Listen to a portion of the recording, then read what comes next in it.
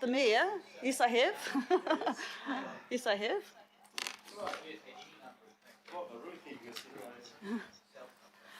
Okay, morena. Kia ora tātou, e huihui mai nei. Hello to everyone gathered here, both live in the town hall and online. Hold on, I've just got my... There we go. Welcome to the committee Aputia a Mahi Hohi, which is the Finance and Performance Committee Workshop September meeting. Te wiki o te reo Māori, it's Māori Language Week, and the theme is Kia kaha te reo Māori, meaning let's make the Māori language strong. Mā tātou katoa, te reo Māori e whakaro ora. Everyone can contribute to te reo Māori revitalisation. So today I would like to use as much te reo as I am capable of, and I challenge you all to do the same. This is how we learn. This is how we keep language alive. And as governors, we should commit to this journey in recognition of our commitment to the treaty and tangata whenua. Whakatahuia te reo Māori ki te wahi mahi te hapori. Let's make te reo Māori welcome at work and in the community. I'd like to acknowledge my Māori colleagues around the table. Councillor Hills, whilst he's not in the room, is of course of Ngāpuhi, and to Councillor Whalapaina, Ngāti Mahia te Tapu, Ngāti Hamo te Iwi, no mai e aku hoa. I'd also like to acknowledge our AMSB members, Glenn Wilcox and Renata Blair, and the mana you bring with you, respecting manama whenua of Tamaki Makaurau. Tēnā korua e aku rangatira. Greetings, my respective friends. Would any of you like to say anything before we get started? Glenn or Renata? Kia koe, Renata.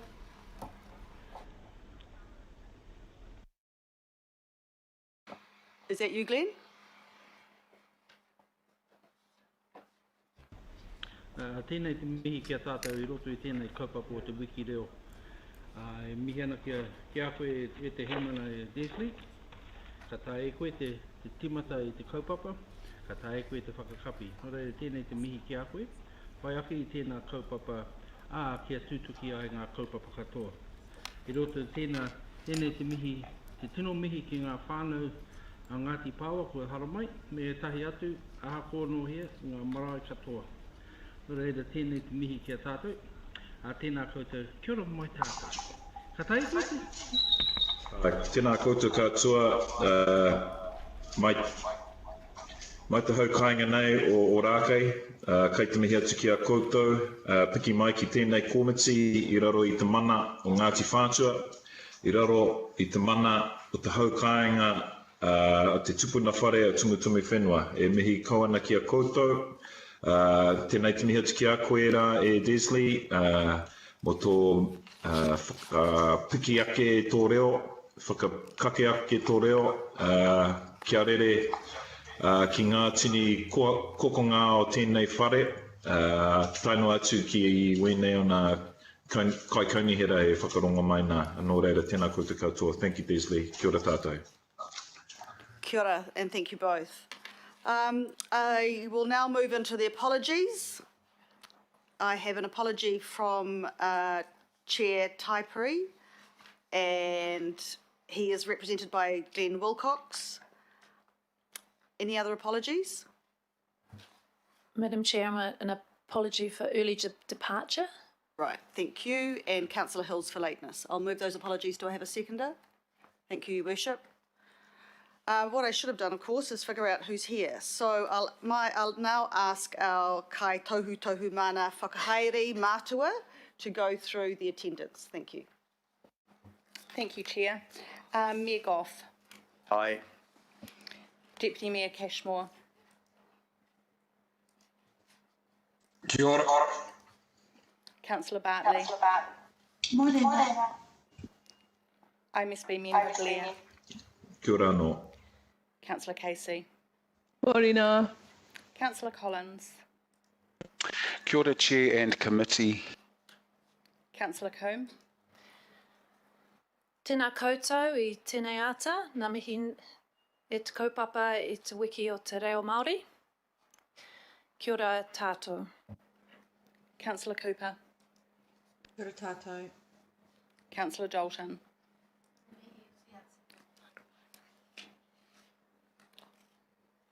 She just asked you to put your mic on. Councillor Darby's not here yet. Councillor Filipina. Morena koutou ngā mihi ki a koe, Desley. Councillor Fletcher. Kia ora. Councillor Henderson. Kia ora koutou. Councillor Mulholland. Aye. He's not here though. Oh. Councillor Newman. Morena. Councillor Sayers. Morena. Councillor Simpson. Morena. Councillor Stewart.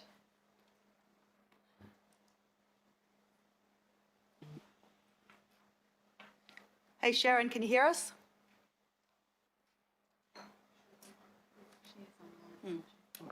Councillor Walker. Kia ora.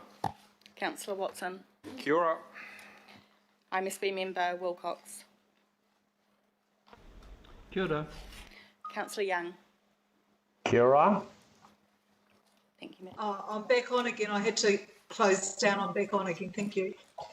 Thank you, Councillor Stewart. Right, now move to declarations of interest. A call for any declarations of interest. Welcome, Councillor Darby. No, I'd like to move on then to confirmation of the minutes of the 11th of August, both open and confidential. Do I have a seconder, Mr Deputy Chair? Yeah. Thank you. All those in favour say aye. Against? Carried. Any petitions? Public input. We do have some public input, and we will start with the first from Hayden Solomon, Chief Executive Officer of Ngāti Poa Iwi Trust. Hayden, are you online? Oi, pai marira kia tātou. Kia ora. Over to you. Te mari kia tātou. I just wanted to convey the simple message that Ngāti Poa is seeking or wishing to pursue purchase of 7 Waitai Road on Waiheke Island. So I want to make that very clear. We are very interested in purchasing the site. We are very interested in looking at the options that are available to us as a community via the local board and other organisations. Our request to have the time to undertake a full due diligence is simply because, for no other reason than the delay in our legislative process through Parliament for our settlement. That's ultimately the primary reason, and that's been hindered further by the fact that there's a delay in the general elections, not knowing who the minister will be sitting across from the table with us as we go through that legislative process. Then, of course, as a result of COVID-19. However, saying that, Ngāti Poa showed initial interest 4 years ago in this site when we undertook some preliminary due diligence regarding 7 Waitai Road. Finally, I'd just like to say that for Ngāti Poa, our presence on Waiheke Island is significant for us, and that's reflected in our settlement. And we're wanting to undertake the opportunity as we pull together a number of our sites of significance throughout the Motu, throughout Waiheke, in relation to 7 Waitai Road as part of that overall strategy for Ngāti Poa and our presence, our repatriation back to Waiheke Island. Kia ora mai tātou. Kia ora, thank you. Any questions? Councillor Coombe. Tēnā koe, Hayden. Thank you for joining us today. I just wondered if you would like to make any comment about what you would see the purpose of the purchase in terms of what the goals are and the aspirations around 7 Waitai Road. Kia ora. Hi, kia ora. Thank you for that. Ultimately, the site in itself is surrounded by retail. initially when we looked at it 4 years ago, it was with that purpose in mind as you drive through Ostend with the Maihiki. At present, we're open to options around the community involvement, around housing and what that might look like in terms of a health component or hub. So we're very open to those sorts of suggestions at the moment, hence the request for the extended due diligence period. Kia ora. Kia ora, thank you. Member Wilcox.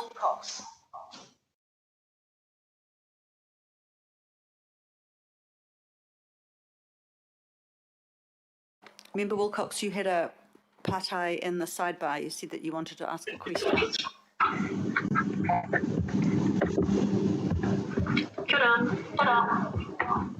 Ko kororo koutou ki ngā api hai o te kaunihera kumu o tēnei.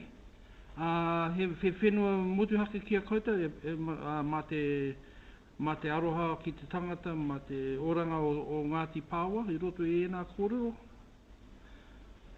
Kia ora, I'll just translate that. Have you spoken to council officers prior to this kōrero, and does the land have a cultural significance, well-being, etc.?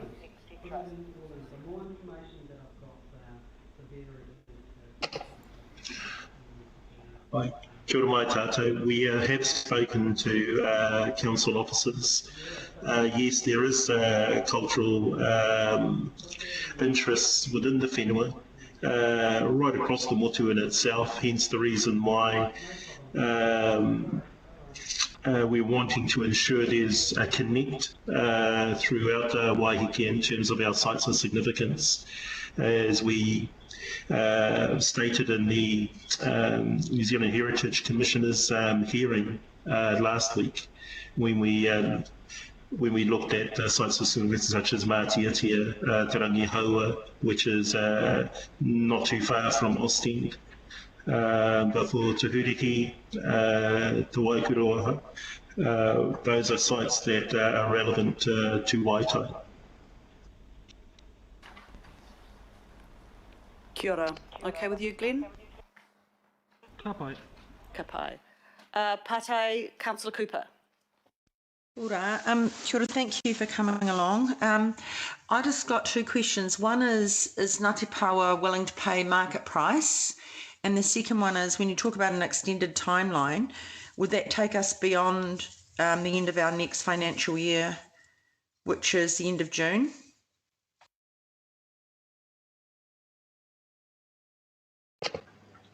Tēnā koe, Councillor. Yes to the first question and no to the second. How long do you envisage it would be before you'd be in a position, or is it just an open-ended? It's a little bit open-ended because we're not too sure who the minister's going to be at these elections, hence the reason why I mentioned that in the opening. It's part of the primary reason for the request for an extended due diligence period. Yeah. Kia ora, Member Blair. Tēnā koe, Hayden, kai te mehia te kia koe e te rangatira, Ngāti Pāwa, Kotuiti, tēnei te mehia te kia koe ara, kia koutou, Ngāti Pāwa. Just a comment from me really, Madam Chair, and in my view, all land is significant to Māori, and because I believe that isn't the land, any land in question is to me culturally significant to an iwi, regardless of if there's wāhi tapu or even if it's just roads and buildings now. To me, there's kōrero that goes with every single parcel of land. Also, I'm in support of granting an extension. It's been over 200 years since this land was probably taken off Ngāti Pāwa, and I think waiting another year is from my position as representative of an iwi is fair, and I would also like to see if there can be a cultural equity conversation happen at council with regards to land being sold at market value. I can guarantee you that it wouldn't have been taken at market value back when it was taken. So I'd like to see some work done around with Ngāti Pawa in terms of the cultural equity piece, that they don't pay market value, in my opinion. But I'll leave that to the officers to work out. I know it's going to be controversial, but that's my role here, is to push for iwi, because to return as much land as they can have to them. And if we're able to have a cultural equity conversation around that, I'd be willing to front that with the IMSB. Kia ora. Kia ora. Thank you. Councillor Dalton. Kia ora, thank you, Chair. It was actually more of a comment. Do you want questions only? Comment. Look, I do support the extension, and for the reasons given by Ngāti Pawa and Renata, but also for the local board, because I'm not convinced on the advice that they've been receiving, and I think it's something that we really need to have a good look at. So the local board have been progressing in good faith on advice, and I want to make sure that when we're coming through all of these different disposals, that the boards are not, being advised, look, you'll need to present a business case. They go off in good faith to proceed down that track, when actually the answer might have been no at the beginning. I think we need to get those frank conversations up front to really understand if it's a no-go. I've experienced business cases before when actually I would have rather have had the honest advice right up front. So that's why I support the extension. Thank you. Kia ora, and we'll speak more about this at the item. With no further questions, I'd like to officially thank and receive the presentation and thank Hayden for his presentation. Papa, would you like to move, actually? Would you like to move there? Okay, and I'll second then. All those in favour say aye. Aye. Against? Aye. Carried. Aye.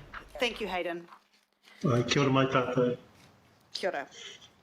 A second public input is from the Waiheke Health Trust. Julie, do we have you online?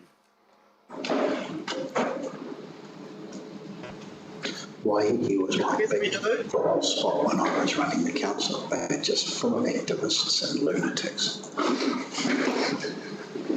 And the other people who go over there just turn up for the weekend, lock up their benches and go away. These lunatics stay there. Better tell him he's online. There are people with their mics on that are saying things actually that may not wish to be recorded in public. Could you just check your mics, please? Yeah. Julie, do we have you online, please? Yes, we do. Thank you, Julie. Kia ora, my name's Julie Cairns. I'm the General Manager of the Waiheke Health Trust. The Health Trust is a major provider of community-based and primary healthcare services on Waiheke. The services are currently delivered out of small, old and deteriorating buildings that are no longer fit for purpose. The Trust owns the Community Support Services building in Ostend, which we share with St John Ambulance, and we lease the Medical Centre building, which is 2 doors down the street. Our services aren't co-located. The situation at the moment is that we can no longer meet our current or future demands, and we're having to erect mobile or temporary structures in car parks.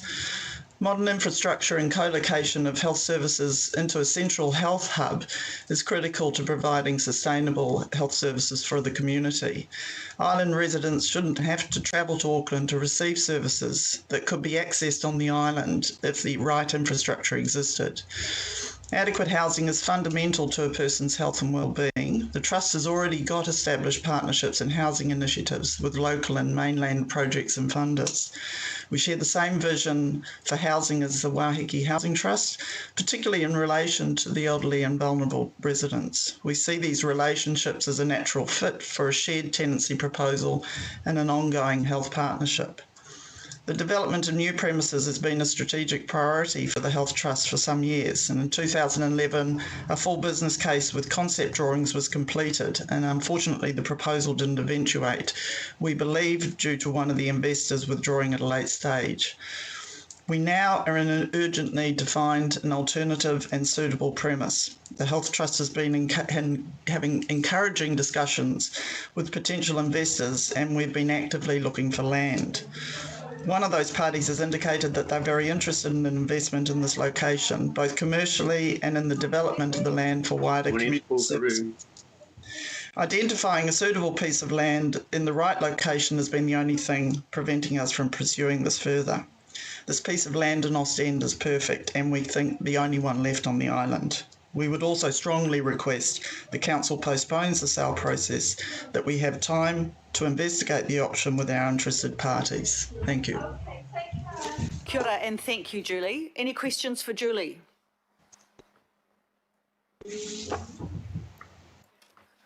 I have a pate from Linda. Sorry, Councillor Cooper. Yeah. Kia ora, Julie, thanks for joining us. My question is, I don't know if you heard Ngāti Paoa's presentation earlier.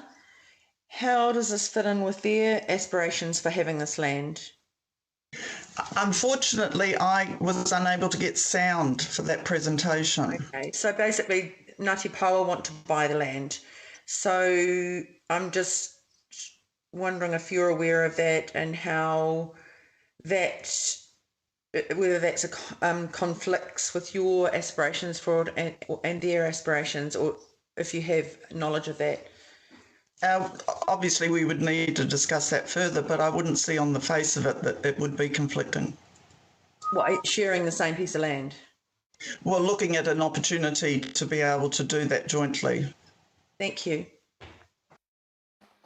Kia ora. Question from Member Blair. Pate. Oh, kia ora, thank you, Julie. I'm just wondering, do you have a relationship with Ngāti Paoa, and have you had one with the local iwi? We certainly do with the local iwi, yes, as a shared health provider. And who's that? With Peritahi Health Trust. Okay, so they work with in conjunction with you? Yes, they do. And so you would be willing to work with them with regards to this land if they wished it? We have been, yes, we have been having those discussions with them. That's with the marae, but is that with, they're not the iwi authority, are they?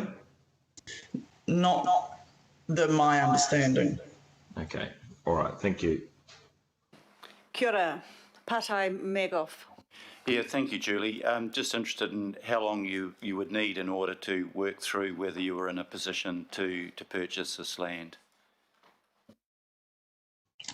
Well, I understand the request has been for a matter of months, and there's some urgency around that, so we would be able to do that. Thank you. Kia ora. Councillor Coombe. Pate. Oh, kia ora, Madam Chair. Kia ora, Julie. Thank you for presenting today. My questions have really been asked by Member Renata and Councillor Cooper in terms of working with Ngāti Paoa. So just wanted to thank you for making yourself available to present, and hope that we can progress some investigations and working together. Thank you. Kia ora. Thank you. With no further pate, I'd like to officially thank you, Julie, for your presentation and officially move the resolution on screen. Do I have a seconder? Councillor Coombe, thank you. All those in favour say aye. Aye. Against, carried. Thank you. Thank you, Julie. Our Thank you. third public input today is from Paul Karu from the Waiheke Housing Trust. Are you online, Paul? Yes, I am. Can you hear me? We can. Thank you. Over to you.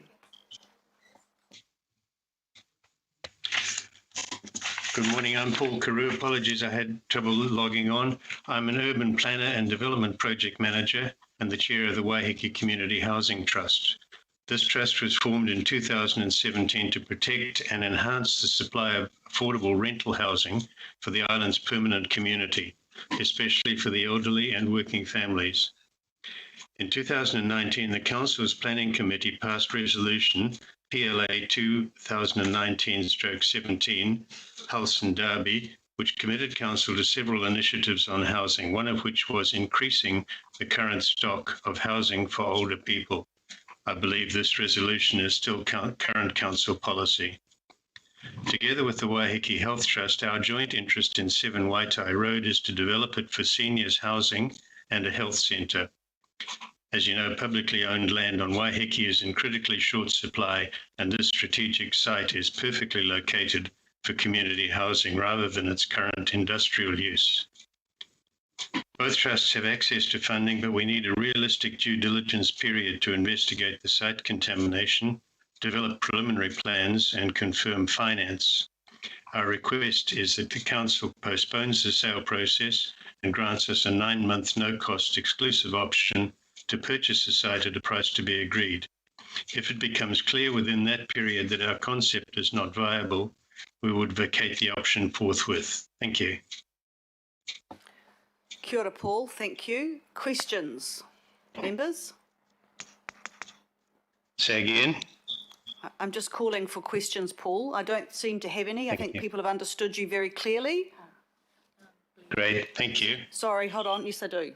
Do I? Member Bear. Kia ora, Paul. Thank you for your good morning.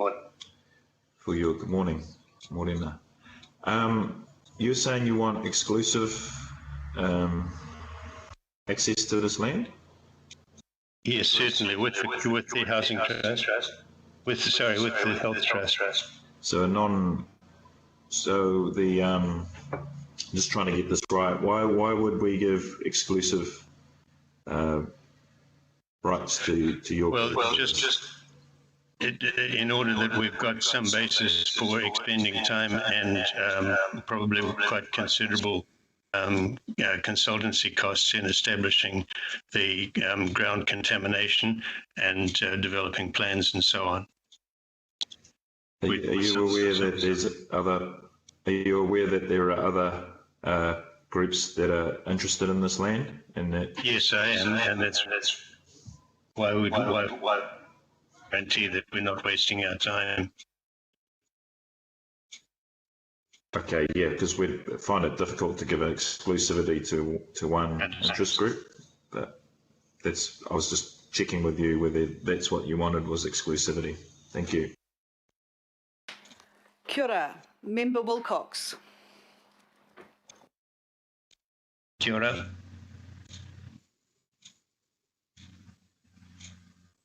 Hoi he kororo tēnei wā.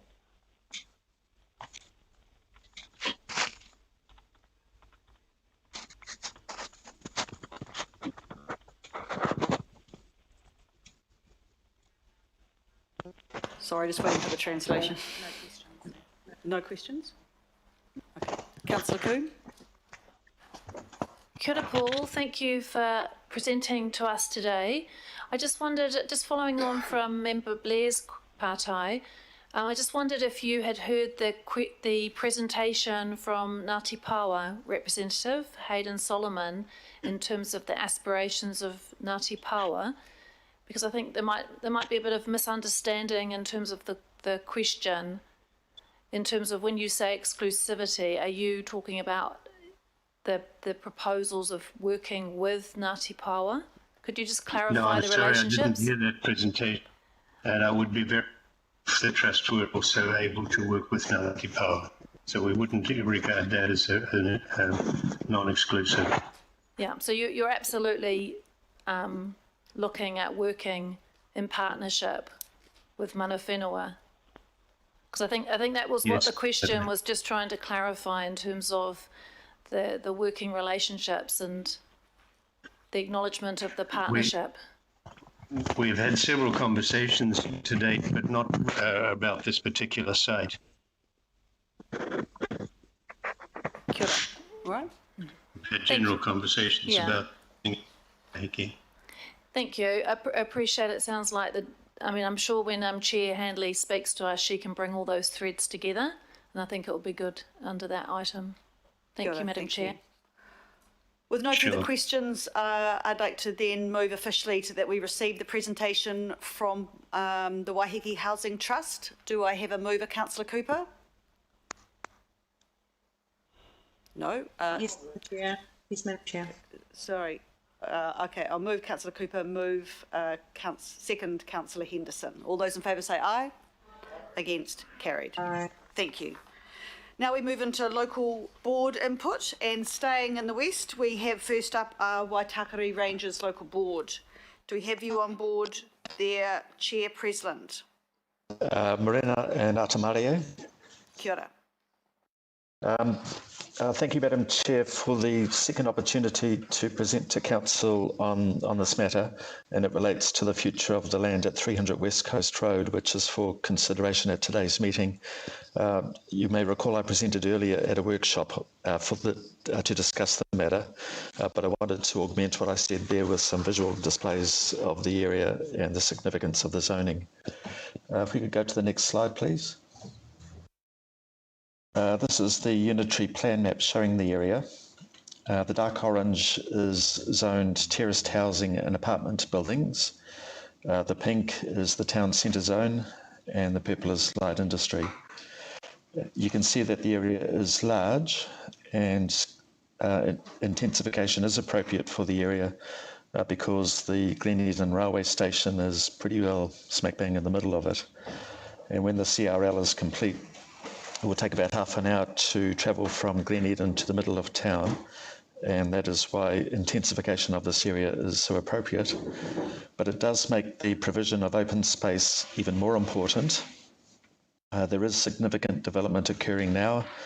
There are 2 10-storey apartment towers currently being completed, and there's a further 6-storey tower block which is under construction. And there's also fairly intense development on sections in Routley Drive and Brandon Road as 2 examples, although throughout the area there's a lot of work that's happening. Next slide, please. This is a closer view of the area. The green space is the Harold Moody Reserve, which is primarily used for league and softball, although there is a playground there. There is some existing recreational areas, but for current purposes it copes, but for intensification purposes our concern is that it just won't cope. The next slide, please. This is an aerial photograph of the area. The subject land is in green to the top left of the map. The red lines show access to the site. There is the danger that if the West Coast Road frontage part of the land was sold off, then the area may become mostly landlocked.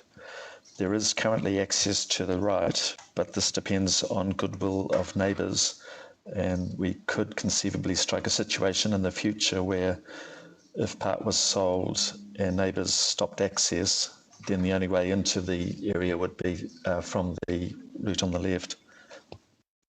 This map also shows some of the developments that are occurring. The circle to the upper right shows the location of the 2 towers with 160 apartments ready to be opened. Further to the right, closer to the bottom of the map, shows the location of the 6-storey apartment building being constructed. And the third circle, which is close to the area, is another area where there are plans for apartments, although that project has currently been stalled. But this map does show the intensification that is happening already. Next slide, please. So to summarise,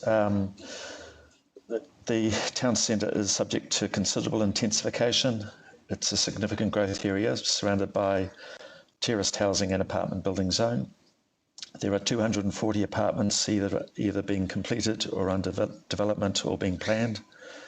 The Westlake Light apartments are nearly ready. Kaingaroa apartments will be due later this year. And because of that, green space and good connection is a priority in our view. Next slide, please. So just to summarise, we note our preference is that council retains the whole site to support growth. The land may have limited sale value. It's an old dump and there are expensive remediation required before it is sold. There are Public Works Act considerations and there is an offer back requirement. Our view is that we do need to retain the land so that we can protect future greenways links. And the land is also strategically significant in that it's close to the town centre's cultural precinct, with the library, the theatre and other communities buildings nearby. So thank you, Madam Chair. That's all that I wish to say. I'm happy to answer any questions.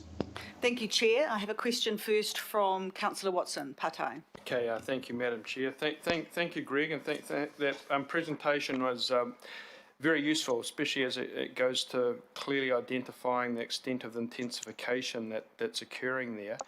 I've got two questions that are related. The first one goes to the notion that the local board is still really working on its vision for Glen Eden at the moment, and obviously taking in this massive intensification and the practicalities of access from West Coast Road. So I guess my comment really and question to you is given the jigsaw that's emerging here, how desirable is it that the fate of this property is at least delayed until they have maybe you're a clearer vision of the overall area and how it fits together in light of the intensification, and also the practicalities of what the conceivable return would be. So, you know, if this is a minimal return, then why would you proceed given the wider dynamic that's at work there? So there's a couple of questions in there, Greg. Thank you, Councillor Watson. Certainly we agree that we believe a delay is important. We do have our one local initiative, which is the construction of a town square in the area, not far from this particular part.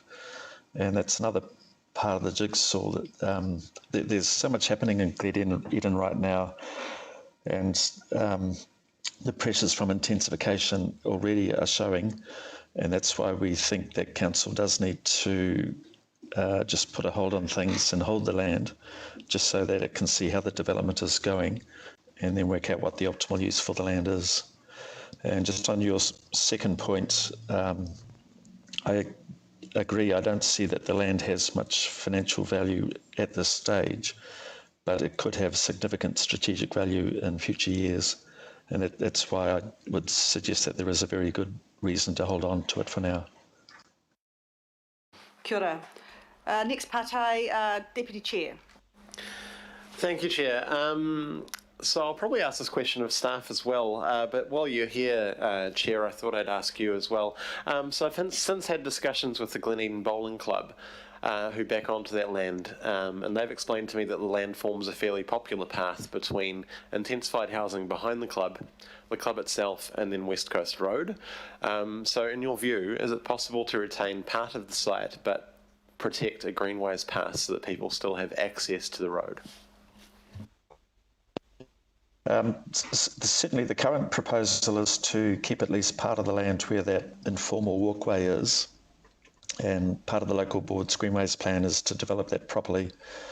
To the left of that land is a reasonably intensive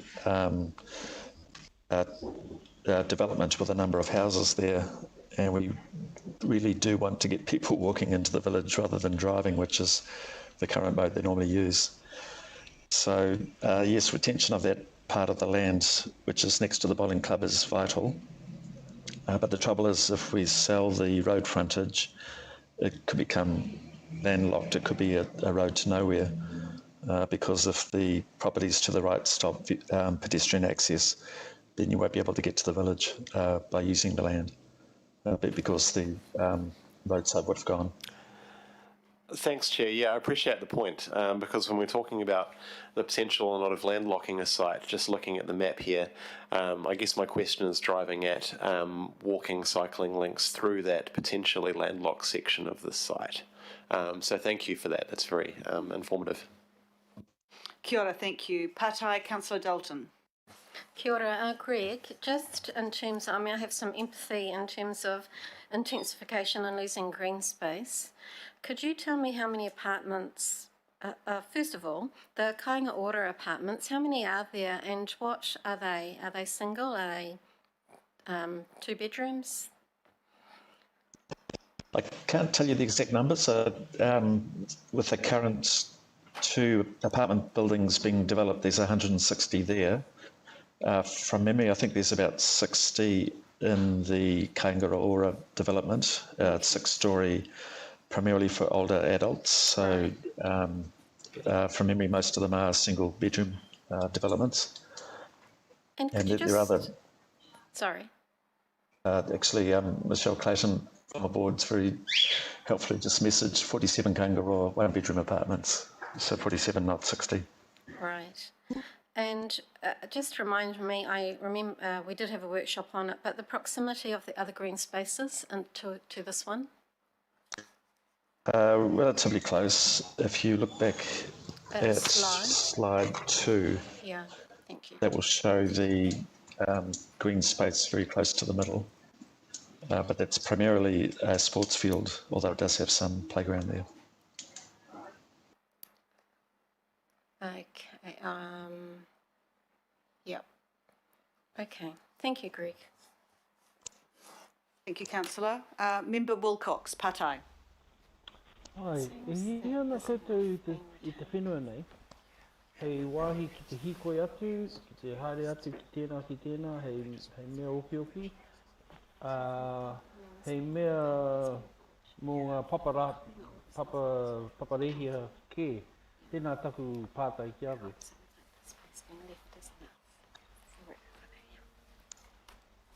That question was, where is the closest sports park to this property, or is it open space you're wanting for walking?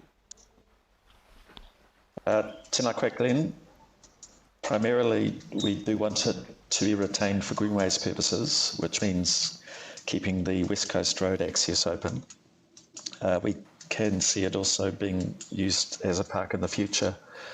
Population in the area is just going to shoot up as time goes by, and that's why we believe that preserving every piece of open space that we have in the area is so important. It's very close to the middle of the township, and we don't think it has much economic value currently, but it does have huge strategic value. Kia ora, thank you. All right there, Member Wilcox? Ka pai? Great, thank you. With no further questions then, I'd like to officially thank Chair Preslin for his presentation. Councillor Henderson, would you like to second that? Thank you. All those in favour say aye. Against? Aye. Carried. Thank you. Thank you, Madam Chair. Thank you, Councillors. Thank you. We move now to the Waiheke Local Board, and I welcome Chair Handley. Are you with us, Chair? Tēnā koutou tātou nā mihi o te ata, nā mihi ki a koe, Desley, kia ora koutou, ko Kath Tāku Ingoa. Thank you very much for the opportunity to speak. I want to just follow up, maybe draw together, as Papa has suggested, the threads between the speakers, Hayden Solomon on behalf of the Ngāti Paoa Iwi Trust, Paul Carew from the Waiheke Housing Trust, and Julie Cairns from the Waiheke Health Trust. The commonality between these three is in fact the local board. So it is only recently that this land has been freed from the feasibility study for the community swimming pool, and it's really only, and that was in June this year. So this is, people are working very quickly, and obviously everybody, the three speakers all know of this opportunity and see it as such. So I appreciate that this is disruptive in terms of the intentions, so which I did say at the workshop last week. I entirely appreciate that. But there is social need. I do want to address, just in terms of Ngāti Paoa, we work very closely with the Ngāti Paoa Iwi board as well as the Ngāti Paoa Trust board, but in this case it's the Iwi board that has very recently been mandated by Ministers Little and Mahuta as the settlement entity for Ngāti Paoa. And so therefore, in this case, they are the right entity for us to be working with. The Health Trust mentioned Piratahi Marae. They do work very closely with Piratahi. Piratahi is not a Ngāti Pawa Marae. It is an unusual entity in that it is pan-tribal, but Ngāti Pawa does sit on the trust board and within the Ngāti Pawa, the Piratahi Komiti Marae. So there is a very close relationship there, but I do appreciate that Julie being dropped in the deep end with respect to the relationship in this instance with Ngāti Pawa. It is the local board that is that we see ourselves as beholden to work through these things and to ensure that there is alignment. But at the end of the day, if there isn't alignment and there is competition, that also is not a bad thing when you're disposing of property. Having said that, I do want to just go over some questions that were raised last time by councillors. And I think in particular, Councillor Hills questioned Downer's dependency on the existing site. I just want to maybe alleviate those concerns, and that Downers recently took up got a temporary lease, which is for 2 years, for a much bigger site. I think Downers is very clearly aware of that the site was going to come under pressure as a council-owned site in the main business village or commercial village of Ostend. So they have a much larger site currently where they are storing bulk supplies. It was questioned if they then would have to move their equipment off Waiheke and just bring it over. Their equipment is essentially just basic maintenance equipment. Specialist equipment is already bought over for all jobs. So because obviously the island's infrastructure is too small for Downers to be holding specialist equipment here for the island. So that is brought over, and they do waves of projects simultaneously, which are all planned by them. So that isn't a consideration in this case.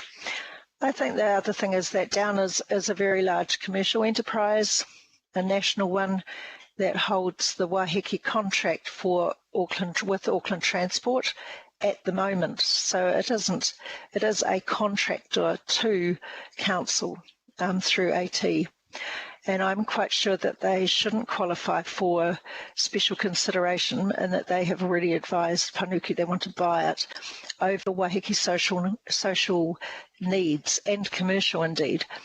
They could, in fact, do what other commercial entities on Waiheke do, which is to purchase or lease existing commercial property, which itself is in a scarce supply, as is all property. But they could do that rather than retain land in the centre of the Ostend village.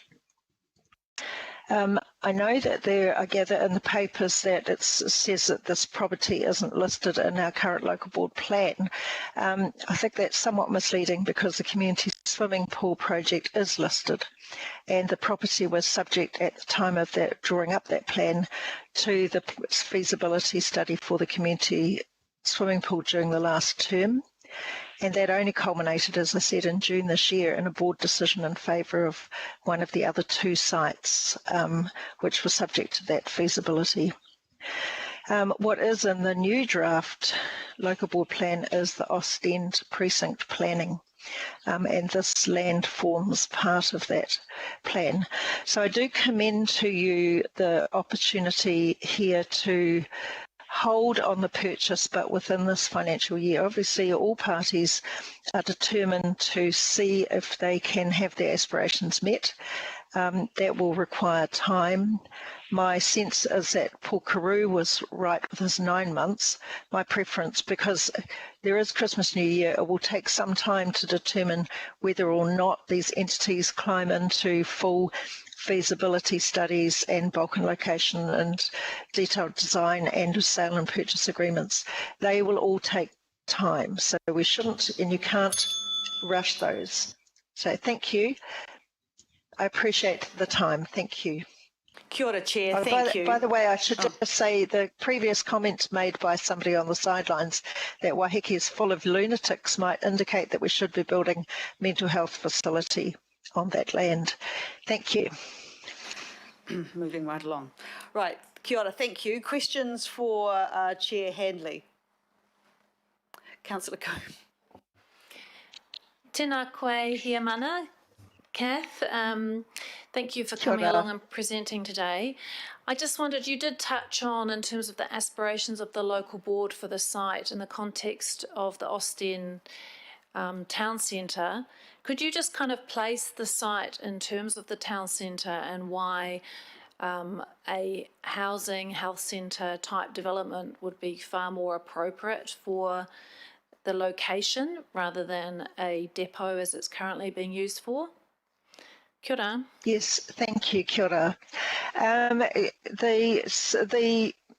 The site is directly behind land on Belgium Street. Belgium Street is the main road through Waiheke. In Ostend, it is very close to our local board office. It's behind our local board office and the council service centre. And it is an easy walk for anybody if they were less able than others to access both the supermarket and also it is now the transport hub where all our buses pass through directly outside this location. So in we're a fragmented, dispersed residential area, but along a main route, so this is close to that main route. It does also lend itself, the health centre is already here in that area, and as Julie indicated, they need to extend what they've got. So this, and for us, community housing sits at the top of community need and is expressed pretty universally through submissions in both our local board plan and our area plan, draft area plan. But these are the things that need to be in a village rather than bulk gravel and so on, provisions for road maintenance and truck depots. So increasingly, this is where Oniroa, the other village, is more the kind of commercial visitor destination. This is shaping up, has in the last few years shaped up to be very much the heart of kind of residential service centre for Waiheke. Does that answer your question, Councillor Krim? Kia ora, thank you. Yes, I think that's very useful. Thank you. Next partai, Councillor Cooper. Kia ora, thank you, Kath. I'm just a bit confused. As a local board, you're kind of saying, oh, well, it doesn't matter about a bit of competition. So if it came to it what I don't quite know what you're supporting. So I can hear you're supporting the community housing. But if Ngāti Poa purchased and then didn't, where does that leave you as a local board? What's your preference? Well, first of all, it wasn't made lightly, but it would indicate a level of interest in the property. So that was all I indicated, and the council was needing to sell property. So that is a healthy thing. The question is, so where does the local board sit if there's competition? Well, we would work with all parties, but I think all parties actually would be working with Ngāti Paoa anyway.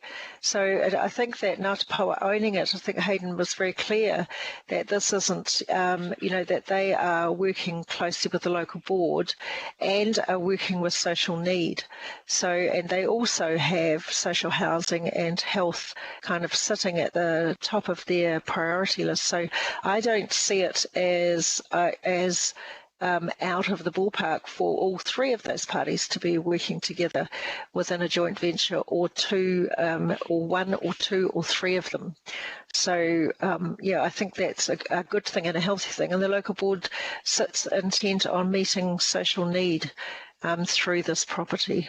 And so just supplementary, Madam Chair, so Kath, do you think then, you feel that's good, do you think all of those entities are willing to work together for a common outcome? I think all three already do. work in the so I think Julie Cairns indicated how closely they're working with the Piratahi Marae Haora, which is the other health centre and advocacy centre in Waiheke. They do already complement each other. So that indicates that they are very good at working, and I know personally that they're intent on working with Māori. So the Housing Trust already does. And Ngāti Paoa is intent on supporting Waiheke's development and supporting its social needs. So I think that and certainly Ngāti Paoa are a very good collaborator from our perspective.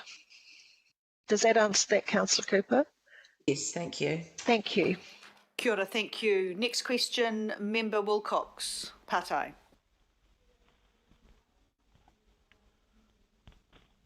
Can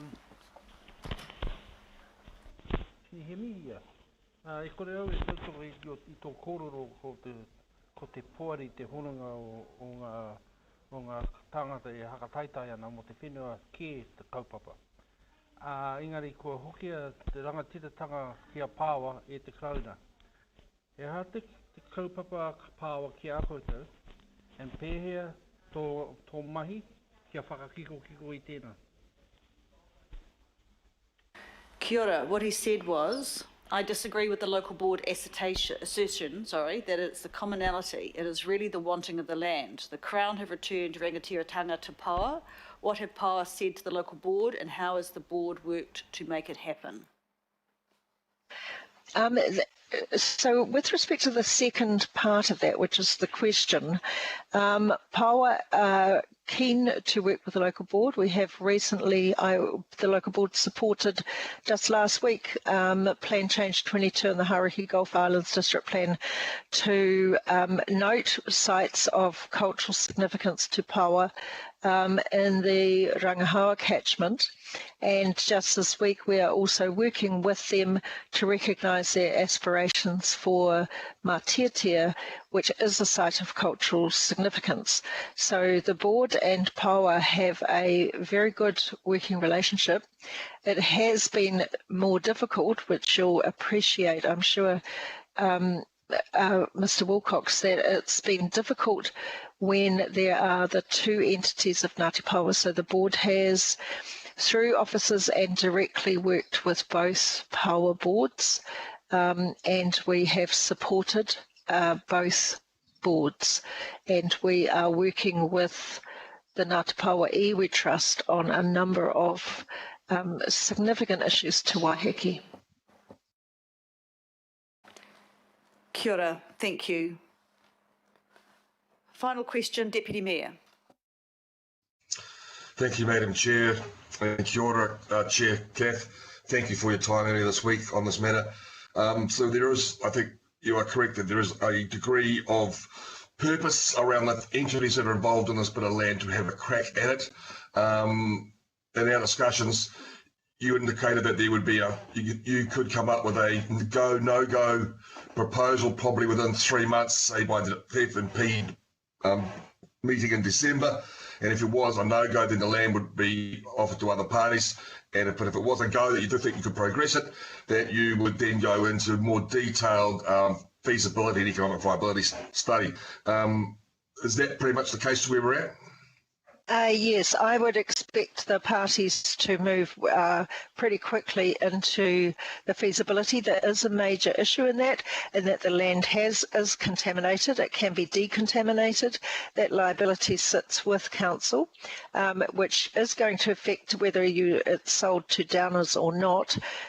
So understand, it's really important up front that these entities know the market value, and they know whether the market value, which should be inclusive of the decontamination cost. So I guess that is really vital to us, Deputy Mayor, as a start point. But I agree with your framework that really, if once they know that, that's the key, then they should be able to, by December, we should have a very clear idea whether this is likely to go or not, and in which case we can come back to the Finance and Performance Committee and report where we're up to.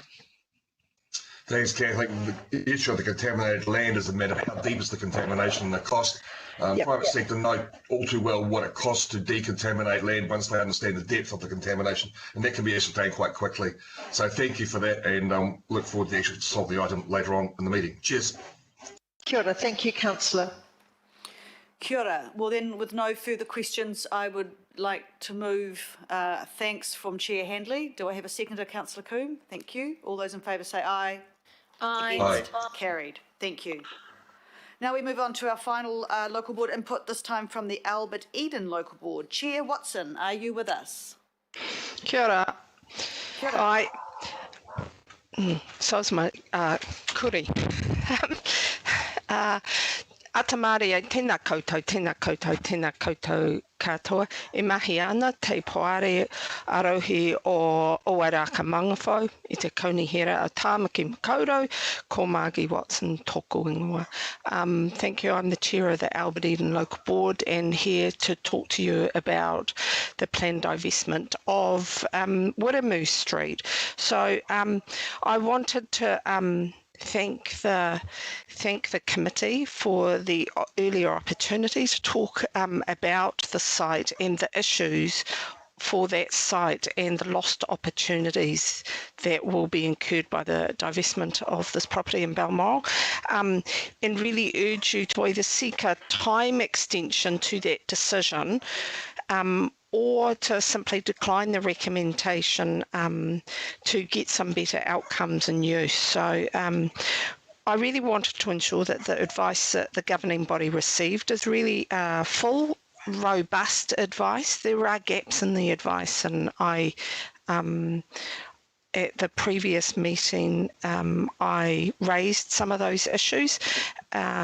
We see that there are significant gaps in the community, and this is one that will just make the situation even worse. We have a broker working in Balmoral, and she has been identifying both the current need for community organisations in the area or for shared space to activate and bring people together. And it also works with the growth that we know is starting to happen in the area that's come through intensification in the unitary plan, plus also that potential growth that's about to hit us through the implementation of the National Policy Statement on Urban Development, because the location of the site is on the transit corridor, and it's a walkable distance, so growth will be potentially more significant than was proposed through the unitary plan. So with those gaps in that network, we continue to see demand for that space exceeding supply, and across Aotearoa, we have several community spaces, and only as recently as Tuesday, we had a offer for a community space that we all offered to a community group, being the Aotearoa Resettlement Community Coalition, which is a coalition of a whole lot of people and organisations that work in the refugee space. We had 5 applicants wanting to use that space, all valid or community organisations trying to do the work that builds on what we want to see happen through the Auckland plan and through our local board plan. You know, we had to decline 4 of those groups.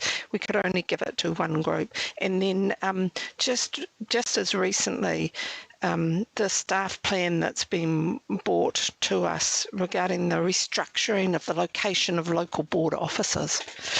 And, you know, that may leave the Albert Eden Local Board homeless in its own rohi. So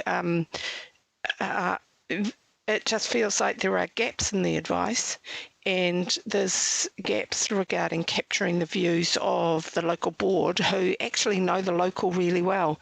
And if we're looking forward, we also need a home as a local board where we are based in our local board area so that we're accessible to our community. And if we are removed from our current office building, then we do need somewhere to go locally. So tēnā koutou, tēnā koutou, tēnā koutou katoa, ngā mihi nui. Thank you. Happy to take any questions, Madam Chair. Kia ora, Chair. Thank you for that. Any questions? Yep. Councillor Casey. Patai. Yeah, thanks, Margie. Look, I'm interested in what has happened since the last time we discussed this issue of Wirramoo Street. I raised the issue at the time in our workshop that there seemed to be a disparity between the views of the local board and the officer advice. I still have that feeling. Can you tell me when was the last time you had an in-depth discussion with the staff regarding Wirramoo Street? And I mean the staff who are doing the asset recycling, if you understand my question. Sure. Not this year, and definitely not since the workshop. So I know there was a comment in the workshop about had the chair even had the opportunity to go into the building. No, we haven't, but you can look outside and imagine what it's like inside the building. It was 2016. There was any in-depth discussion with anyone regarding the use of the site, and out of that, those resolutions from that meeting, we asked that the governing body considered further use of that building to retain it until some work was done, and the governing body requested that further investigation was done, that there was liaison and work done with the seniors advisory panel, and to look at the opportunities there. None of that work was done and reported back to our board or shared with our board. So I guess that's a 4-year gap at least. Thanks, Margaret. I'm very disappointed to hear that, but I do have a supplementary question. The news that you've just delivered to the governing body members that that you may be asked to leave your office to go somewhere else is news to me and presumably news to everybody in this room. Can you just tell me a bit more about that?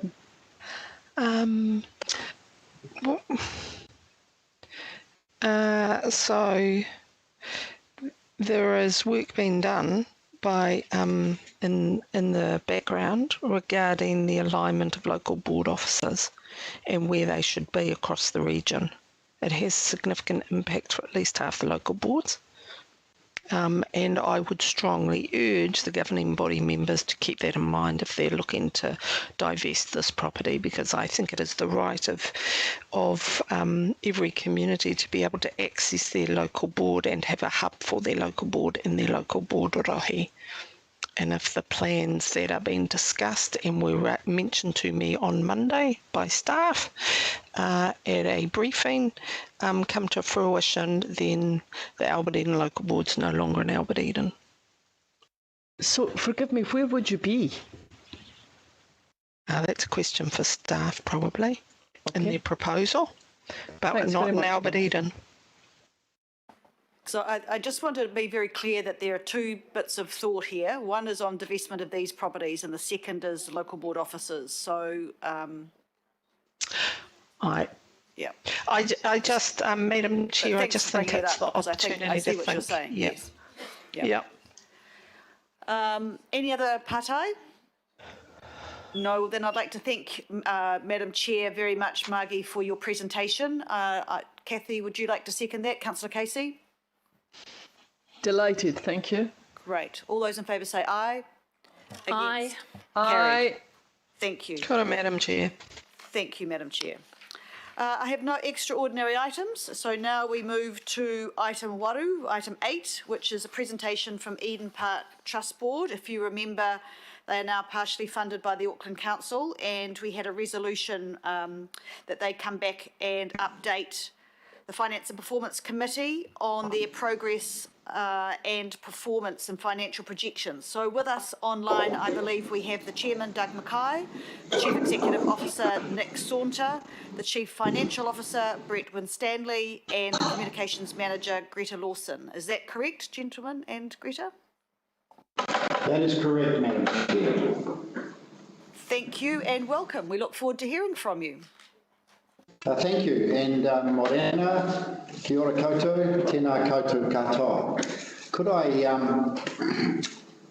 just make sure everyone does understand who I've got with me? Doug Mackay here, the Chair, Brett, our CFO, and Nick, our CEO.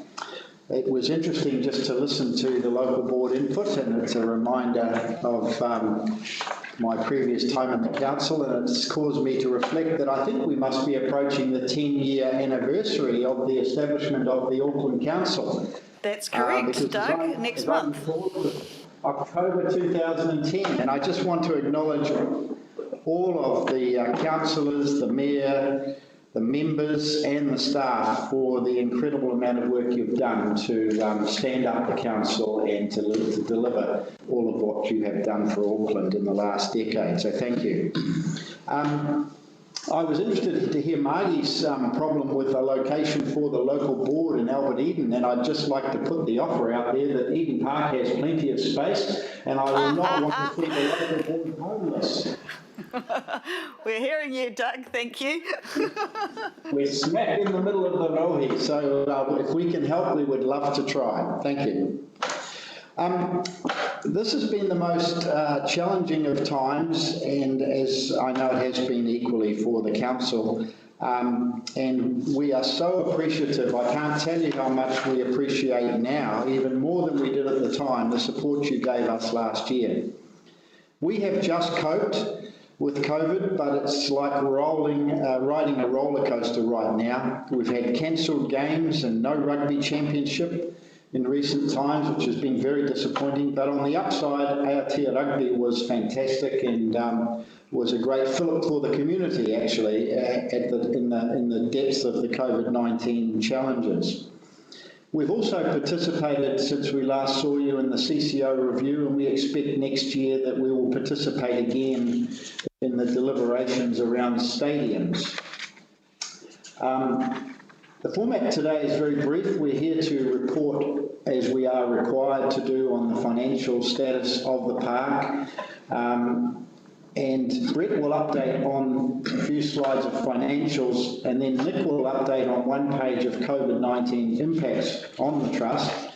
And there are some additional slides on various initiatives at the park should you wish to talk about anything more. So what I'll do now is hand over to Brett, who will take you through the financials of the last period. Kia ora, morena everybody. Could I have the next slide, please? Thank you. So this table briefly summarises the 9 months to the 31st of July 2020. When we last presented in March, we presented the previous year's actuals and the full year budget for financial year 2020. We are tracking below budget, perhaps not surprisingly, by around about $715,000 at the operating profit level. At the time of our presentation in March, we were tracking slightly ahead, and all of our events were performing well for us. But unfortunately, we have been in lockdown for 2 months through April and May, and then again partial lockdown in August, which has obviously impacted on that result. Our net interest cost is slightly below budget. We were able to reduce the level of our loan balances slightly more than we had budgeted through the early months of the year, and that has left us at a net profit before depreciation figure of $1,923,000 for the year to date, which is $642,000 below budget. So I would just point out that we are compliant with our loan covenant ratio at the 31st of July. Our ratio is 1.62 to 1, and the compliance level is 1 to 1. Could I have the next slide, please? This table summarises the position with respect to the grant funding for capital projects from Council. So we have now tipped over into the second year, the first year being the July 2019 to June 2020 period.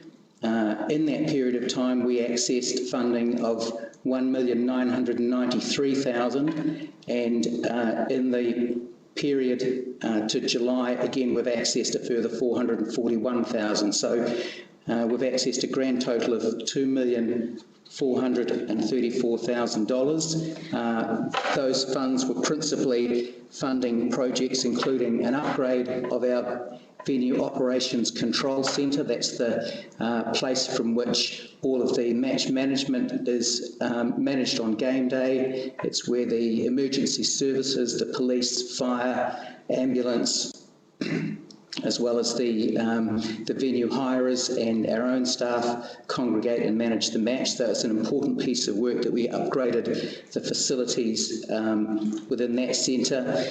We've also made significant upgrades to emergency lighting within Eden Park in order to ensure that we maintain compliance with our building warrant of fitness needs, and obviously that's a key safety feature.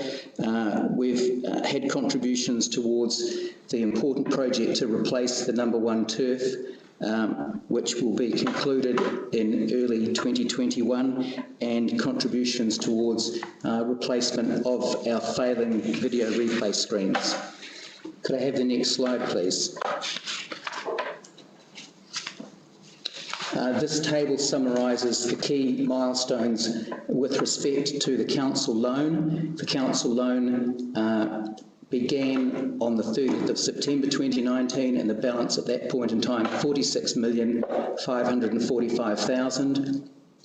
The balance, as reported in your Treasury report at 30th of April, $44,500,000, and at the 31st of August, $45 million. Now, we did manage to pay that loan balance down as at the 29th of February to $43.3 million, but partly through seasonal cash flows, but particularly through COVID. We borrowed $500,000 per month through April and May, which increased the balances back up to the figure where they sit today. Could we have the next slide, please? Thank you, Brett. Morena, councillors, and thank you for your time. I'll just briefly touch on some of the initiatives we undertook as a result of our response to COVID-19. The team met immediately when the first lockdown was notified, and we implemented a weeks, months and years strategy. That strategy included looking at each role within the organisation and assessing whether or not those roles could be reduced, whether it be through partial hibernation, noting our event calendar coming out the other side, we had a theme of emerging stronger. That saw us achieve a 35% reduction in our wages, and we also saw trustees reduce their fees to zero for the 3-month period. We kept strong communication through our memberships, our partners, our stakeholders and our sponsors, and we've been delighted with the support they've shown us through this challenging time.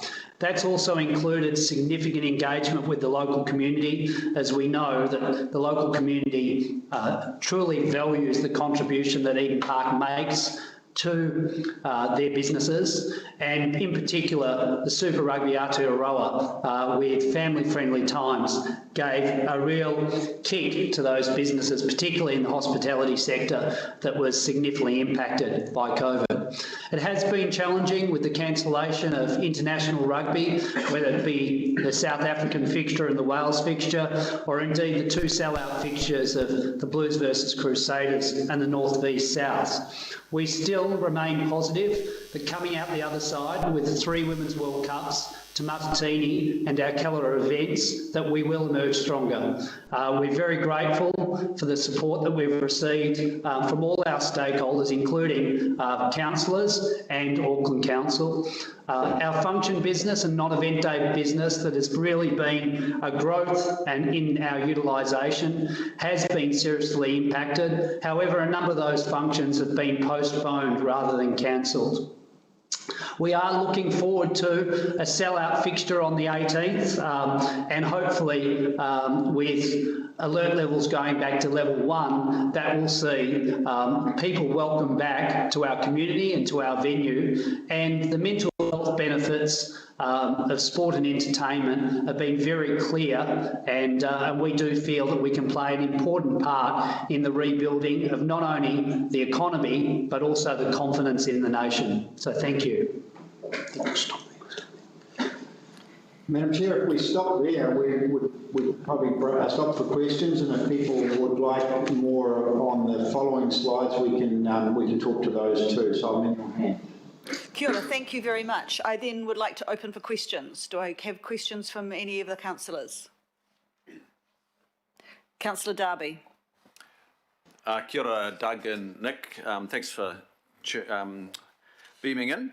Hey, just on the drawdown, 243432, all up. What's the breakdown, lighting, turf, and other things there? Kia ora, Councillor Darby. The loading there is turf. It is 860,000.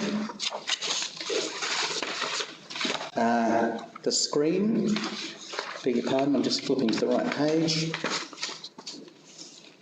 The Samsung screen is 1.4 million, 880,000 for the turf. The facilities upgrades in total 418,000 in the first year and another 60,000 this year, so all up around 470. Sorry, I didn't quite get it. You said for the Samsung screen, what was it? 1.4. 1.4. Okay. Okay. So do these project expenditures, do they reconcile entirely with the development funding agreement? Yes. The overall funding, they reconcile with the overall funding agreement. So we have spoken with Council with respect to the projects that we intended to fund, and as things change, we've added flexibility into the numbers. I'm looking at Schedule 1 of the works plan of the development funding agreement. I'm looking for where the video screen is. Whereabouts in that development funding agreement is? Do you have it in front of you? I don't have it in front of me. No, Councillor Darby, there was. This project has been discussed with council officers, and we talked about flexibility as our needs change. Projects that we estimated the costs for prior to the minuting of the agreement have changed, and so there's been substitution and replacement. All within the existing envelope. Okay, Precisely. yeah, look, we'll probably need to take that up with our finance side here to understand the relevance of having a scheduled and then the scheduled being suddenly amended. So just in terms of the video screen, in your presentation of 19th of March last year, you actually came to us and you gave an indicative work program, and in your summary, you said, and you specifically stated that you called it the minimum capital program, excluded the video screen. How did it change from being non-essential to essential? So you actually said a year and a bit ago, it was in your minimum capital program, it was non-essential, and now Councillor Darby, I can intervene if you like.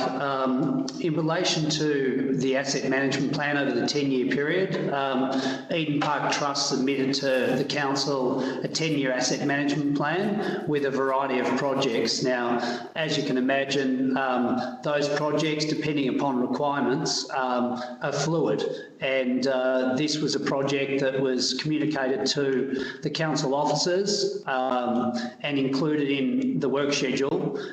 Those remain fluid, but are essential works to ensure the venue remains state-of-the-art and represents Auckland and New Zealand with the international calendar events coming through over the next 3 years. Okay, look, Nick, that's probably, I appreciate that, and that's something for me and others to check in with our finance team. So what approach did you make to government? I'm going back to that, your submission, and it was reported on 19th of March, that these exclusions of video screens, CCTV upgrade, replacement field lighting, changing room upgrades would be likely subject of applications to the government ahead of the Women's Rugby World Cup. What success or otherwise have you had in your applications to government for funding of those projects? We've had conversations only this week with Auckland Council representatives at AT and also Sport New Zealand around what the funding will be available for venues across the country, whether that be for gender-appropriate bathrooms, technology upgrades, security requirements. So in order for Auckland and New Zealand to win the FIFA Women's World Cup, the Rugby World Cup 2021 and the ICC Women's World Cup, there are standard requirements by the central organisation, so in the example of FIFA. So we've put in a submission as to the projects that we'd like to be considered. At this stage, there has been, other than a small amount of funding allocated for gender-appropriate bathrooms, there's been no other confirmation of funding for those other projects. But we're very hopeful that there will be a contribution from central government in line with the expectation around those events. Thanks, Nick. Good luck with those negotiations. So, Chair, we've just lost our Chief of Finance. No, we have others online, actually. We have John, I know we've got John Bishop, we've got Lee Redshaw and Sarah Holdham available. Okay, so maybe when the other questions of the trust, then do we have the opportunity to actually have some questions of the staff? We do. Thank All right. Thank you, Councillor. We'll now go to part A question from Councillor Casey. Thank you. Yeah, thanks, Madam Chair. My question is actually about the video screen as well. Thanks, Chris, for starting that off. I'm intrigued by, I think it might have been your finance officer who said that flexibility has been added into the numbers. Can you tell me what that actually means? I'll respond to that first, Councillor Casey, if I can. It doesn't mean that there's flexibility around the envelope or the financial limits of the grant that you gave us. We continue to operate well within that 9.4 million. There needs to be, and it was always understood, there could be a requirement for flexibility on projects timing. When we submitted the original 10-year CapEx asset management plan to Council, which from memory now, I haven't got it in front of me, it was about $80 million, and we prioritised for the first 3 years, which was the subject of the grant, those projects that we felt would be required to be prioritised in that first 3 years. At the time, the video screens were thought we could nurse them through longer beyond the 3-year window, but as it happened at one of the games this year, which one was it? The Chiefs fixture. The Chiefs Blues fixture, the screens broke down and stopped broadcasting right in the middle of the game, just prior to the start-up of the game, actually. So we had to get technicians into the back of the screens, screwdrivers, and get them back to speed. They are very aged technology and they are not reliable anymore. So we had to accelerate the thinking around the screens in the total asset management plan and bring it forward into the 3-year scenario that the grant covered, and that's what we've done. And we've found ways to shift other spending slightly later because they had not proven to be quite so urgent. But this is, you don't know a lot of this with each individual spend or investment item until you get in and you look more closely at the asset. Your asset plan at the time is at a point in time only, and it has some flexibility. But there is no intention to spend more or less than the funds that the Council has made available to us. Yeah, thanks, Doug. I've got another couple of questions still on the video. You mentioned it's state of the art, 1.4 million. You mentioned other screens were failing. So is it a screen or screens? And is it 1.4 million or is it 2.8 or is it more than that? There are 2 screens existing in the park, and one of them broke down at the match that I described, and we are installing a single brand new screen at one end of the park. So that will replace the 2 that are failing? Correct. Okay. Is it a FIFA requirement? Yes, it is, for them to be able to have their ability to, whether it be look at third third umpire decisions, etc. So yes, you do need to have minimum standards, and scoreboards is one of those things. So it's not only a screen, it's also the scoreboard and also the timing as such. Replay technology for the referees and the umpires as well. Okay, Councillor Casey. Yep, thanks. Thank you. Next question, Councillor Filipaina. Thank you, Chair, and tēnā rā koutou katoa to Eden Park and the people on here. Look, I've only got two basic questions now. When the decision was made in regards to the loan and the grant, I did ask whether yourselves and RFAL would go into sort of having a corridor around our stadiums and working closer together. So I think the question to you, Nick, is that was there any discussions that did take place prior to August when the CCO review basically ended any discussions? Did anything take place? Yes, and thank you for your question, Alf. Yes, they did. And Eden Park submitted, I think it was approximately 15 opportunities for synergies between the organisations. That was submitted to both the CEO of the RFA, but also to Jim Doyle, who is managing that project on behalf of the council. I can't recall the exact date of that communication or correspondence, but we did provide those opportunities, but then were advised that with the CCO review that those conversations were to stall until the outcome of that review process. So yeah, we were certainly available and supportive of looking at those synergies. Those included the likes of turf management or venue of best fit for content to be held. There was a number of synergies there. Thanks, Nick. Look, just through you, Chair, supplementary to that, when were you told that, look, let's stop all negotiations until the CCO review is completed? I'm assuming it may have been at the announcement, but I just want to confirm that there was going to be a review.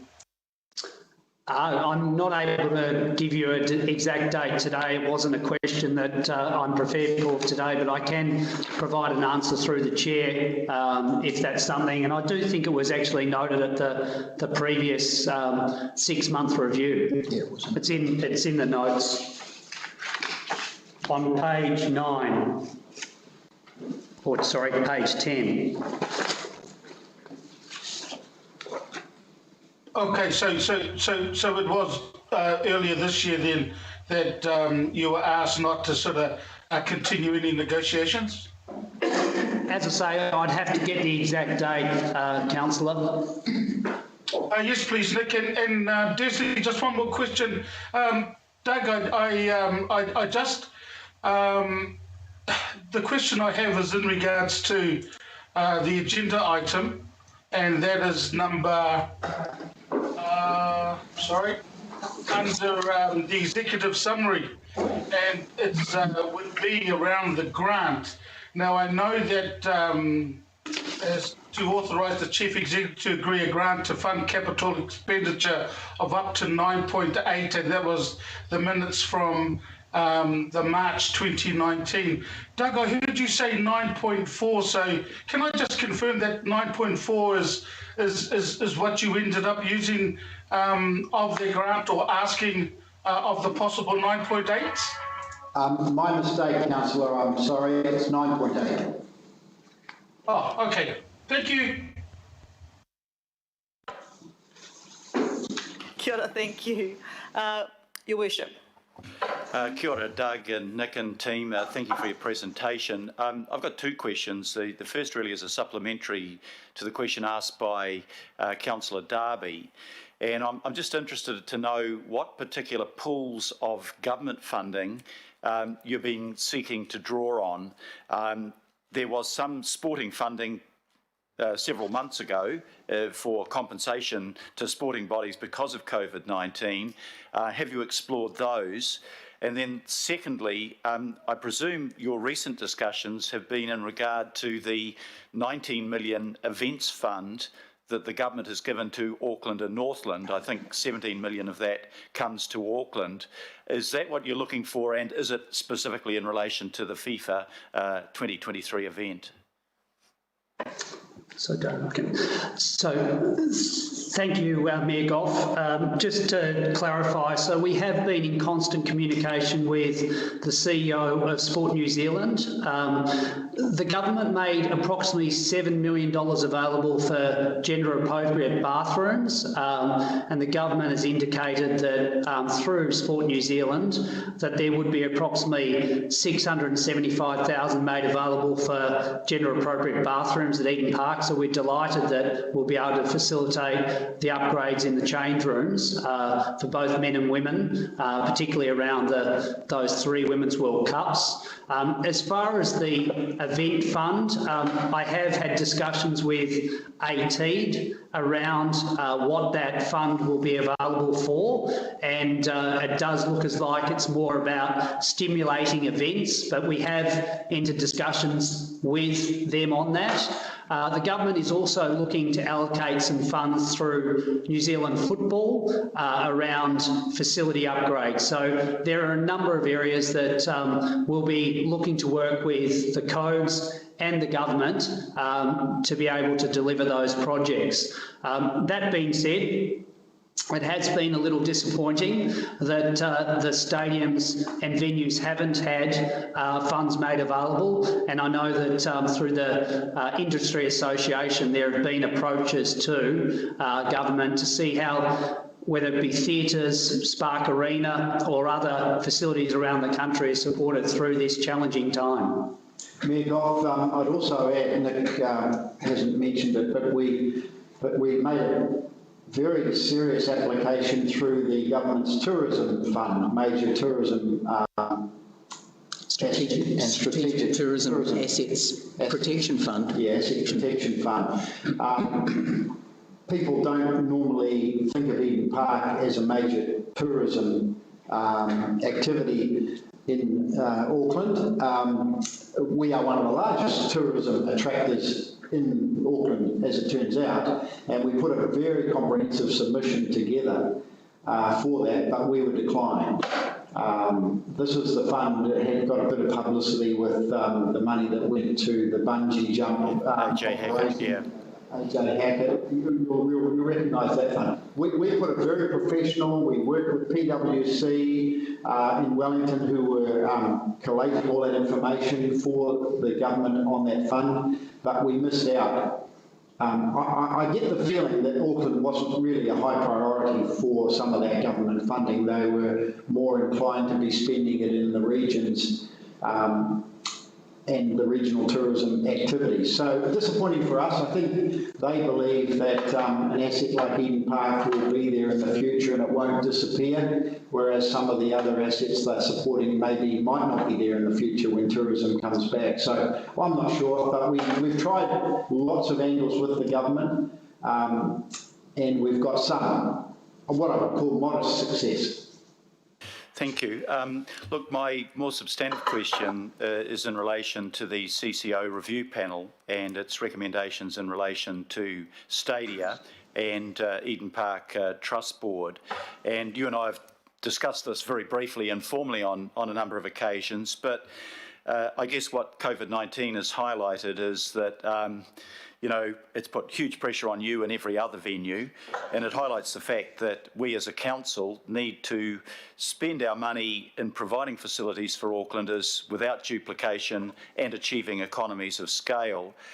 What I was interested in hearing from you in this particular forum is what options are you considering in relation to that CCO report around better integration of the Eden Park Trust Board and what still currently is the RFA facilities? And from your point of view, what options are on the table, what options are off the table? virtually everything is on the table, and I'll tell you what we've been doing for some months now in anticipation of whatever the outcome was. There would be more of a centralised hub to run the major stadiums in Auckland, and as it turns out, that's what the CCO review has recommended. We are fully supportive of the recommendations.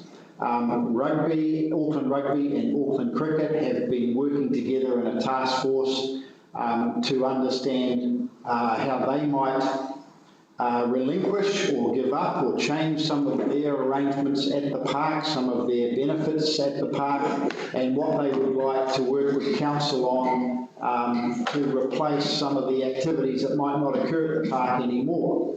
So, and what I'm meaning by that, it's not that complicated, but they would be prepared, for example, to exit the outer oval for sporting activities if they had another facility somewhere else in the city to go to, which would allow the outer oval to be considered for other alternative uses to enhance the operation of the major stadium, the major field at Eden Park. So I'm very confident that rugby and cricket are now prepared to be very flexible in their requirements from the park and their ownership or trusteeship of the park.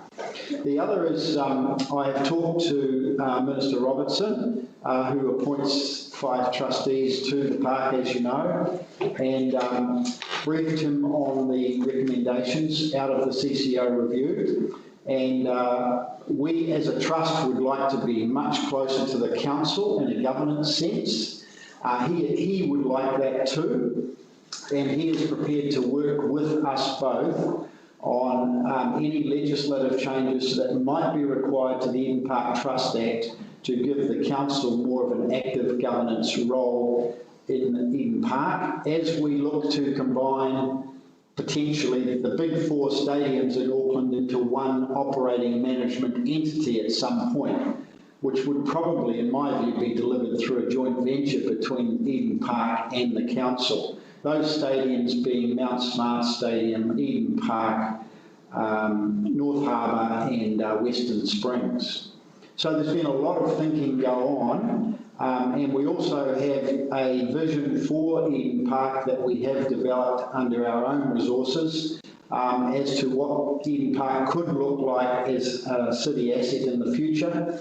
Because one of the other things that has come out of COVID, in my view, is any prospect of a brand new downtown or waterfront stadium, which would cost up to $2 billion, is out of the question now for the next 10, 15 years, given the impacts COVID has had on the financial situation of the city.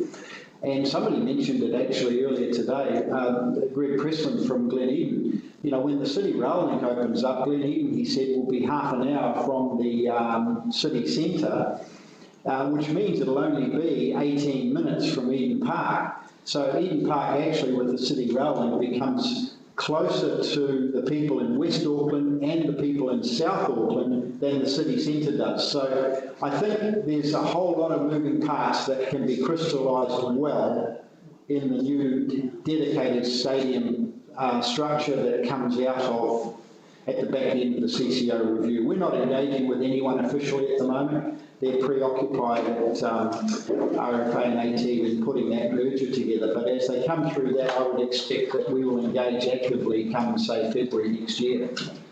Thank you. Just one quick supplementary, if I may, Madam Chair. Have you engaged with the Warriors at Mount Smart and other or any other codes in terms of multi-use of Eden Park? Because obviously that may be part of trying to find a more cost-effective way of delivering premium facilities to our sporting codes and their audiences. Well, firstly, Mayor, both Auckland Rugby and Auckland Cricket are fully on board with sharing the facility with other sporting codes. One of the very unfortunate things that happened as a result of COVID was we were not able to play a world-first double-header event in May, I think it was, with the Blues playing the Brumbies in Super Rugby and the Warriors playing the Raiders on the same afternoon. We were going to have a double header, and we got locked down, I think, just literally a week before that big double header, which speaks to the cooperation that we were building with the Warriors at that time. That unfortunately never occurred, and then the Warriors have had to go off to Australia and they've had challenges of their own. So we haven't really engaged since.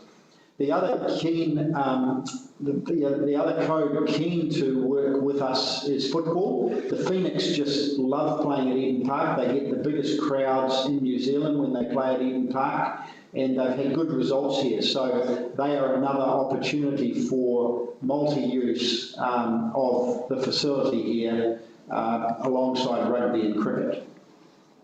Thank you. Yeah, thank you. And you make a good point about CRL. I hadn't thought of that before. Well done. Councillor Newman, your questions, Patai. Thank you, Madam Chair. Thank you to the team from Eden Park. I had some questions on the financials, but just coming back to the issue of the screen, I've listened carefully to the questions and the discussion. My understanding is that effectively flexibility within the existing funding envelope is a negotiation with the planning and consenting team from council to achieve a state-of-the-art piece of technology that I suspect will be the envy of Stadia around the world. So what I'd be quite keen to understand is the dimensions of that screen technology. That's the first question. And secondly, I would imagine that that screen technology, once applied, would provide a further sound buffer effect for residents in Cricket Ave and Corfi Street and Raleigh Street and Walters Road. So can you speak to those two questions first? And I've got some questions for Brett on the financials. Thank you, Councillor Newman, and you're correct. This will be equal to any screen in the Southern Hemisphere. The dimensions will be 40 metres by 8, and it will give a whole range of fan experiences that we haven't seen previously in this country.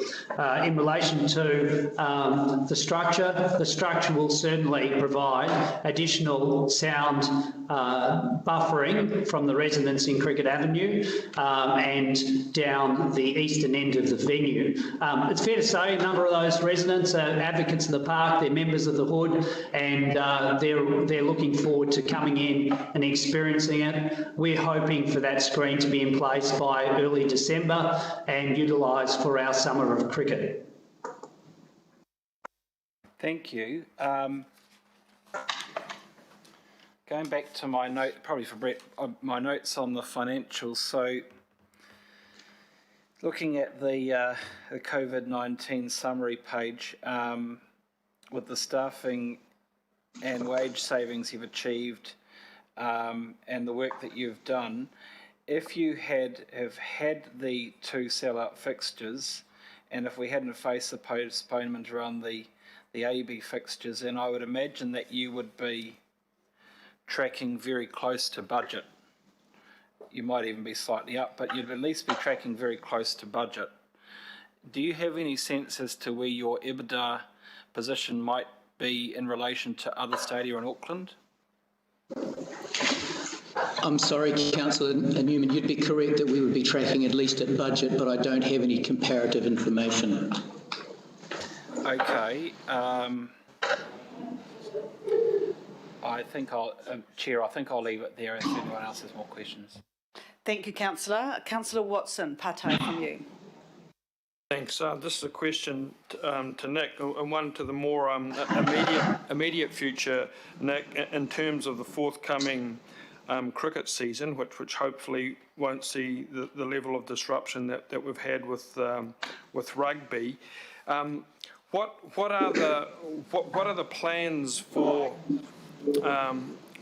Eden Park and international cricket this year? And I say that, Nick, because we have people no less than our very own Black Caps captain Kane Williamson saying that, you know, Eden Park has the best atmosphere in the world when it comes to 2020 cricket and one-day cricket. Is there any possibility of getting either more internationals or conceivably even attracting other countries or teams in a similar way as has occurred in some of the other codes around the world? Thank you for your question, Councillor Watson. Now, just in relation to all codes, we've been working diligently with all codes, and you would have seen some media around even looking at the Tyson Fury versus Wilder opportunity for Auckland, New Zealand through a title fight in boxing that unfortunately we weren't able to secure. There's no question that we working with both Auckland Cricket on a domestic calendar of cricket, and then New Zealand Cricket. Only as late as this morning, I had conversations with New Zealand Cricket as to the likelihood of teams coming into the country and our calendar of cricket. I think it's been publicised that the government has been working with the codes around the quarantine requirements, and I'm very confident cricket, netball and rugby will be able to get their teams in, the international teams in particular. Unfortunately, I do think the Warriors and probably the Phoenix, the A-League and the NRL may be different, but certainly the international teams will have success in getting those teams in, and Eden Park is definitely a venue of choice for those teams with our capacity, but also accessibility to the CBD. And just one final question, Nick, and you're probably, again, the best person to answer that. You know, at the risk of stating the obvious, my impression now is that with any sport, no matter what code, a functioning video screen is more essential now more than ever in terms of refs' calls on the field, replays as far as the audience goes, that probably next to the turf, the actual state of the turf, it's absolutely essential to be competitive and actually to deliver that viewing experience, no matter whether it's rugby, cricket, league or anything. In fact, in some codes, it's actually even more so like cricket. I mean, is that a fair assumption? Under a warranted fitness for the various codes, a screen would be a requirement that is for a venue to be selected to host fixtures. Okay, and just one final thing to finish that loop off, and it goes to your comment, Doug. So just on the financials, my understanding is that the budget for the video screen has absolutely no impact on the council grant of 9.8 million, that if something is moved around or comes in, something else obviously goes out or gets deferred. So there's no extra cost. It's a rebalancing of priorities as the case dictate. Is that correct? That is correct, Councillor. The best example I can give you is the turf. We were in a position to potentially install the turf, early this year, and now we won't be doing it probably until early next year. With the uncertainty as to the schedule, as things got changed around, we just couldn't lock down a 6 to 8 week window to install the new turf. So we have to have some timing flexibility on the various projects. Thank you. Kia ora, thank you. Next question, Councillor Walker. A couple of questions. One first just around COVID. I'm making the assumption that COVID has made some changes necessitated around stadiums. How geared up is Eden Park around responding to COVID, given that we could obviously have various levels in place for some time? Thank you for the question. In relation to our planning, we acted early. We worked with our codes and sought expert advice internationally and domestically, and we're very confident. And this weekend, by way of an example, we're operating 20 pods of 100 with dedicated entrances and exits, sanitising stations, social distancing, specifically allocated bathrooms and food and beverage outlets. So depending upon the levels will depend upon the overlay. But if we look to the Super Rugby Aotearoa, we were the only venue in the world to be operating at full capacity only a few weeks ago. So we're very prepared. It is uncertain times with COVID, and we need to either step up or step down depending upon the alert levels. I must say that stadiums all around the world cannot be commercially viable until they get back to level 1. It is very difficult with 1,700 people in a stadium of 50,000 to be commercially viable for events. The other question I've got is around the resource consent. I'm assuming that's in train. This is so that you can have more content. How is that progressing? Sorry, Councillor, can I just step in there? I just want to make sure the question is accurate. We're not looking to get more content in terms of the number of days we operate the stadium or anything else. It's about trying to give allow us to operate the 6 concerts that is in the existing resource consent. And we've been in process for a year, and we've just had notification from the council as to the Independent Hearings commission that will be run sometime in October. First week of November, we go live with the independent commissioners. So the community and we will, and our various experts will put up the arguments for and against up to 6 concerts here at Eden Park. That's the only purpose of the current activity around the resource consent. We're not looking to change anything else. Understand that. Just one last question. Will this screen enable you to take advantage of e-sport, e-games?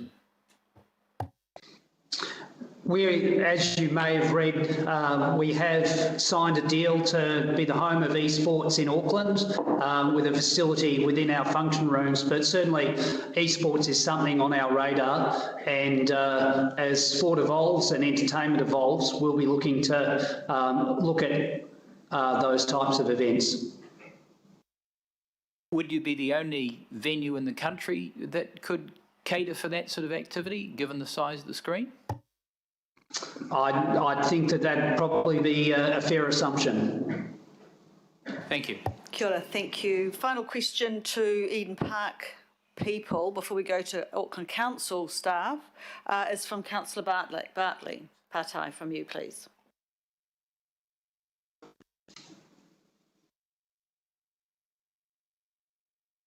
Councillor Bartley, are you there?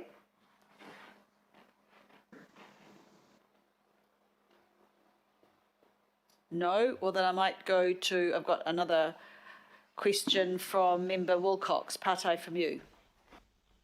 Kia ora.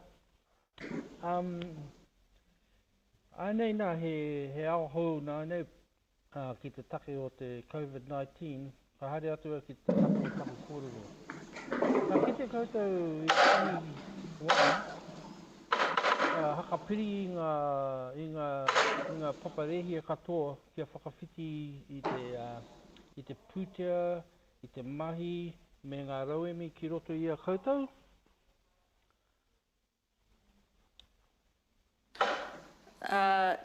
Doug and Co, hold the line. We're just going to get that translated.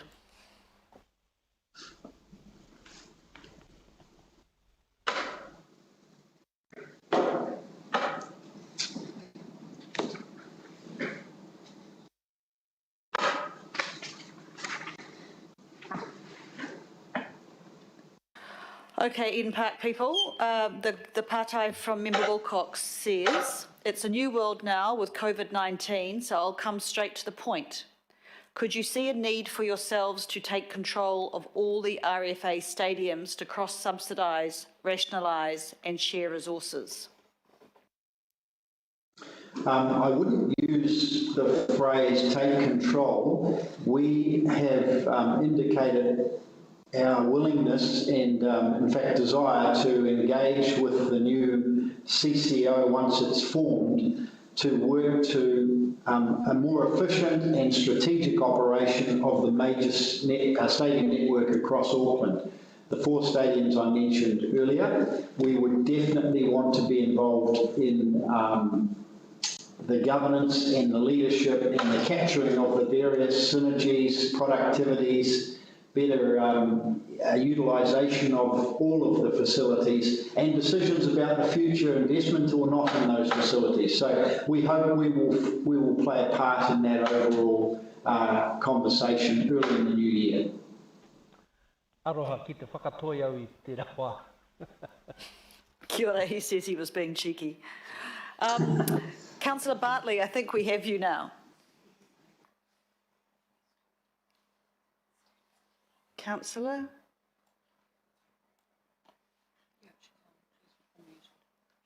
You're unmuted, Councillor. Are you still there?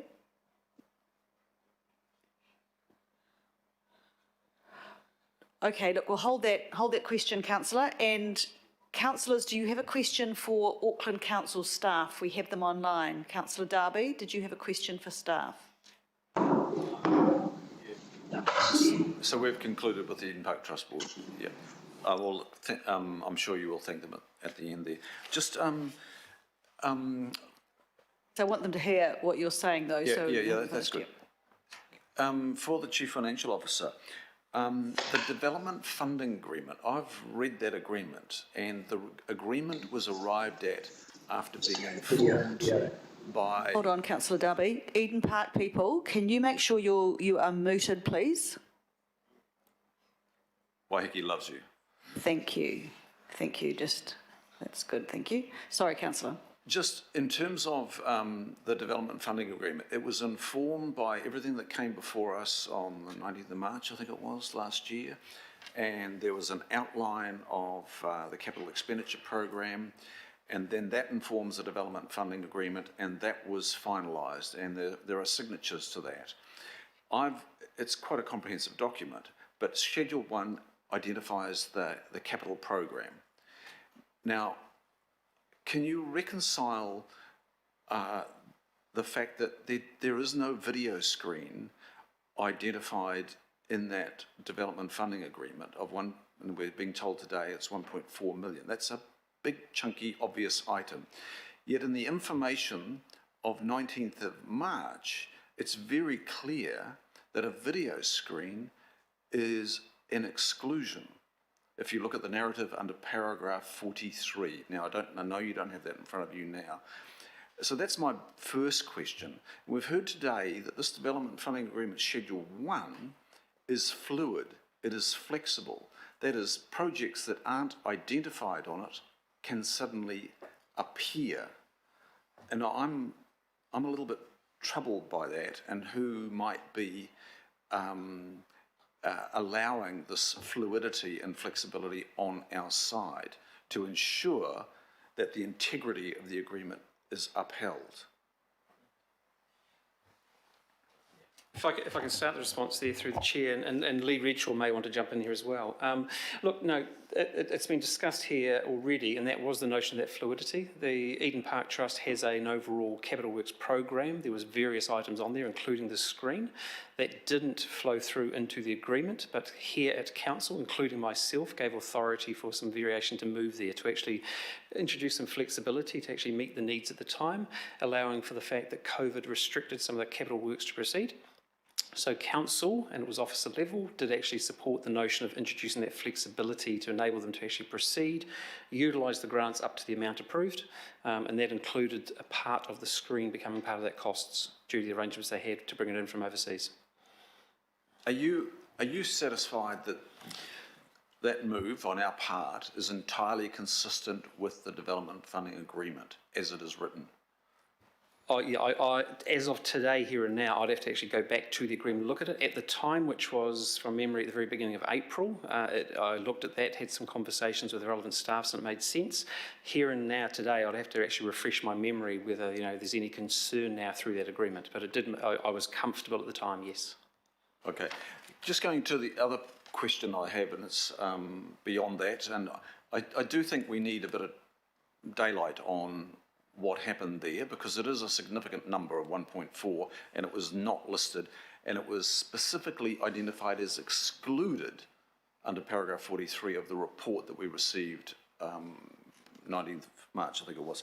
Just going to the other part, and that is the loan facility and the covenant. And so Eden Park has been in breach of the covenant, and there's been discussions on that, and now there's a request that waiver be extended until end of October 21. Now, I understand we're in totally different times, and I understand the predicament Eden Park is in. We're all in similar predicaments. Can you just outline to us, are there any risks for us in waiving that covenant? What are the risks to Auckland Council?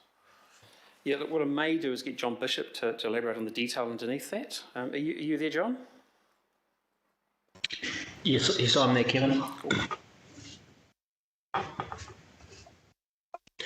So the question is, what are the risks to us of extending the waiver? Look, I think it's like a risk with any loan, is that we don't get repaid and the entity defaults.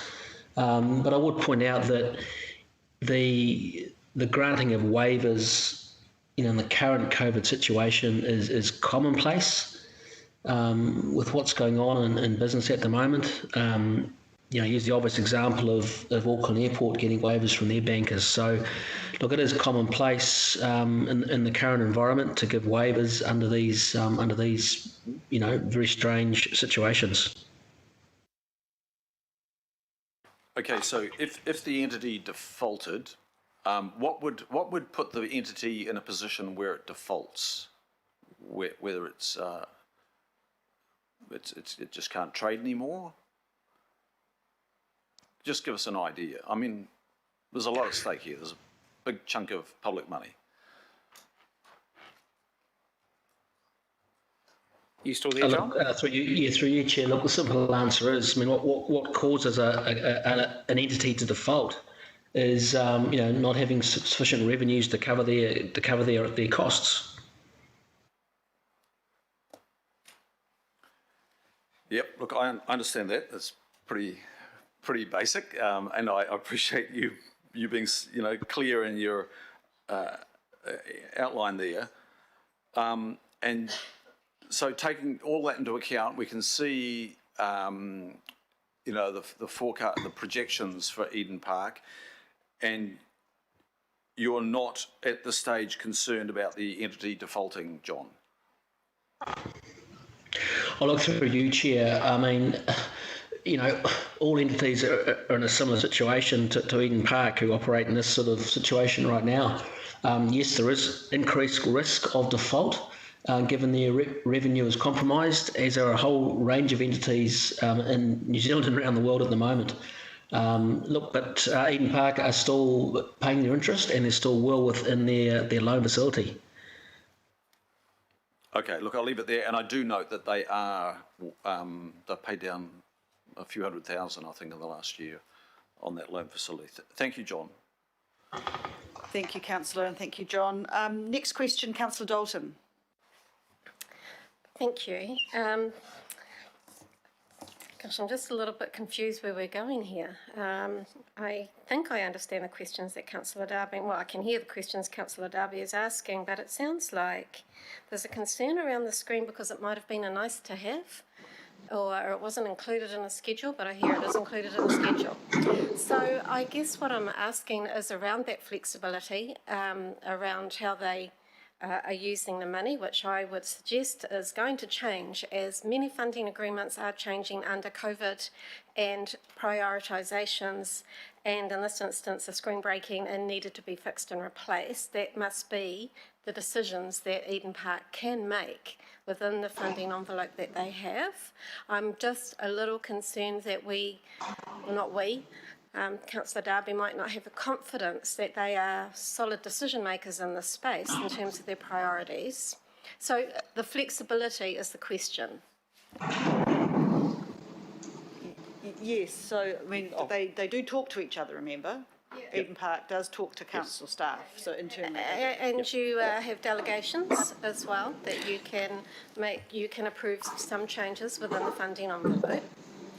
Yep, so there's been two aspects discussed today. One's the waiver and one's actually the funding agreement. So look, we'll come back with precise details, exactly what the wording does state. My understanding is it's not an actual exclusion for the screen. What it was saying was that there was that the screen was at that stage identified to be funded from a different source. So we'll actually pull out the exact wording that we had between the December schedules and the March agreement that was actually signed. We'll give the exact details there, but yeah, as you said, Councillor Dalton, staff do have certain delegated authorities under Eden Park Trust arrangements. We exercise those in some cases. But I can understand Councillor Darby's concerns about just the process that was followed at the time. So we'll give a precise explanation of that process and the delegations we used. Thank you. Thank you. Thank you. Next party, Councillor Watson. Thank you, Madam Chair. And it just follows on from Councillor Dalton. And yeah, I certainly appreciate, scrutiny over public monies that are going and what they're being used for. I think that's, that's to be commended. But when I look at paragraph 43 that was referred to in that 19th of March report, my reading of it is slightly different than the one what we've heard thus far. And I've got it here in front of me. And it certainly mentions the exclusion of other planned non-essential items that may improve visitor experience, non-essential. I think the video screen we've heard today is very much essential. It also excludes improvements that the Eden Park Trust will have the opportunity to apply to the government for funding support, such as sports. Well, I guess applications for funding is only good if you get funding for them. If you don't get funding for them, well, then all you've got is an application to show for your effort. So I would have thought that was self-evident. And it does mention at the end of it, such items may include video replay screens, replacement of field lighting, CCTV upgrades. So again, there's a conditional verb there, may, and not will include. And I would suggest that they've been chosen as an example. We've heard today that in fact the video is essential. For that matter, replacement of field lighting I would thought would be rather important too. If you're playing a night game and you haven't got any lights on, that would be rather important if you hadn't the budget for that. So I would say that those examples there perhaps weren't perhaps the best choice, and I think that certainly that paragraph 43 qualifies that and essentially backs up the flexibility that that Mr. Ramsey was referring to at the outset in respect of the development agreement as a whole. Thank you. Kia ora, thank you, Councillor. Councillor Bartley's retracted her question. So final question, Councillor Casey, before I go to comments. Thank you. Thanks, Madam Chair, and I'll just continue the dialogue that's been ongoing through most of the morning, and that's with regard to the video screen costing 1.4 million. Here's the thing for me. We're in the middle of a COVID-19 pandemic and we're looking at nickels and dimes, and what I don't know, to be honest, is whether this is a gold-plated video screen. The CEO of Eden Park says that there is a requirement by FIFA. So, but is that requirement for this 1.4 million screen, or is it a requirement to have a screen that could cost way less than that? So, because I don't have any oversight at all over that decision, I still don't know the answer to that, and that's the issue. I don't need a response. That's what happens when we are presented with one list, and it turns out it may be flexibility, but that's what happens to me. I wonder. I heard statements like, "This is the only one in the Southern Hemisphere. It's going to vastly improve the visitor experience." That doesn't sound right to me in this current climate. It just doesn't sound right. I'll leave it at that. Look, Councillor, I think we will leave that because it's a matter of really the decision that's been made between Eden Park and in conjunction with staff, and they've come to a conclusion and they've done it. So I think one of the advantages of having a 6-month catch-up is we can have more kōrero around that. I've got one more question from Councillor Darby. Yeah, look, it was just Councillor Dalton said the screen was on the schedule. From your mouth, I'm reading the scheduled. I can't see it. Was a 1.4 million Samsung screen or any screen on the scheduled, either Schedule 1 or Schedule 5, I think it is. Yeah, look, I haven't got it in front of me from memory. No, it wasn't on that schedule, but it was within the asset management planning requirements that Eden Park Trust had for the development of Eden Park. Yeah. And the schedule, it's listed as specific terms, but the staff have negotiated outside of the schedule. So it's not on the schedule, but the staff have seen fit taking good information into account. Yes, yep, okay, yep, let's leave exactly. it there. Utilising the I think grant made available we've to them, canvassed it the best outcomes, yes. Thank you. Thank you for that. Now we go into kōrero koa, and we have two comments, first from Councillor Cooper and then from Councillor Filipaina. Thank you, Madam Chair. I guess my comment is that we have, I think when senior staff use their discretion, they do often take into account the contentiousness of a decision, and we all know, and the whole world knows, because it was highly publicised at the time, that this was a very contentious decision to grant this as a grant rather than a loan, this money to Eden Park. And so for me, I'm very much looking forward to the review of that decision made under assumed delegation, because I believe that it does go outside, but I'd really like the CEO to look at that. This doesn't sit well with me when it's not on the schedule, it's in some asset plan somewhere. This is a lot of money and it was a contentious issue, so I would request that the CEO review this decision. Can't take the money back, and it may well have been, if it had come to us, it may well have come to exactly the same outcome. I just think this is a bit of a gobsmacking thing to find out now. I would have much rather had an opportunity to ask these questions and make the decision ourselves. I'm really disappointed because normally if something's very contentious and highly politically charged, it comes back to us. Thank you, Madam Chair. Thank you, Councillor. Councillor Filipaina. Thank you, Chair. I just want to acknowledge the Eden Park Trust Board team and look from my perspective, and I think, Chair, you've covered a lot around some of the issues I had.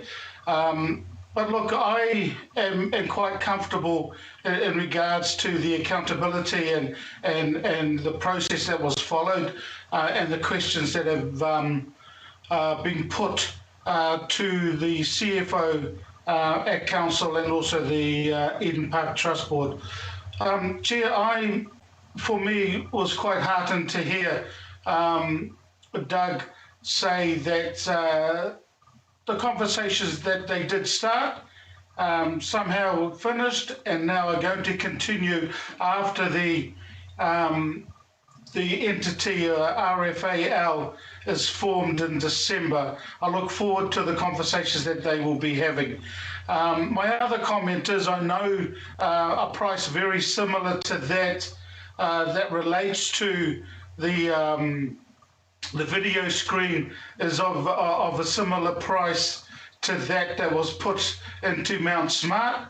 If that's the case, apart from the process and looking forward to what comes out of that, I look forward to that screen if it's the same price or similar price to what was so, Chair, obviously support B that's been put in there, and just look forward to getting back information around the process, etc. So thank you, and also thank you to the Eden Park Trust Board. Kia ora, thank you. Councillor Dalton. Kia ora, thank you. Look, I just want to thank the Eden Park Trust Board for their presentation today. I'd like to congratulate you on your community outreach as well and your community engagement. And I think one thing that's quite important to some councillors around the table is what that might look like as a return on investment, because your engagement and outreach probably is worth more than $1.4 million paid for a screen. There's more to it than this. There's more than the economic economics of it. In terms of the screen, I think that, well, I know, I'm really comfortable with the process. I have complete trust in our finance team. And from what I'm hearing, there was a need to replace the screen, and it is a critical part of your operation, no doubt about it. It's needed. Doug, thank you for the update on the CCO review recommendations, and I really like the energy and the vision, because we need to do things a lot differently than to what we've ever done them in the past, and that is for Auckland Inc. And we need our stadiums to all be working in conjunction. We're a small city in the grand scale of things in the world stage, and I really look forward to how we can continue to collaborate and make this work for Auckland in the stadium space. So thank you very much for your presentation today. Kia ora, thank you for that. Councillor Walker. Cool. I'd just like to add my commendations to those of Angela. And when I look at your report, I see across what you're doing for the community, what you're doing around environment, sustainability, zero carbon, is exemplary. So you're leading in New Zealand, perhaps in Australasia. So I really commend you for that, and I just wish that we applied this kind of approach to our stadiums and our venues, because frankly, Eden Park is where it's at. They're part of the heart and soul of this country, and they will be a venue that will lead us out of COVID. So I take my hat off to you. As far as the screen is concerned, the crucial question that I ask is it going to make the stadium better? Is it going to drive more content? Is it going to assist your revenue, your advertising and the like? And I don't doubt that the business case for that would come up very positive. So for me, it ticks the boxes. I don't have any issues, and I commend the staff on having some flexibility. If anything, we know that COVID and post-COVID, if there's one thing we need, it's flexibility. If we have an opportunity to get behind a winner, which I appreciate as Eden Park, then let's do it. So thank you very much. A very good presentation. Kia ora, thank you for that. Councillor Newman. Nick, I had one final question of you, belatedly through you, Chair, if I may. Nick, do you have any idea how many COVID-19 tests were undertaken at the CBAC base at Eden Park? Thanks for your question. The maximum per day available was 400. We operated for 30 days, and most days we were pushing up to that figure, particularly if there was an announcement around a subcluster or cluster. We saw those vehicles come in large volumes through the bus parking bay and hub. Yeah, well, look, Councillor Dalton's addressed the community outreach, but I think the speed and the determination that Eden Park showed to try and provide the CBAC testing at your location to take pressure off the local road network and to try and alleviate that traffic chaos. More power to your elbow. I hope that we don't have to go back to that situation again, but I would assume that if we did, that we would have support from Eden Park to provide similar in future. Thank you. Thanks. Thank you. Kia ora, thank you. Councillor Fletcher. Oh, thank you, Madam Chair. I'm happy to move the recommendations that are on screen, but in doing so, I chose not to ask a question because the Mayor had followed up on a question I wanted to put to Doug, and that was on the opportunities that we were working with central government on understanding the tourism dimensions to Eden Park. And secondly, the comments that were made in and around the great opportunities that the CCO review provide us with the merger of RFA and ATED. And I'm really looking forward to the work that we can do going forward once that merger has taken place in a governance sense, and ensuring that there are the right accountabilities to sit comfortably there. I'm tremendously excited about where Eden Park are moving. I think They do create so many opportunities for us in Auckland. And we are really blessed to have this facility right in the heart of the community.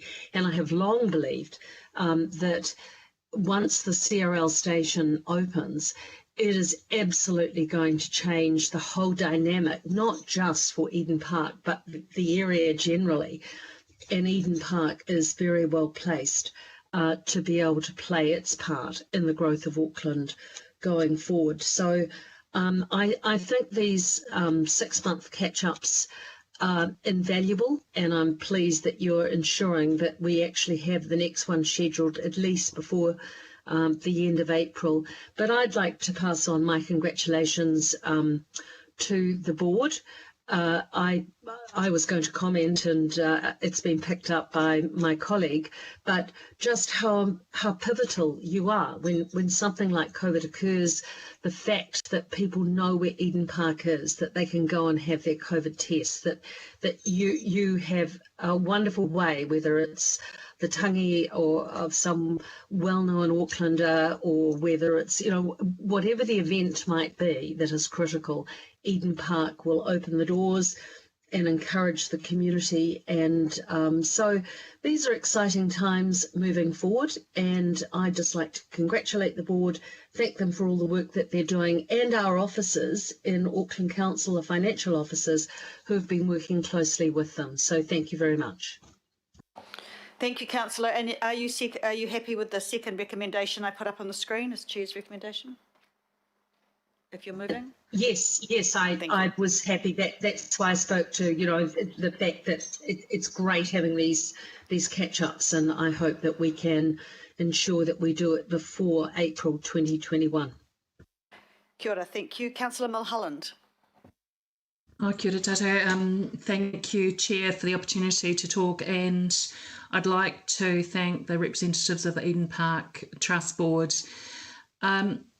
My comment, and I didn't have questions, I've listened very carefully, I've also read information, I follow on social media, and as we know, this is my first term, so I've had a look at the history and understand what has been said with regards to some of the controversy. I would like to just share that for me, listening to what has been shared today, I'm very proud of the work that the Eden Park Trust Board undertake, and I want to especially thank not only Nick and the staff, but all of the people that work in the space and the environment to help make Tamaki Makaurau a fabulous and outstanding place to live. I particularly would like to comment too, I think it's just standard operating practice in business to have something like the screen. And whilst I agree with some of the discussion around decision making, and I want to acknowledge Councillor Darby's questions on those, so I'm looking forward to just some feedback on that, but I think it's certainly soft. So, and I welcome the integration of, any potential future change that might occur with regards to RFA and other facilities to better provide a space to our community to have a fully integrated environment. So that means there might be change in the future, and I really look forward to that. I will be a supporter of that for my community, because I also asked my community what do they think, and I had some very positive feedback.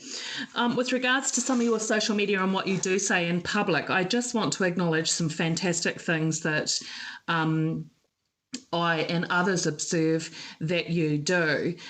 Local productions, good on you, because we are in COVID, we know that. And I think you're leading the pack in terms of being able to take us to the next space, because we are in a different environment, and really congratulate you on your positive thinking, and your board for obviously being very forward thinking, because we do need to do business differently. But I want to acknowledge things like your local productions, the local productions that you support, Prostate Cancer Foundation of New Zealand, the testing that has been mentioned by Councillor Fletcher, that you open up this space, and I think it should be opened up. I think it should be better utilised as we move forward, maybe even have a band or so there. So congratulations on your cookie project too, and for supporting children and local community. So thank you to you. It is a really outstanding piece of work that you undertake, and I know you are dedicated to sports and also other activities in the community. Kia ora tātou, and again, thank you very much for your work and for your transparency and what you're sharing, and I look forward to some of the further dialogue in the future. Kia ora. Look, that takes us to the end of the other councillors' questions. Doug, to you and your team, a huge thank you for your presentation, for being open and transparent with us today. I want to make reference to a couple of things that others haven't, because whilst I share the accolades that you've been given, I want to just touch on a couple of things that I believe have been highlights from my perspective. As trustees, you've reduced your fees to zero for 3 months as a result of the impacts of COVID, and that's to be congratulated. I also want to congratulate you on being able to hold a Super Rugby match with just 6 days' notice, and what a great day that was to see Auckland come out from, you know, from there under the little mushrooms that we've had to be under, and then come for that rugby match. That was a fantastic day, and congratulate you on the very fast turnaround that you were able to put that together. So congratulations on that. Look, the reason for my second resolution wasn't just to note that you're coming every 6 months, is that the Mayor, bless him, decided that finance and performance would potentially be every second month, but until COVID hit us. So we don't really know what we're going to do next year with regards to value for money and finance and performance. So I put in the resolution that you come back to us by the end of April 2020, which is 2021, which is slightly longer than 6 months, but I'm just not quite sure even now exactly whether we'll have a finance and performance meeting in March, so hence you've got a little extra time. But I agree with my colleagues that the kōrero, the discussion between us, is good. Finance staff tell us the relationship between you is good as well. Congratulations, thank you for a presentation, and we'll see you next year. To that end, though, we have a mover with Councillor Fletcher, and I've seconded it, and we're noting Member Blair, who is, of course, part of the IMSB delegation for the Finance and Performance Committee, that he has a conflict of interest of this item, so he won't be participating in the vote. So I've got a mover and a seconder. All those in favour say aye. Aye. Against? Carried. Thank you, gentlemen, very much. Me kihi te hui. Let's take a break for lunch. I've been asked for an early break from Councillor Watson. We'll come back at 1 o'clock. Thank you.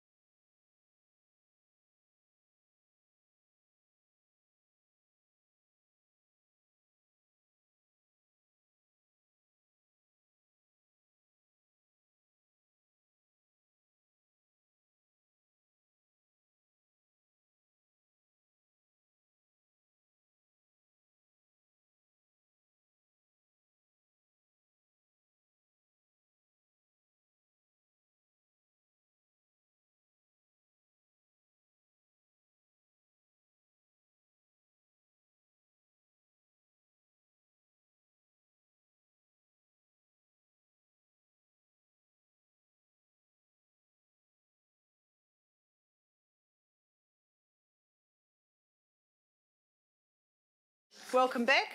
Hope you had a nice break.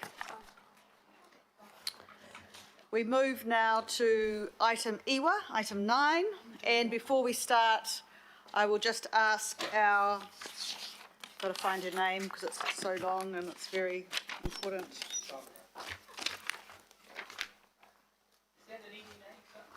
I've got to find her name. Excuse me. Oh, here we go. I will just ask our Kai Tohu Mana Whakahaere Haere Mātua to give a roll call. Thank you. Oh, that's a quick handle. Thank you, Madam Chair. Mayor Goff. Kia ora. Deputy Mayor Cashmore. Kia ora. Councillor Bartley. Kia ora. IMSB Member Blair. Kia ora koutou. Councillor Casey. Kia ora. Councillor Collins. Kia ora. Councillor Combe. Kia ora. Councillor Combe. Cooper, sorry. Aye. Councillor Dalton. Kia ora. Councillor Darby. Kia ora koutou. Councillor Filipina. Aye. Councillor Fletcher. Kia ora. Councillor Henderson. Kia ora. Councillor Hills. I'm here. Kia ora. Councillor Mulholland. Aye. Councillor Newman. Kia ora. Councillor Sayers. Kia ora. Councillor Stewart. Yes, I'm here, thank you. Councillor Walker. Kia ora. Councillor Watson. Kia ora. IMSB Member Wilcox. Kia ora. Councillor Young.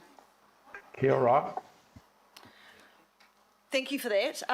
Look, I just want to remind everybody that we've got a pretty long afternoon. We've got to finish this agenda open, then we go into confidential, and then we have an hour and a half governing body workshop, all right? So we're here till we finish. Be mindful of that. Thank you. Right, as I said, item 9, item number Iwa, and I welcome Letitia Edwards, Kevin Jones, Marion Webb and Chris Morgan, both from Panuku and from Auckland Transport. And of course, the item here is looking at approval to utilise selected park and ride sites for the integrated transport orientated development as part of the Panuku and Auckland Transport Park and Ride Integrated Development Program. Now, we've workshopped this, but I will hand over to you. Is it Letitia who's going to lead off? Chair, do you want to move? I'm happy to second. Okay. Councillor Cooper. Sorry. Councillor Cooper wanted to move. I'm happy for you to second. Whatever, just get it going. Yeah. With the changes. Hold on, have you seen our changes? No. Okay, we'll just... Yeah. So, just before we start the presentation, I'll just explain the changes. One, that we're noting the local board impact input received on this matter, noting that all local boards agreed, but that, you know, they've put their thoughts in. And noting the, I just used for park and ride, that was it there. And then the last two, seek input from the impacted local boards on potential development options, and noting Auckland Transport will keep committee members and the impacted local boards informed of the agreed transport requirements, development outcomes, timelines for delivery and appointment of development partners for each site. All right, just tidies up some sort of oversight from our local boards. Thank you. Sorry, Letitia, was that you? You going to lead off? Tēnā koutou. I'm here today with Marion Webb. Hold on, I'm losing you, Letitia. Can we start that again, please? Sorry, Madam Chair. Tēnā koutou, everyone. I'm here today with Marion Webb from Panuku, and we're also joined online by Kevin Jones at Auckland Transport.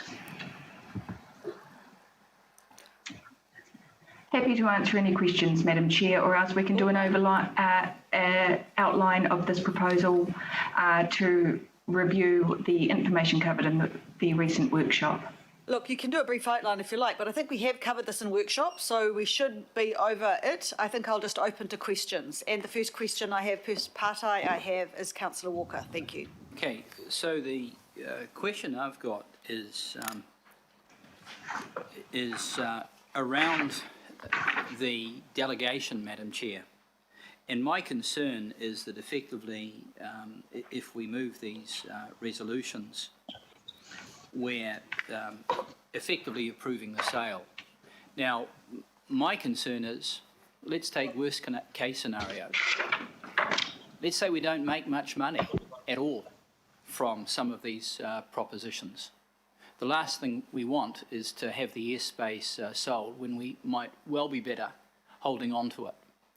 So my question is it possible to have some addition to this resolution whereby there is a requirement for Panuku to come back to us? And if I give an example, we sold a $100 million asset just over there, land worth 50, 60 million, a building 40 million. Sure, there are asbestos issues for $3 million. If we had known that we were going to get such a low price for that, we might well have held on to it, retained the use as office space rather than the conversion to apartments, which is what triggered in large part much of the expenditure on asbestos. We might not have done that, but we approved that sale, and we've approved other sales against a background where we've actually not always been served well. So my question is it possible to have some provision for Panuku or whoever is involved with this to come back to us so that we are then appraised of any issues? Letitia, that's a question I'm going to ask for you. What steps do you feel is necessary? How does the process maybe compare, and what is your perception of the amount of money that you'll probably get as well? That was part of Wayne's question. Madam Chair, it's Marion Webb here. I am happy to answer the question. Just to remind the committee that this, in essence, is service property optimisation, where we are looking to introduce development outcomes on existing transport sites at no cost to the council or the ratepayer. So in addition to that, we would also not progress a development on any of these park and rides if it wasn't financially viable or if it inhibited any of the transport services being provided to the community from those sites. Madam Chair, we're approving development at no cost, but that is not correct, because going up on the site has value to us. Otherwise, we would not be being engaged in a sale. So I don't comprehend that. We might, for example, be better off holding on to the site, particularly a site like Silverdale, where there is substantial development occurring in the area, and the same thing could apply to the park and ride site at Otiha. And we might actually get far better value later than now. So I go back to my question.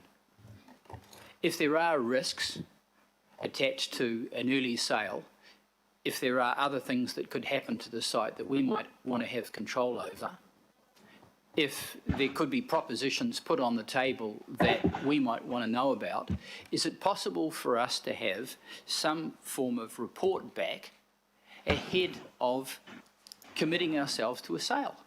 Worst case scenario, picking up from Marion's comment, what happens if we get zero for this? $0. Would we contemplate it? Marion, do you want to talk to that? Thank you, Madam Chair. Yes, please. So just to remind the committee again that this is a long-term programme of work. We will be taking a phased approach.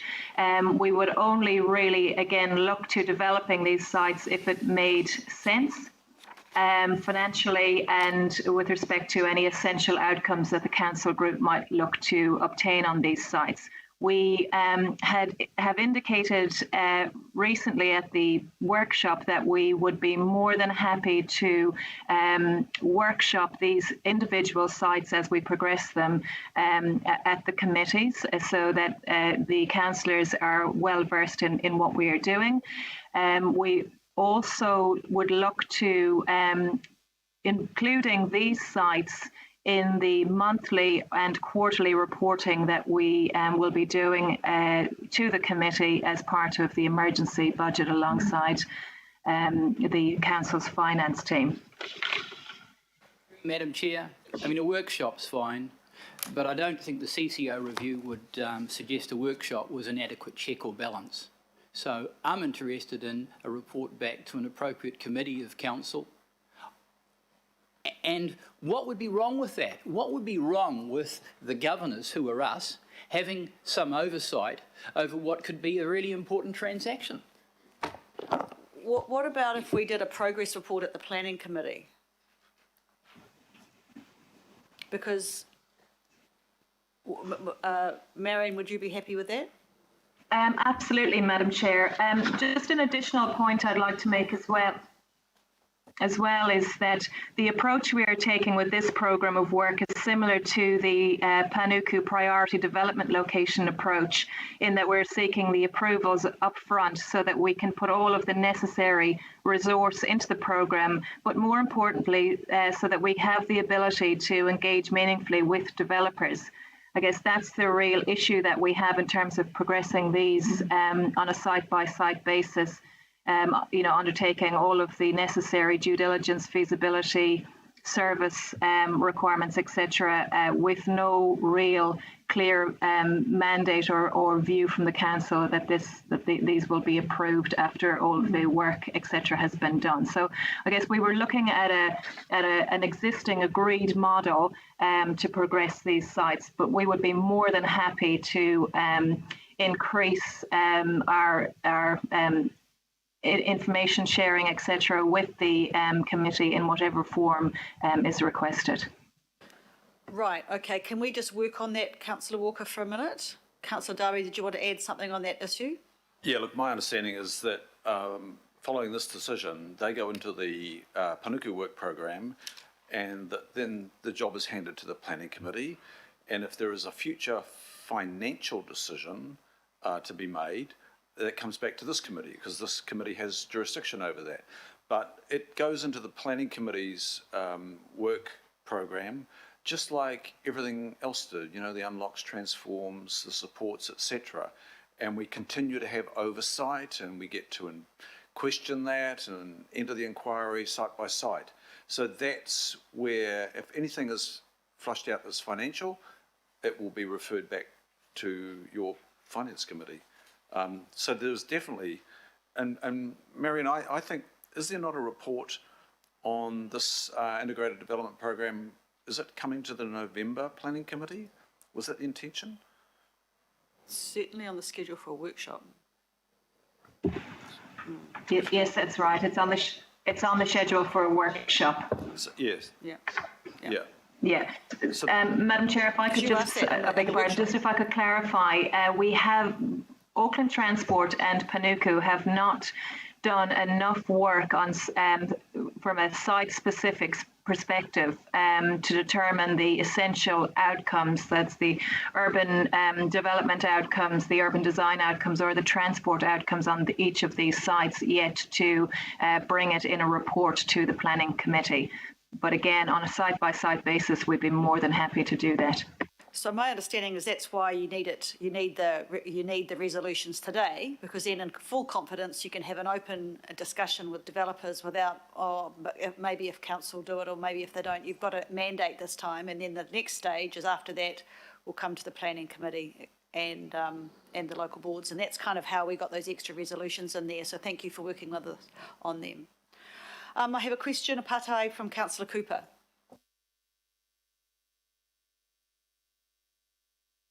Yeah, Madam Chair, the question, I think the question's answered, but really, I suppose, to make it really clear, how is this any different from any other process where we resolve for Panuku to go away and investigate the possible sale of land? So, the reason I asked that question, Madam Chair, is why would we make all these extra resolutions? There's already a process underway, and now we're putting, we've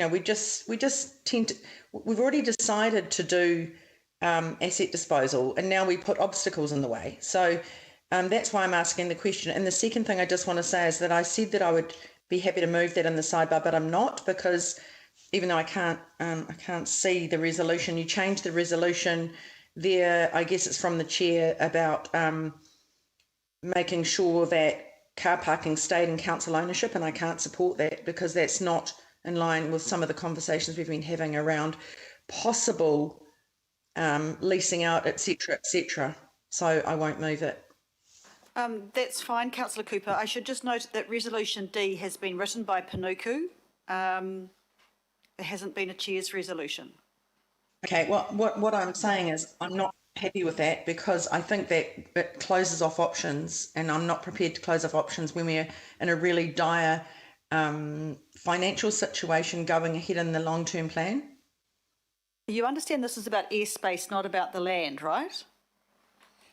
Well, I can't read it, Madam Chair, because it isn't up on the screen properly. It's okay, it's so I'm further down. Now it is. So the only but it says here in the above it says transport operations. Well, transport operations aren't up in the air, so I was assuming by this that it means the on-ground park and rides. My understanding, and Marion, can please correct me if I'm wrong, but my understanding that the park and ride facilities remain in council ownership all the way through, are now and remain in council ownership via Auckland Transport. What we are talking here is a development opportunity above the park and rides. I understand that, Madam Chair, but saying it's fine. It's fine. I don't need to. I understand it, but I'm just saying I'm withdrawing, moving that. Okay. Madam Chair, I'm happy to move. Thank you, Councillor Fletcher. Right, I have a. Do you have a question? I've got you on this note. Sorry, my question I needed to have it answered was, what is this? Are these having extra workshops, etc., that we're asking for now in F? How different is this from what we normally do? Do we normally do this anyway? Why do we need to have it in there, or do we not do that? Marion? Thank you, Madam Chair. Yes, we do do what's in the resolutions. I suppose E and F represent Panuku and Auckland Transport, our desire to be more to provide more information to local boards and committee members as we go through. So I guess this approach takes into account the early and continued engagement with local boards in Mana Whenua, and so that's the approach that we want to take. We want to. This is the start of a journey for Panuku and Auckland Transport. We were very clear from the outset that we had received feedback that elected members and the community in whatever form really wanted to understand what we are doing and what we are trying to do here, particularly with this park and ride development opportunity. So we've had really positive feedback from local boards and Mana Whenua on this, and we just want to keep up that engagement as we go through. We see this as a great opportunity to touch base with elected members, local boards and committee members in whatever form that takes through this journey. It is important for us to I suppose take the same approach as we do in our priority development locations, because we would need that approval up front, so that, as I said, we can go out there knowing that when we engage with developers, because of course it's very important for us to have developers in the conversation early on, so that for this to really succeed. So we just wanted to make sure that we do get that approval. It's why we're bringing this as a programme, and we're more than happy to come back, as I mentioned, either monthly or quarterly with a status update. We think that that's quite important. Thank you, Madam Chair. And that is what I'm saying, is I'm very happy with what Nuku already do. And they're already doing this, and that's why I'm sort of questioning why you'd have to write down what they're already doing, but it's your call. Thank you. It just gives clarity and surety for those who were concerned, I think. Thank you. Next question I have, Patai, from Councillor Newman. Thank you, Chair. I just want, I'd be quite interested to get Panuku's clarification because I'm hearing a lot of contradictions here. On one hand, I'm hearing that there's already a process underway, and then I'm hearing that we can't have a process until we have the resolutions, which I assume the purpose of it is to ensure delegations around disposal. So is there a process underway, or are you needing a resolution to get a process underway? That's my first question. We're needing a resolution to get the process underway. What we have before the committee today is that concept or the framework that we would like to be able to roll out over the long term.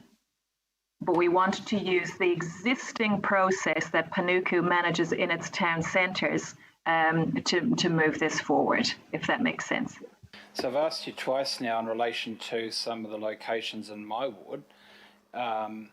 If you've had any approaches for developers for site-specific development in those locations, and I think I've listed from you the answer is no, but you'd like to have them included anyway. So since we've talked last, has there been any approach from developers for locations in areas where there is low land value, which presumably means that there is limited commercial appetite for the development of the air rights in those locations? Thank you. Through you, Madam Chair. Councillor, we have had interest in the sites, particularly in Manurewa, in your location.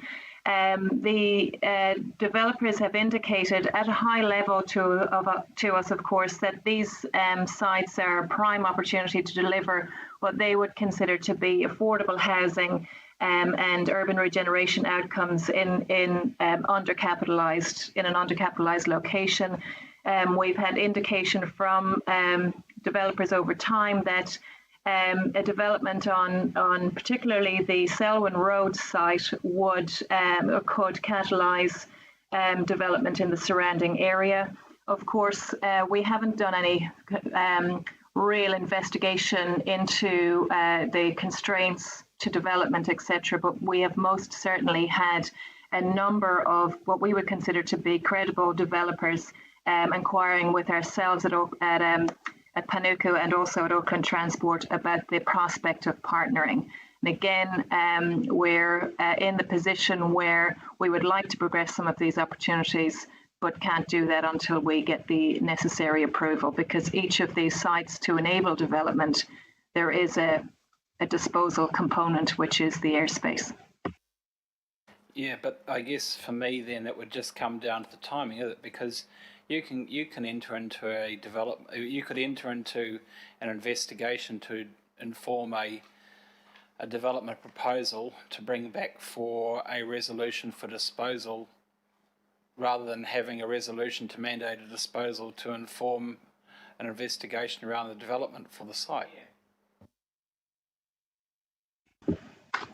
So I guess through you, Madam Chair, really these will be quite expensive investigations, if you like, and intense investigations for both ourselves at Panuku and Auckland Transport to investigate. As I mentioned earlier, it's really important for us to get the potential developers in the room in conversations at the early stages, particularly where, for example, Auckland Transport are setting their transport services, so that we can, so that we're not putting something out to the market either through, our own essential outcomes or Auckland Transport's essential outcomes that isn't viable, and so we'd really need that developer in the room early on in the conversation. Reserve my right to speak. Yes, sorry, and I just wanted to say as well, we don't negotiate on sites that aren't cleared or approved for sale. Yes, you do, because you've done that before and we've held them up.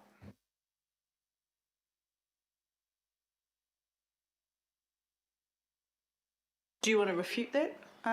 Well, I just did. I mean, we've declined requests for disposal of a number of sites because we have issues, despite the fact that they have been subject to negotiation between Panuku and developers Not every site gets a green light for disposal. I don't agree with what I've just heard. Do you want to make a comment, Marion?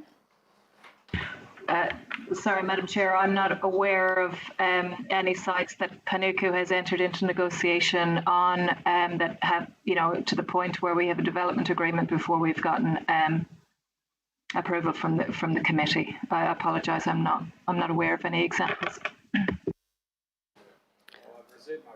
Yep, you've got that. Councillor Henderson. Thanks, Chair. So I reserve my right to speak as well. My thinking has moved a lot since the workshop we had around this, and I have some pretty grave misgivings. And just as we're about to go to a vote, I really don't know quite what I'm going to do. But you've mentioned expensive investigations, and I want to pick up that point. So I guess my big misgiving is around focus, and in the CCO review, it did indicate that Panuku's focus might be a bit broader than it might be, and there's obviously financial implications of that as well. So my question is, are Panuku resourced to progress this work, and will it take resources away from the unlock and transform locations that are the real priority? Apologies, Councillor. I didn't mean to say expensive. What I was meaning is that what I meant to say is extensive, not expensive. I beg your pardon.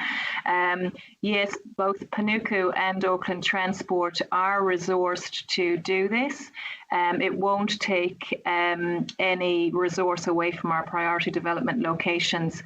And both agencies consider this a really good opportunity moving forward in terms of the benefits that we could obtain from this programme. Well, that's wonderful. You might have just won me over. Thank you, Councillor. Councillor Hills. Kia ora. This is a real hard one because I like the idea. I obviously want more intensification around our transport nodes, especially around our transport stations, but a true transit-oriented development is about everything in the same place, and it's walkable and it's safe and it's enjoyable. There's, people living above things that they can do for recreation that also happen to be really connected to public transport, and it's about reducing car use. This is really just apartments above giant car parks. So my concern is that we're going to create really, really bad, really inaccessible, very carbon and traffic heavy spaces where people sort of just catch a lift up to their home. So how can you confirm to me that that's not what this is? And should we be really looking at one pilot design, or instead of the focus carte blanche across all our park and ride stations, should we be looking at a pilot or something where we can look if it can be done? I guess, do you want to answer my fears on that, because it's not a true transit-oriented development? Thank you. Through you, Madam Chair. We think it's a really good opportunity to increase density and intensification around existing transport nodes. Really, what we're trying to do here is increase public transport patronage and active modes and safe access. Really, we want to ensure, and I probably should hand over to my colleagues at Auckland Transport, but these apartments overhead, close to train stations, is an opportunity for people to not to have cars, and also to use that public transport. It's a really good opportunity to improve those transport services where necessary and where needed. And really, these sites are single-use sites at the moment. They're underutilized, and it's a very good opportunity for us to introduce a mix of uses onto these sites. And really, it's an opportunity to achieve those urban renewal and urban redevelopment outcomes that wouldn't otherwise be achieved in these locations. And again, it's at no cost to the council or to ratepayers. I'm not sure if Kevin wants to perhaps comment on some of the transport aspects of your question, Councillor. Hi, Kevin Jones here. I'd just like to say, connectivity between whatever goes in there as a development and the transport operations will be one of the things that will be required by Auckland Transport. So, that connectivity is key to say, getting the outcomes, or one of the outcomes that this program is seeking to achieve. So when we set our requirements and when we look at, development plans that come in, we'll be looking to make sure that there is good connectivity, there's safe connectivity, that people can transfer from one mode to another. All those requirements will be set down and the developer will have to deliver on them. But I guess my thing is, how do you do that when you're still expecting thousands of traffic movements through and underneath the developments? Because essentially they're still going to be, or the way this is set up is they're still going to be park and rides. We're not using to change their use over time or reduce the car parking, because a true transit-oriented development would be, housing and shops and everything, like ground floor, walkable, cyclable. It's kind of, I'm just trying to understand, without you obviously designing it here for me, how it will really be an attractive place for kids to grow up and things to happen. And everyone thinks park and ride is the panacea for getting connections, but we've seen, millions more trips with only a small increase in car parks, and that's been because of feeder buses and stuff, not because of additional car parks. So I guess, how can I feel confident that we give you permission on this whole swathe that that's not the direction we're going? And should it be a pilot first or a one-off if you've got interest in one area first?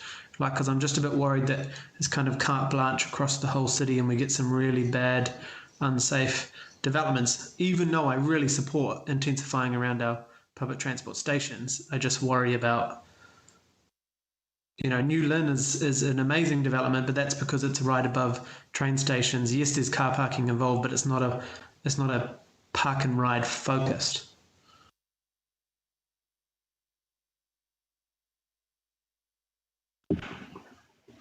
Marion? Thank you, Councillor.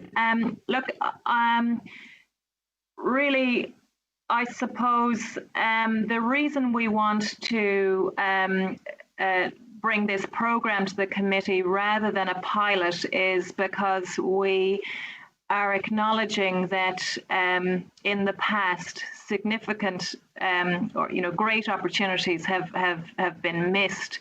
There is the option to bring a pilot forward, but I suppose we would be going one at a time through this, and that we might miss opportunities on some of the other sites. I mean, these sites were investigated at a high level by Auckland Transport and Panuku, really on the basis that these are council-owned park and ride sites, but these are in areas where we've had previously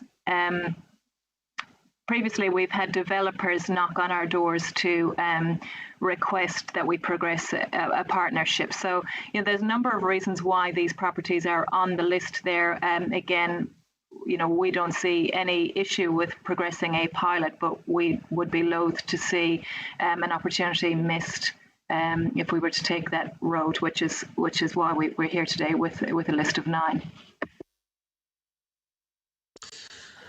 Okay, thank you. Yeah, and I guess my other point, Shane, Councillor Henderson took, is that I am concerned when we're really trying to ramp up the transform and unlocks as they are. How do we, when CCO review says we need more secure funding, and I know you're saying this is not done, long term, this we'll get the money back or whatever, much like our transform and unlocks, but right now there's not secure funding to do all this work when we're trying to ramp up the current development. So how do we walk and chew gum at the same time, if that's the saying? I don't know the actual saying, but I just worry. I mean, you obviously are all very capable and you've got some fantastic people working in Panuku who are doing this work, but I worry how we juggle it all with uncertain funding as well.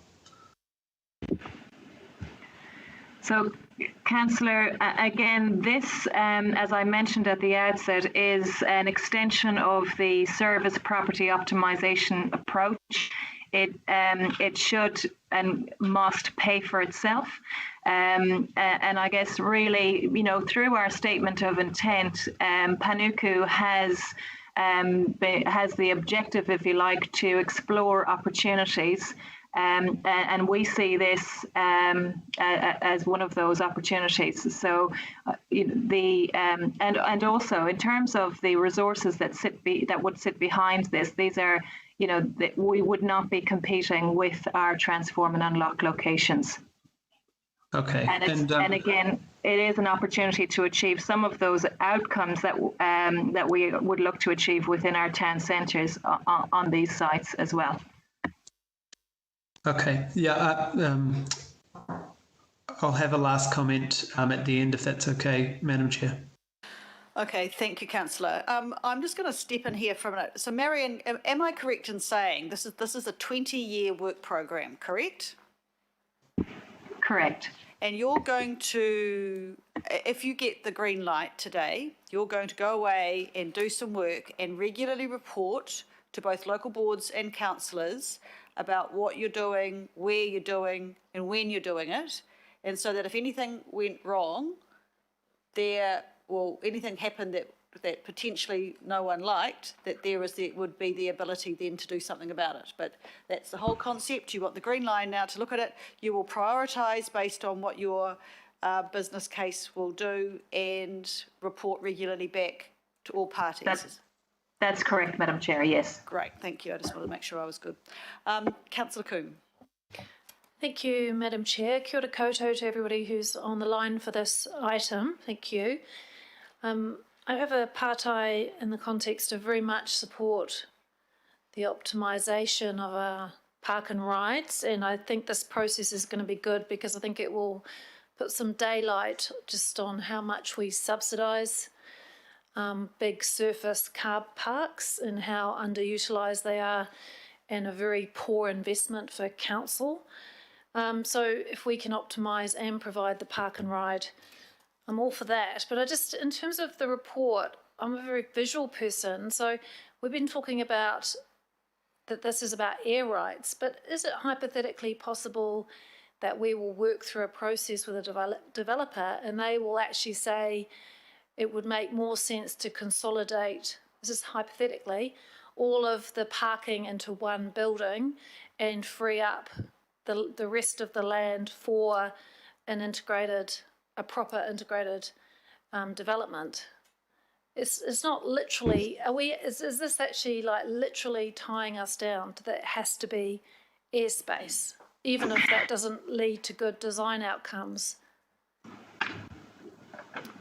Thank you, Councillor. Yeah, so in answer to your question, Councillor, in a number of these properties, we see airspace development as the kind of way forward. But you will note in the report that we are saying that we have potential for the sale of airspace above the site for development or another disposal component. And that's for those very reasons that you've just outlined there. So, for example, on some of the bigger sites,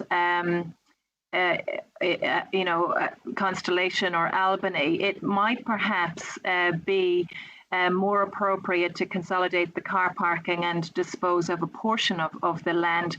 But again, I do want to confirm that Auckland Transport and Panuku have not done that investigation yet, but hypothetically, that's what we're talking about. And may I just follow up with a supplementary to that? So I've got there's a bit of scepticism in the room in terms of that response, but can I just clarify, though, that when we talk about dispersal, we could be talking about, say, a Wynyard Quarter type development where council retains the land, the lease rights. Actually, the land becomes leased for development, but we retain the underlying land. Or are we talking about disposal in terms of sale?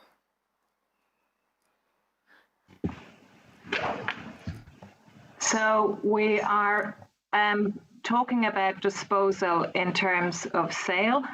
We haven't completely disregarded a long lease term, but again, it would have to be financially viable in order for us to do that. But that's most certainly an option that we would consider as we move through each of these properties.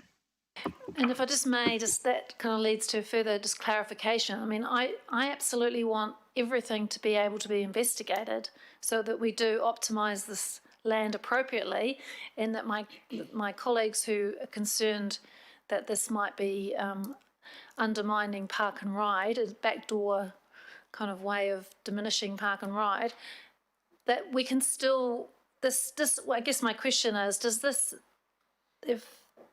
allow us to allow Panuku to investigate all possible options that will best maximise the land and provide the best outcomes if that's determined to be a mixture of integrated development and park and ride, in whatever form that might take? I just want to make sure that we're not kind of closing any doors in terms of the work that you're going to do.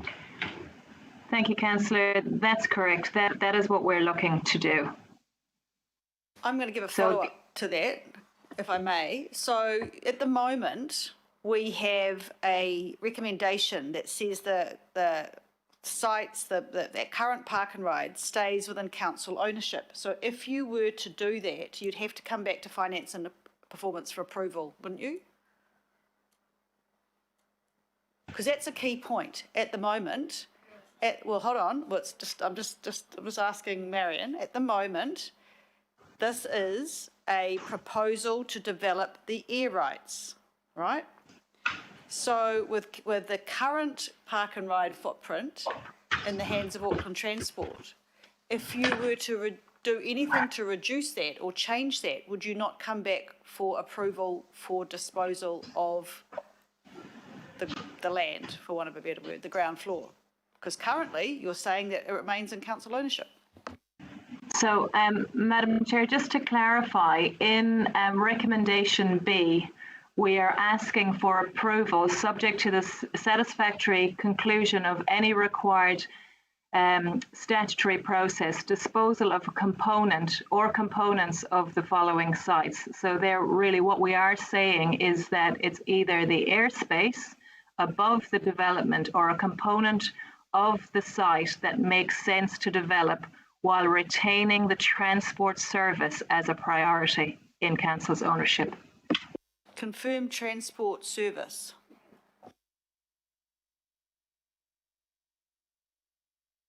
I'm just interested. Sorry. Because, well, you know, where you've hit a bit of a brick wall here is that no one knows what your long-term planner is going to be with the current park and rides.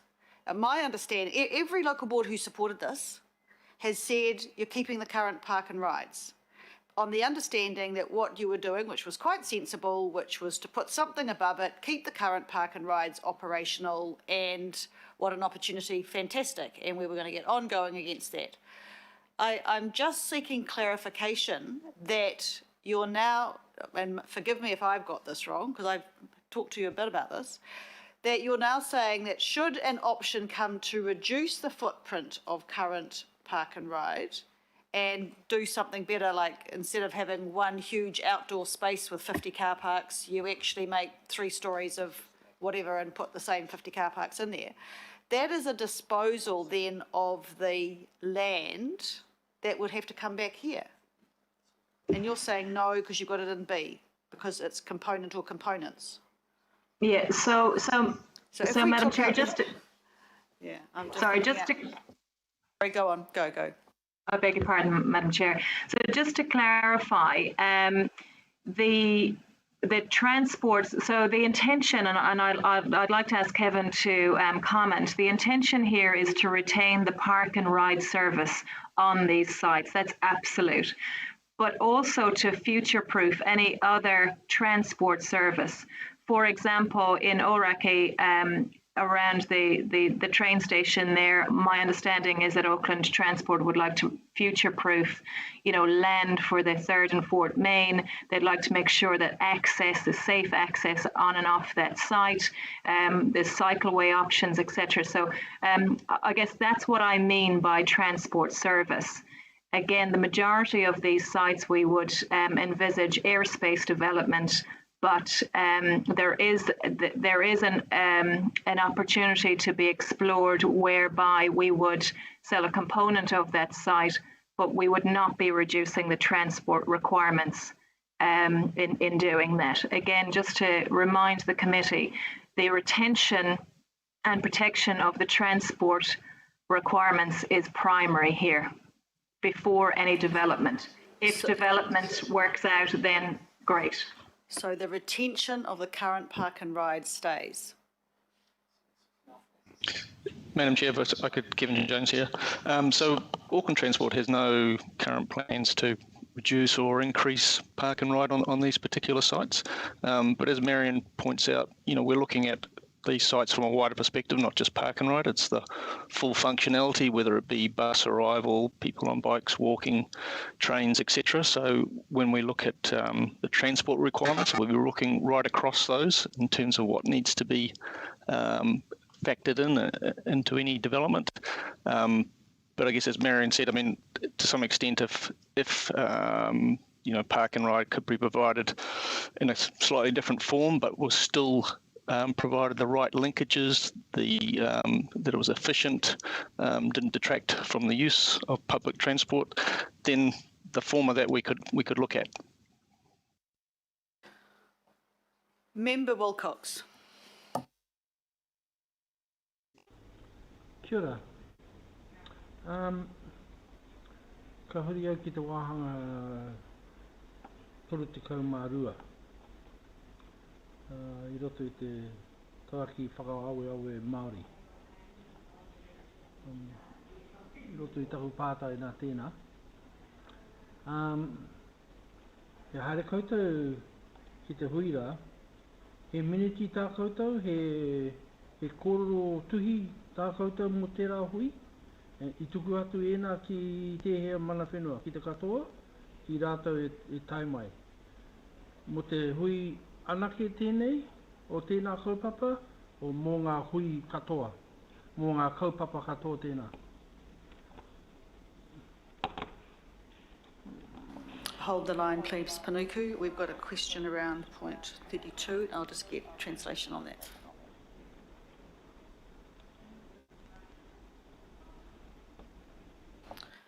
Right, Member Wilcox's question says, have you got minutes or recorded outcomes from the hui mentioned on in the Maori Impact Statement, point 32, and were these sent to which mana whenua? Was the hui just for this kaupapa only?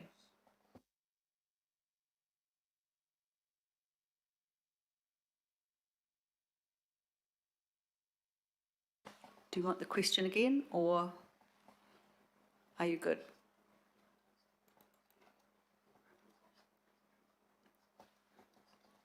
Marion, can you hear me? Sorry.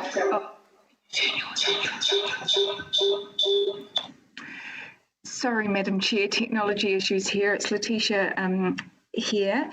Yes, we do have minutes from the meeting, from the hui.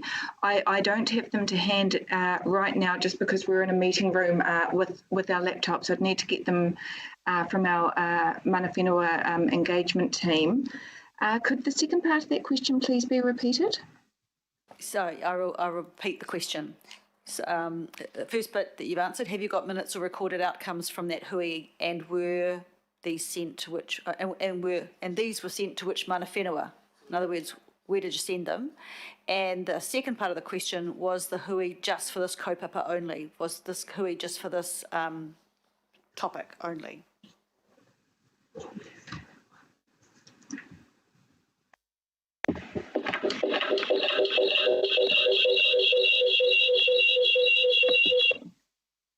Sorry, Madam Chair, we're having some technology issues here. So we, along with Auckland Transport, had we undertook 3 hui. 2 were with the those representing the operational aspect of this at Auckland Transport. My understanding is that there were quite a large number of representatives at that.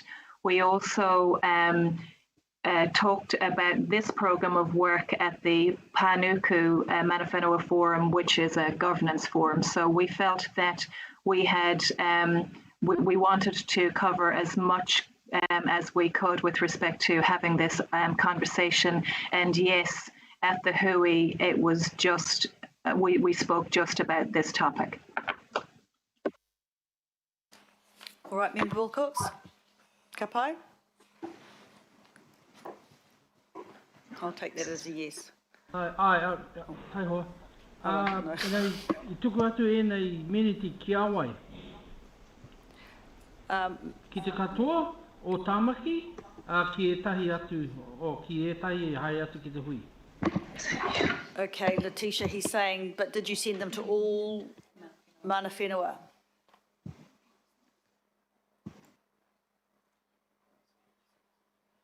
Councillor Filipaina, next time we have Māori Language Week, please come in.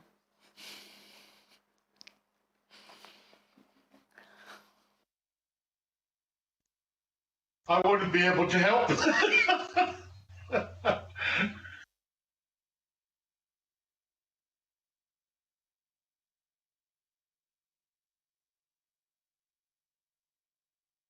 Letitia, did you find the answer to that question? Sorry, Madam Chair, we couldn't hear anything for a few minutes there. Right. It said, the question from the supplementary question from Member Wilcox was, did you send the minutes and the outcomes to all mana whenua? Yes. Member Wilcox? Yes. Yes, Madam Chair. So this was completed by one of the team. I can run upstairs and double check that with them. I just don't have the information to hand because we're in a meeting room for the purpose of the Skype meeting at the moment. Member Wilcox, are you happy if she comes back to you by email? Aye. That'll be a yes. All right. Okay, next. Thank you, Madam Chair. Thank you. Next question I have is from Councillor Sayers. Thank you, Madam Chair. And I haven't got too much difficulty with this in principle, the item in principle, but I do have a couple of questions through you, Madam Chair, just for getting a little bit more clarification and confidence. And I want to pick up on a good point that I thought Councillor Hills was making around the point of design. So I may have missed it in the paper or in the discussions, but my concern probably rests more around the loss of the total number of current car parks at each park and ride facility. With the design, you'd imagine there'd be pillars and things to hold a structure up, and therefore the loss of some car parks underneath it. So is there any comment around at each site, will there be any loss in the current total number of car parks? First question. Marion, Letitia?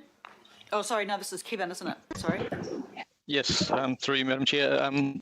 As I said before, Auckland Transport has no plans to reduce or increase the spaces of that site. So if the development would have to work around providing extra space somehow to make up for car parks lost, if that was the case. Just to remind Councillor that AT's board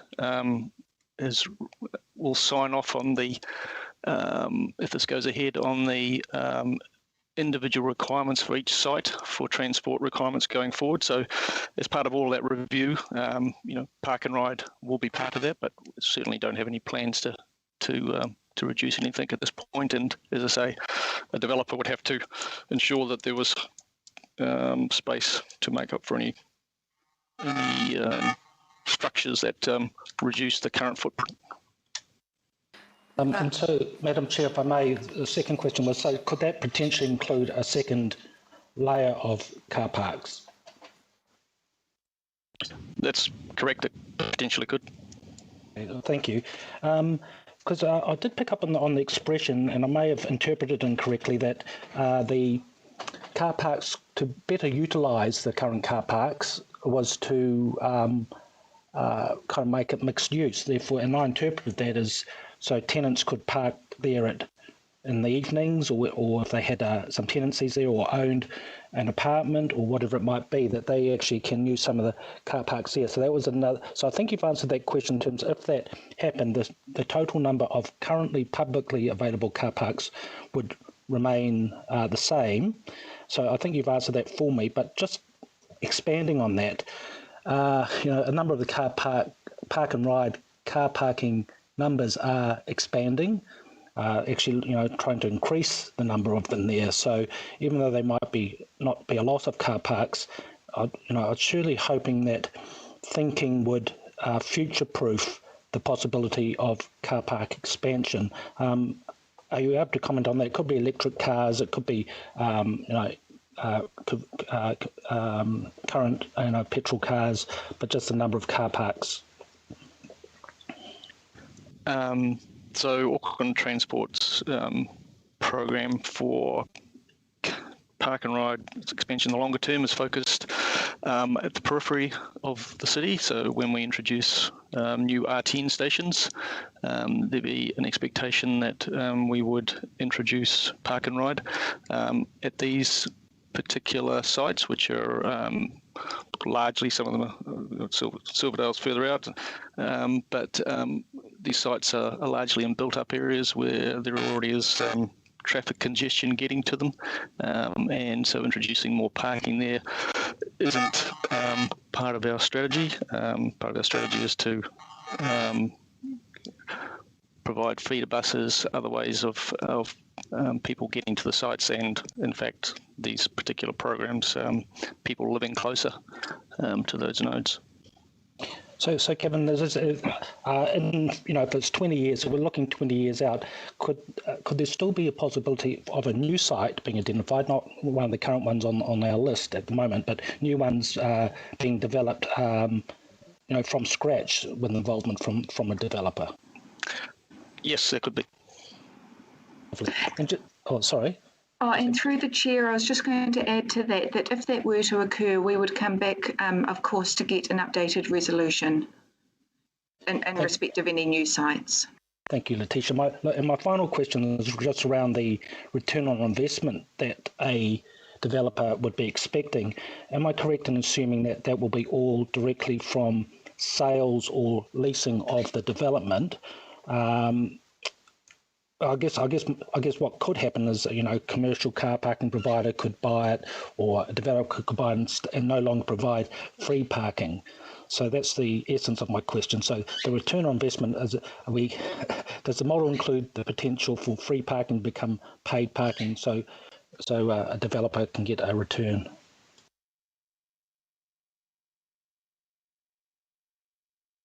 Kevin?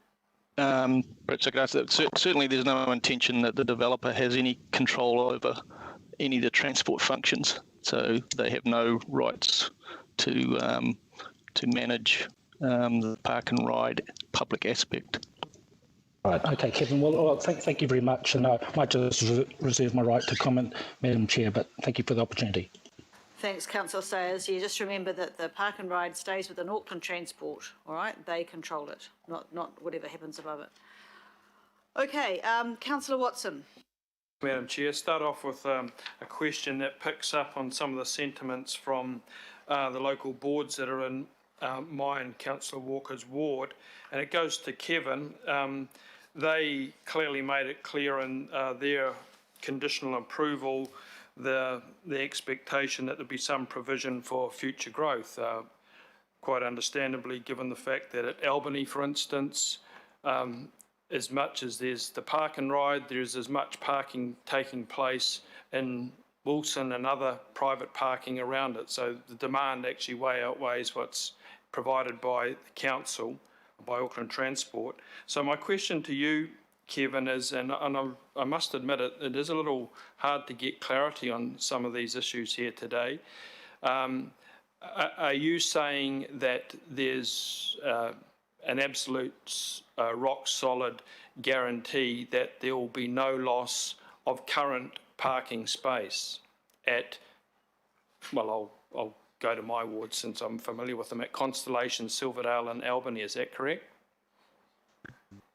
So as I say, there's no current plans to reduce, and each of these sites, in terms of what was required going forward, will be signed off by the Auckland Transport Board.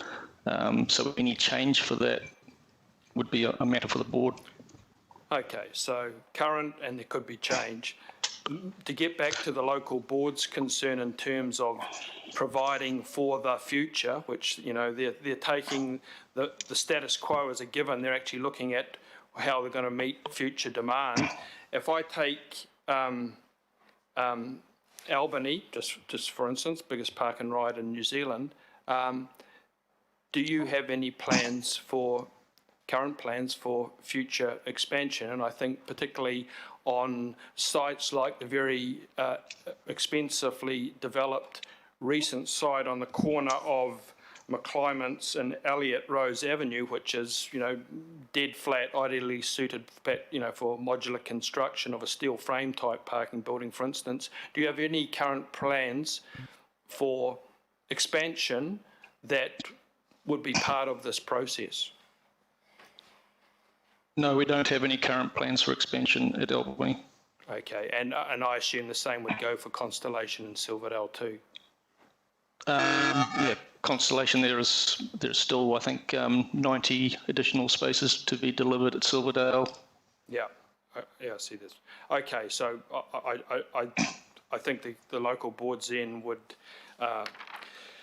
be somewhat surprised, or not surprised, but would at least should realise that type of development or growth is not really on the cards. My question, Madam Chair, really goes, and it's a more fundamental one. I mean, I like a number of the people here today have had an interest in exploring this further, but what I'm hearing in terms of the process that we're about to undertake here in terms of the resolutions, I want to be very clear what we're actually doing. And the first part I go, and I'll read it verbatim from the resolutions, we're going to approve disposal of these park and rides or a component or components of, which conceivably now could include actual property on the ground level, not just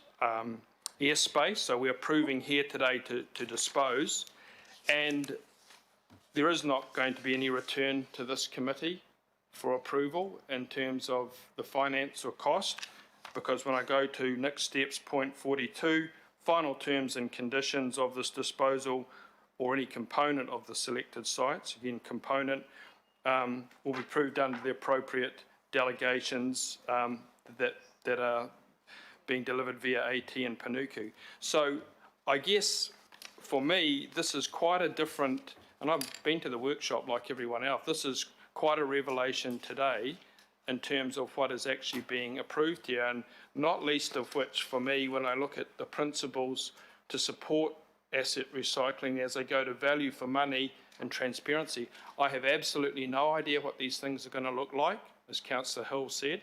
It would be nice to see a pilot and see what it actually looks like. That might be a good selling point. I have absolutely no idea of the value for money. So I'm approving a disposal. I have no notion whatsoever what the value is for the money. So I find myself in exactly the same position as it was in the previous term, approving things for sale, then getting all hot and bothered when it comes back when I see what it actually is. So there's no safeguards for that. There's no safeguards other than these report back, but report back after the fact, after we've approved disposal, and the real decision lies with the delegated authority, not with anyone sitting around here or watching it on Skype. So that's the gap that we need to fix. Your Worship, you've got a question. Yeah, thank you, Madam Chair. And it follows on from Councillor Watson's comments, because I've been thinking along the same path. I think everybody is supportive in principle of developing the airspace above car parks so that we get intensive development there and you can help the car park pay for itself. What people are worried about, and this is a question directed, I guess, to Letitia or Marion, is that you're asking us to give blanket approval. Now, it's not that this is all going to happen at once. You've said this is going to happen over 20 years. And my question is, you've got B, subject to the approval of the satisfactory conclusion of the statutory processes. What practical problems would it create for you if there was a second subject to, which is the requirement to come back to finance and performance to seek approval of the business case for each proposed development? Now, you might find that there are serious practical difficulties with that, but I think that would give a sense of security and certainty to committee members. And the business case, I take it, is where you've developed it so that we know what the broad concept will look like, but, you know, we'd leave it to you to cross the T's and dot the I's of it. What practical difficulties would that pose to you if we were to put that clause, insert that clause into B? Thank you. Through you, Madam Chair, the practical issue, I suppose, that would create for Panuku and Auckland Transport is really around the ability to provide certainty to a developer that these transactions will actually take place in whatever form. I guess really what we're asking a developer to do is work alongside us from the very early stages and impart, I suppose, their IP going forward. So that's the practical drawback, I suppose, of seeking the approval after the fact. But, you know, if the committee is uncomfortable with this approach, again, you know, we'd be happy to bring back the business cases if that was the case. Ordinarily, though, I'd just like to point out that those business cases, the delegation sits with Auckland Transport and Panuku at this point. Yeah, so what I'm talking about is not when you're reaching the finality of the proposal, but so that we have an idea in each case of what the concept is. I don't think we're wanting to determine the final product, but we want to know at least what the concept is in each case rather than a blanket approval. So would that create impossible obstacles in terms of your ability to develop a site if at a point partway through the process you're bringing back the concept of the business plan to us? Because at that point you actually haven't got agreement with the developer, but you're working out what the concept is that has to be approved by Panuku at the moment and Auckland Transport anyway. So it's not a done deal, but it's adding in some governance oversight to the concept. So, I mean, if you think that could be workable, that might be a satisfactory resolution to the concerns that are being expressed, I think, right around the table. Thank you, Your Worship. I suppose really that's what we're looking to do through the additional recommendations D and E. We want to make sure that the committees, both the Finance and Performance Committee and the Planning Committee, are fully across these opportunities as they're developed. So that, I suppose that's what I was meaning by, you know, workshopping them in that we would be presenting the concept as they are developed. So, you know, we're quite supportive of that. In which case, Madam Chair, I'm happy to propose an amendment which adds in probably after the subject to the satisfactory conclusion of any required statutory processes, disposal, etc., and before and agree that the final terms and conditions be approved under appropriate delegations. So just before the and agree, you'd put and subject to the requirement to come back to Finance and Performance Committee to seek approval of the business case for each proposed development. I'll put that on the table Chair, for discussion. I put in the sidebar that I'm happy to see that incorporated. Okay, so, because what I put is, how about approval in principle, subject to the council agreeing that the outcomes desired for each site and the financial parameters of each transaction? I'll go as well. You like? Sure. All right, so but we're both saying the same thing. But Councillor, your seconder is happy to develop that. So give us 2 minutes while Councillor Newman. I'm happy with that. It's on the table for No. discussion. Right. Councillor Newman. Chair, question. Okay. Can I ask Panuku that the reason why B in its current form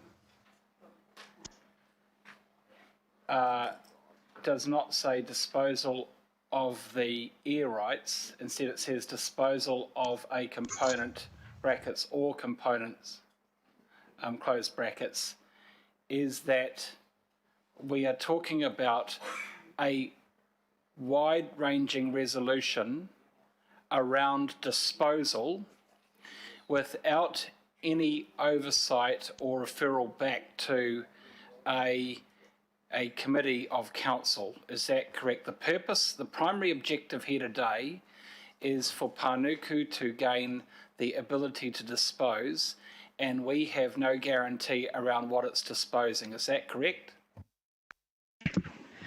Through the chair, we're certainly not wanting to be able to dispose of anything that's required for the transport, that's required for the delivery of the transport function. What we are wanting is flexibility so that if there's a proposal, for example, to take the existing number of car parks which are delivering the park and ride function and amalgamate those, for example, into a 3 or 4 story building to be able to sell the balance of the site to enable a mixed use development or transport orientated development of some sort, and to actually pay for that. It is at an early stage, so we want to have flexibility as to what it is that could potentially be achieved on each site and the best possible outcomes that could be achieved. I think that that's a long way of saying yes, and I can understand why you would say that, but I'm an elected member and I'd actually want to have the final say here. Chair, I following on from what the Mayor was saying, because I wrote this at the very start of the discussion, I mean, my view is that unless B is radically amended, I won't be voting for this. And what I was going to suggest is that for B, we substitute the word approve for the word refer. And on the 4th line down, I was going to suggest that after the word development, we say to the Finance and Performance Committee for approval, and then further state that, agree that for confirm the final terms and conditions under the appropriate delegations at that time. Because I believe that I have no idea what the final product will. I find myself as sceptical as Councillor Hills as to what is going to emerge from this. And I think that there are people who would usually want to be voting to support Panuku who absolutely don't want to be supporting the entrenchment of Park and Ride. And there are those of us who want to see Park and Ride who really don't want to trust a process around disposal. So, you know, there's all sorts of different concerns that are being raised here, none of which seem to be addressed. So I would want to see the referral of this matter around these locations come back to here as per B, and if it doesn't address that point today, then I won't be voting for it. Can I just have a look at your resolution, please? I'm trying to see how different it is to really here. I mean, what the Mayor's put up, and Councillor Fletcher's agreed, is for we still have to give approval, because it still comes back to this committee for approval of the business case before it goes ahead. So that is the bit that everyone, in my opinion, has highlighted as being the problem, All right? Well, yeah, with respect, Chair, the issue for me is disposal of, quote, a component brackets or components close brackets. We are talking about something which is much wider than air rights. I mean, the problem here is that when you look at these locations, air rights in a low land value location, the way to make them commercially attractive will probably be for something that goes much wider than air rights. So I'm not sure that the amendment as suggested goes far enough for me. Well, actually, I can tell you it doesn't. From my perspective, I don't want to give approval of a disposal in relation to B Roman numerals 1 to 9 in its current form, because what I think that we're doing here is expanding beyond what has been talked about air rights. I think that who knows what we'll be getting here. You will know because it'll come back before it happens to F&P. That's what the amended resolution says. Well, I'm happy to vote it down if needed. Okay. Councillor Dalton. Thank you. Perhaps my question has been put. You know, I think a lot of this could have been mitigated if the word disposal had been in the presentation that came to F&P. And I think this has been... I'm just so disappointed because we could have done this in the F&P workshop if in the PowerPoint presentation the word disposal was in there instead of having this discussion today. I want to refer to point 17, which Councillor Watson spoke to before. I think that's what we're trying to clarify now into B, and that is around the delegations. So a joint AT and Pānuku panel will review proposals received and select the preferred development partner, and then the decisions will be made under delegations, and at this point in time they would be Auckland Transport and Pānuku. So my question has been answered. My concern a little bit around this coming back to, you know, when Marion or Letitia were talking around or answering Councillor Newman on, yes, we've had some interest in Manarewa, I worry that by the time things come back, it's too late, because we're talking about commercial business. We're talking about making things happen at pace, which is why the delegations have been asked for. My question would be, how can the boards be involved? And you've put in a resolution around that as well, because when I reserve my right to speak later on that, because that is critical, because they're the ones left picking up the pieces after everyone's packed their bags and gone, left the area. So just clarification around delegations, and if that timing is actually the right timing. I don't know what a preferred timing would be, but just disappointed in this process. Thank you. Thank you, Councillor. Marion, Letitia? Yes, Madam Chair, we're certainly very sorry to hear that feedback. We certainly thought we were clear at the Finance and Performance Committee workshop that this would involve a disposal component. That was always what we were proposing here. Look, we understand this is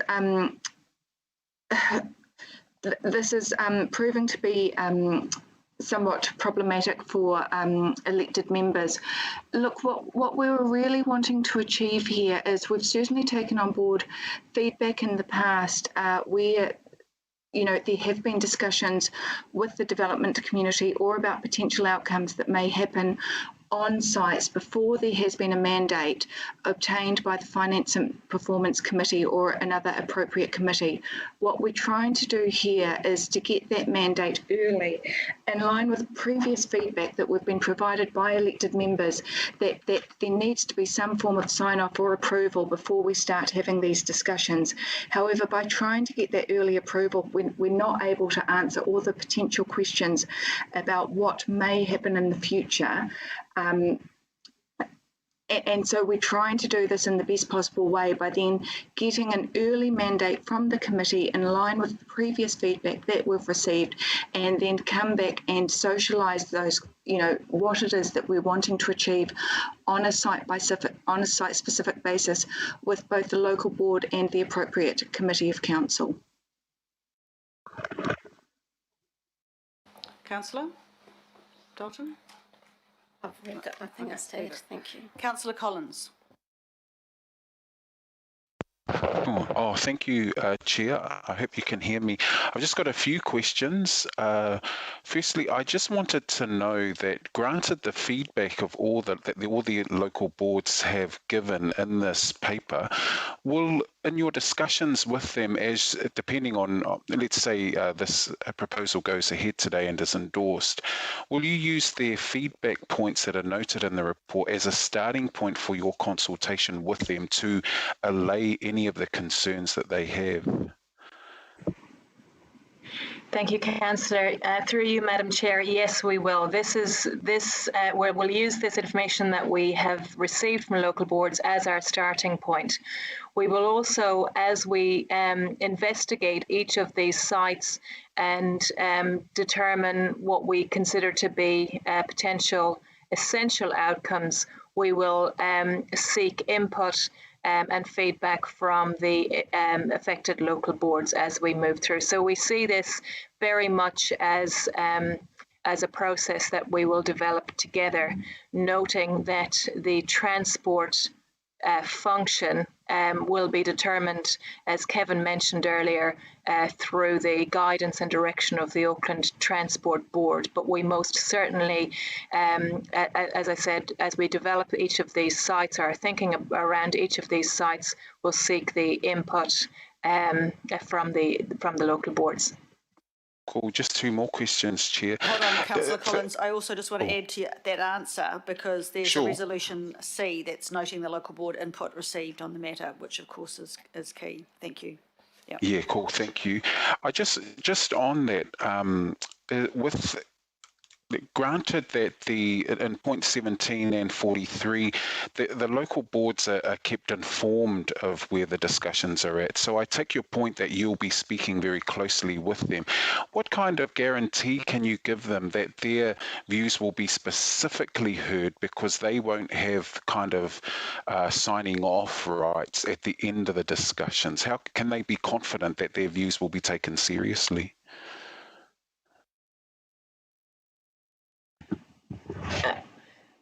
Thank you, Councillor. Look, we want to go into this, in somewhat of a partnership with local boards, acknowledging that, of course, the approval sits with this committee. We would like to ensure that the local board that's impacted by this development endorses what we are proposing. And so really we would look to working with the local boards through any issues that they may raise and look to resolve those on the way through. And of course, the local boards, we really want their feedback, as I mentioned, on the way through. We have had quite a positive response from the impacted local boards. The local boards want to see development happen in their locations. They have raised concerns. They've raised opportunities, and we would really like to work with the local boards, knowing that, of course, these local boards know their areas very well, and we want to work through that with the local boards, so we're obtaining all of that knowledge. So that would be, a great opportunity for ourselves, for developers, for Auckland Transport, and the local boards to work together. Thanks. And just finally, you've heard, I've been really interested in everyone's feedback today. I thought I came into the discussion pretty clear. I know I've shared some public views, but I thought I was pretty clear. And then today I'm reflecting now and somewhat doubtful of the original position I came in on.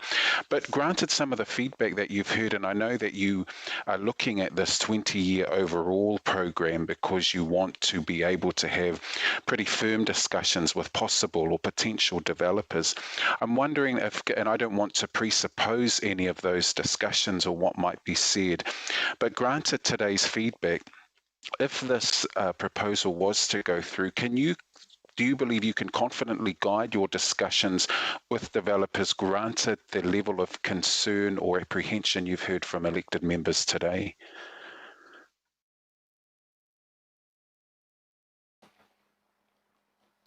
Do you want to add to that, Letitia?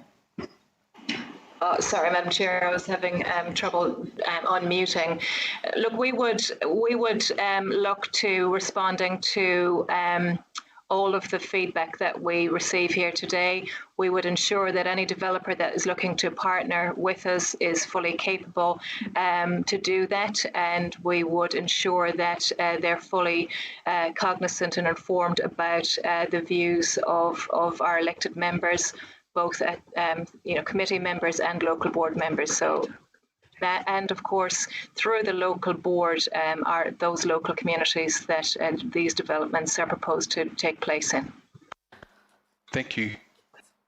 Kia ora, thank you. Before we go into comments, I'll just ask the last, are there any other questions? I'll ask the last, no, I won't. Kevin, is there any park and ride going at that massive new subdivision called Milldale or not? Just a yes or no answer. No.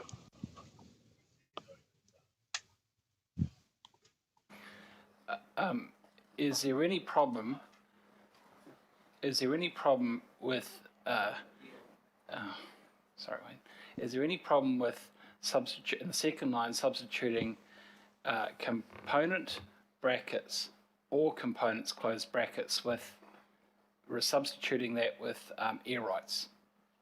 Because that's what needs to happen here. I think that from my perspective, there needs to be certainty around what it is that we're doing and what we're not doing. And if we're limiting this to air rights for the following properties, which is what I thought the intent was, that would allay my concerns. And if Panuku and Auckland Transport could agree that, I'd be comfortable.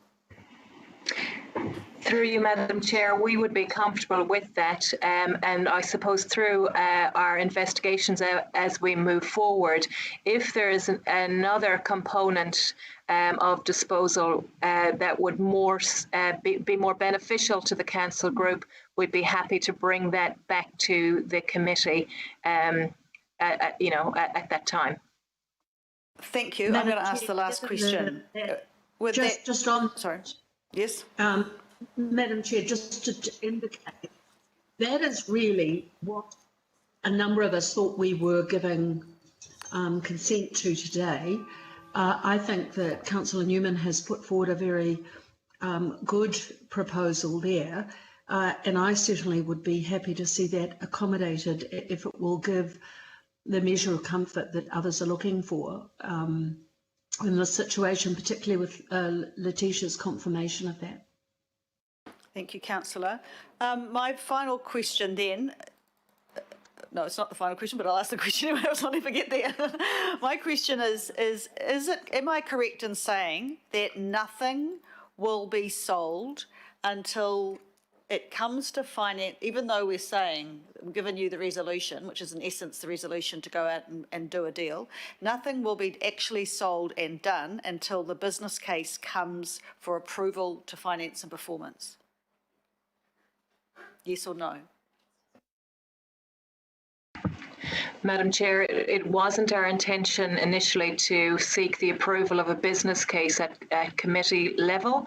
It was our intention to seek the approval to dispose of a component of the site, work up the financial feasibility, the essential outcomes, the transport function, and allow the existing delegations, which they sit with our respective boards. Normally in these circumstances, it's our boards that would approve the business case for each of these proposed developments.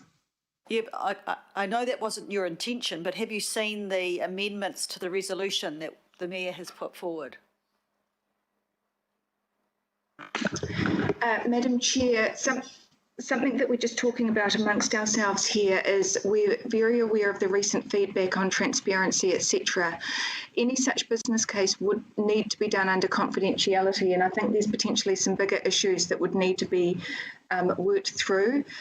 We would not be able to put this information because it would prejudice the commercial position of a third party into the public arena. So yes, we could bring them back to the committee, but we're wanting to ensure everyone would be aware that that information would need to be done in a commercial and confidential setting. All right, I'll ask the question again. before anything is sold and approved, are you happy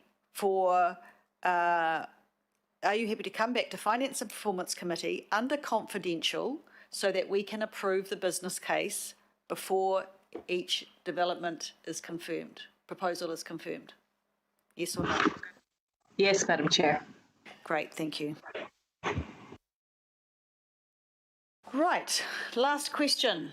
Oh no, second to last question. I've got a question from Councillor Darby and a question from Councillor Filipaina.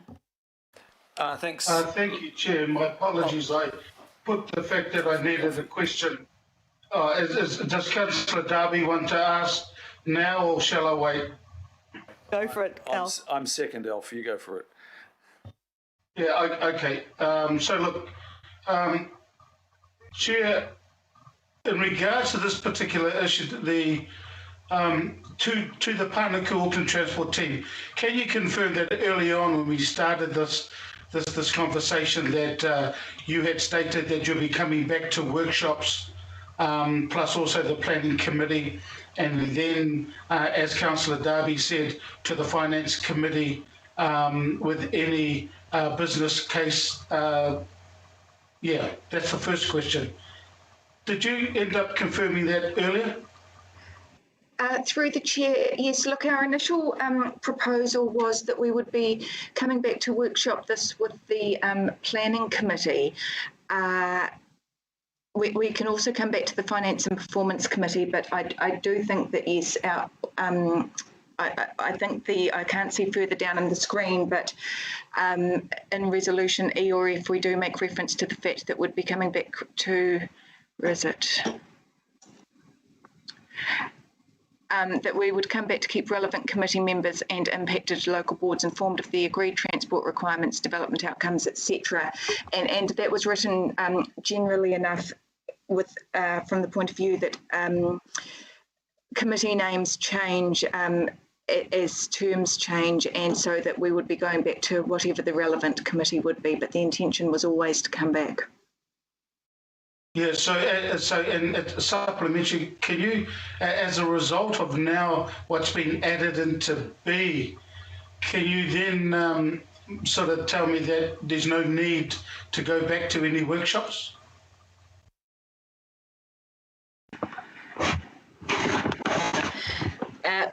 Thank you, Councillor.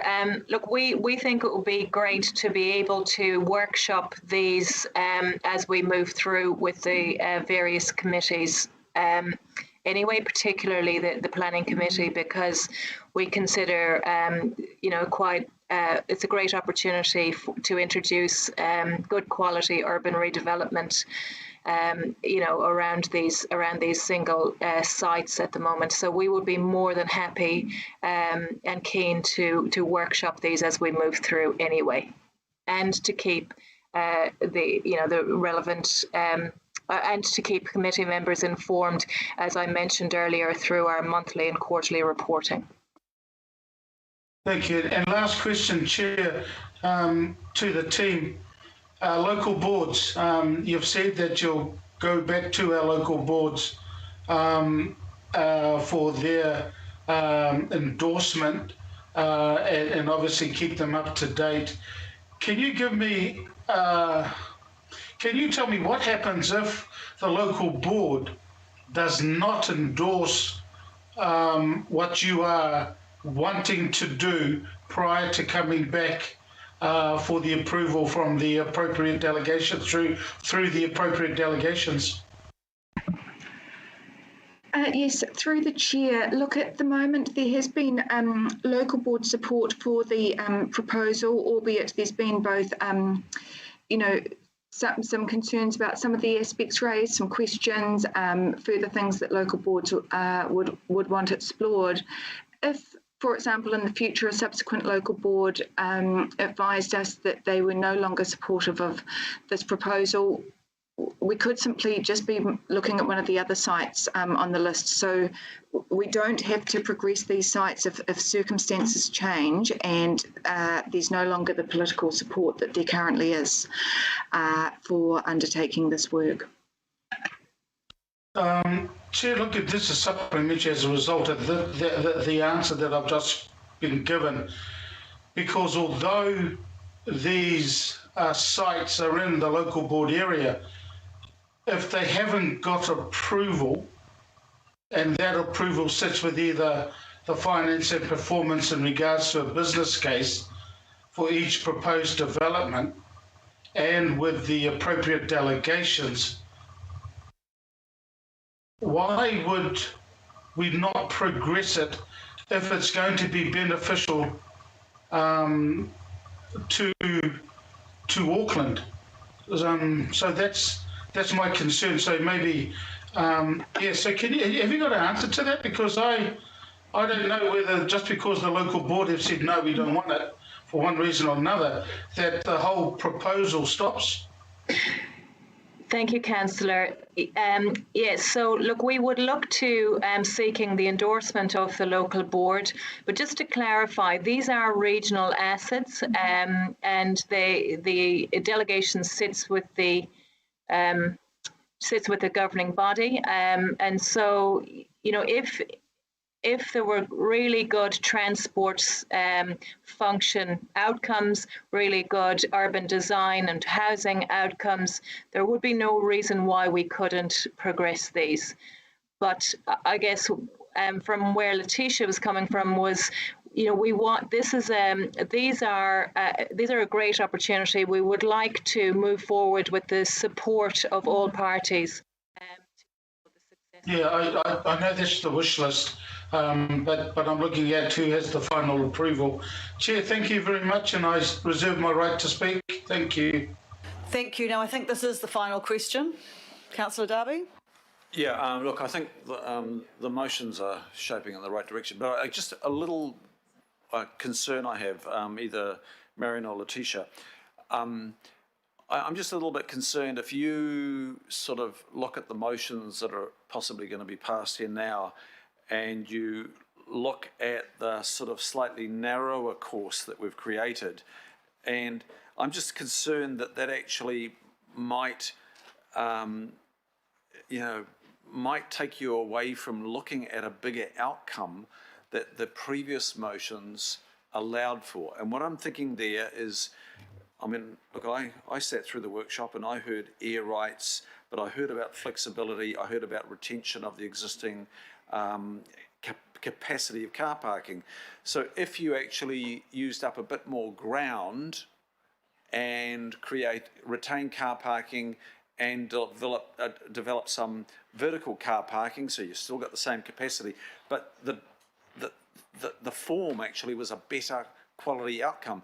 I'm just a little bit worried now that the way the motions are is a risk that Panuku will operate, work within this new constraint and not deliver maybe a more ambitious outcome.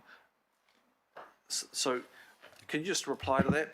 Do you know what I'm referring to there? Yes, through the chair, yes we do, and that was certainly our concern, and that's why we initially had the recommendation worded the way it is. We want to take on board the feedback that we've received, which is why we're open to amending the recommendation. But yes, that is certainly a possibility that it would limit what we could potentially do with the sites.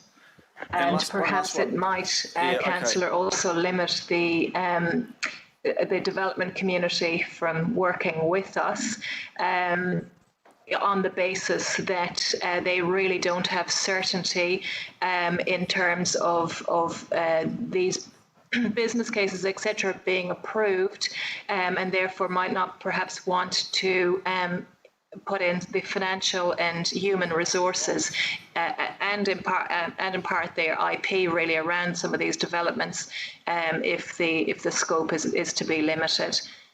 Oh, well, you're going to have to let us know that because we've gone down that course now, while about to. So you're going to have to be really blunt if this is going to be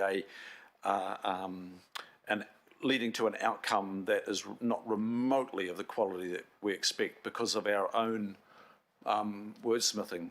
Look, that's how it is. But the other thing is, I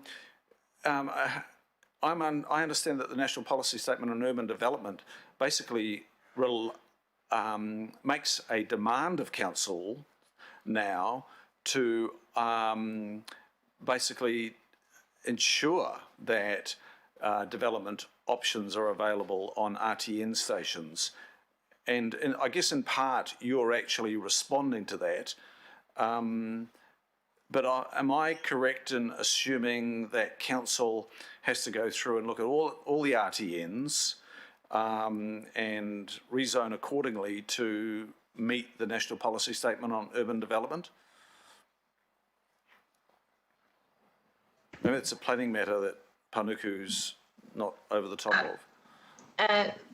Thank you, Councillor. Look, I won't be able to give you a complete answer, but what I do know is that there, on some of these sites, there will need to be rezoning to enable development or to enable an activity other than transport activity.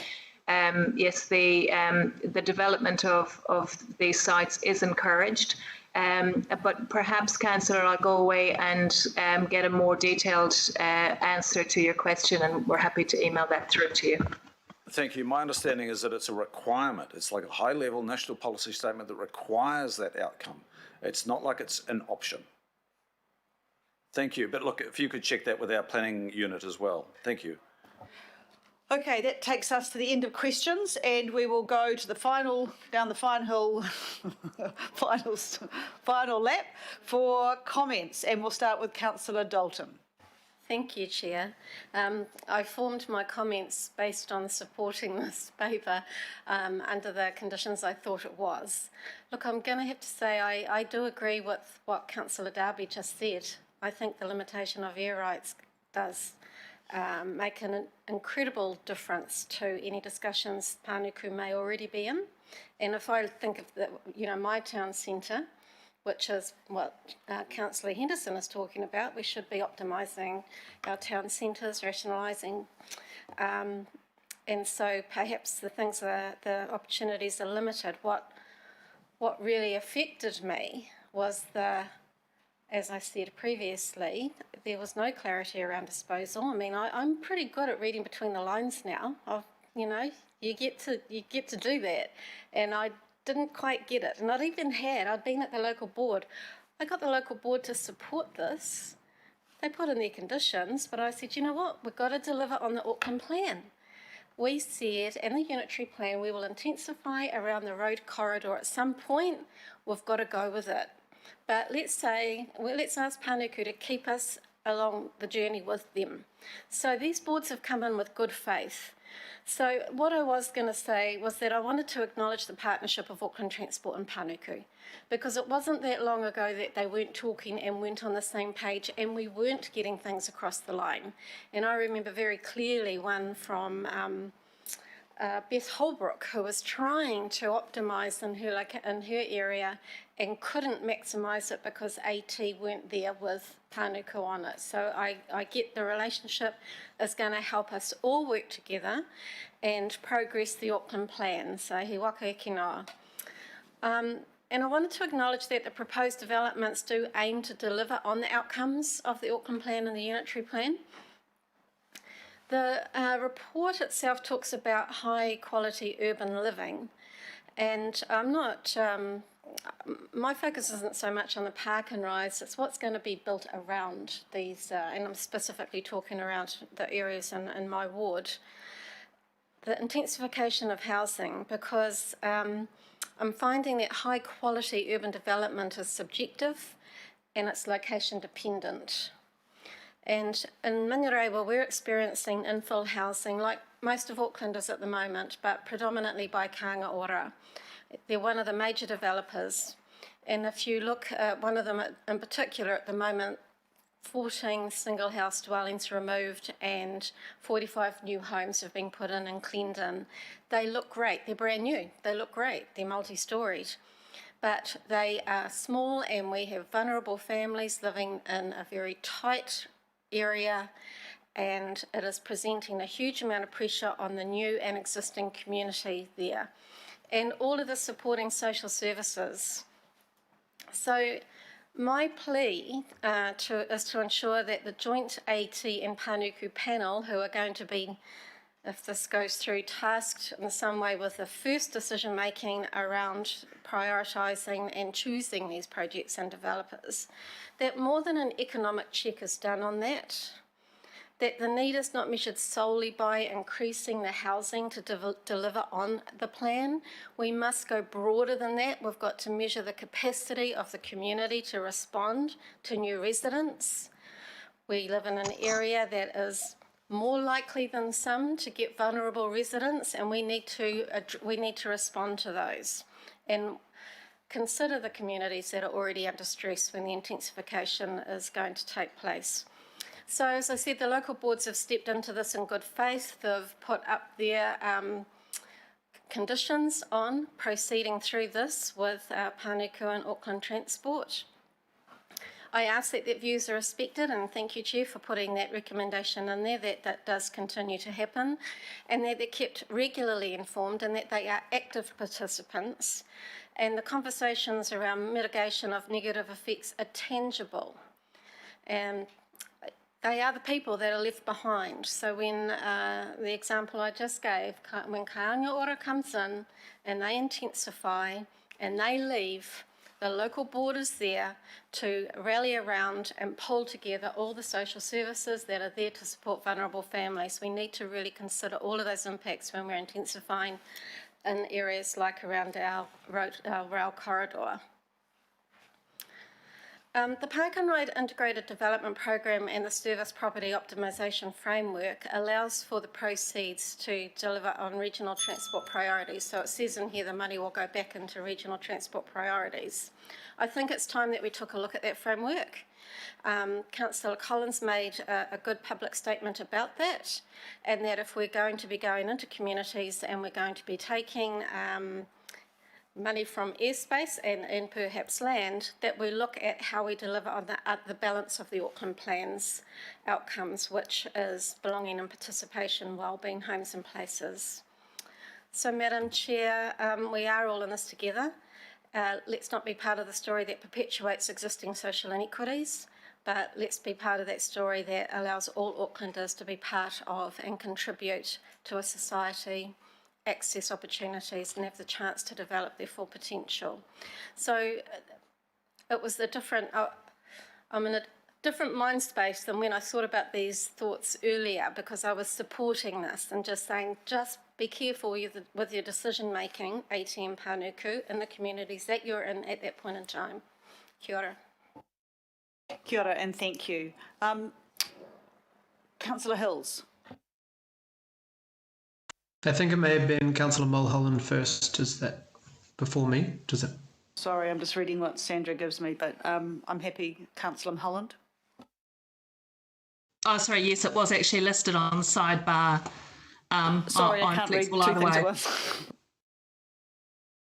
What would you like to do, Madam Chair? You go, Tracy. Sorry, I've got only one screen open. Thank you. So, Madam Chair, I just want to acknowledge that this report has come up. Letitia, Marion and Kevin, I actually would like to thank you. I know how much work is involved with these projects. I've listened to everybody's comments and I didn't pose questions because I thought a lot of the answers were already in the report.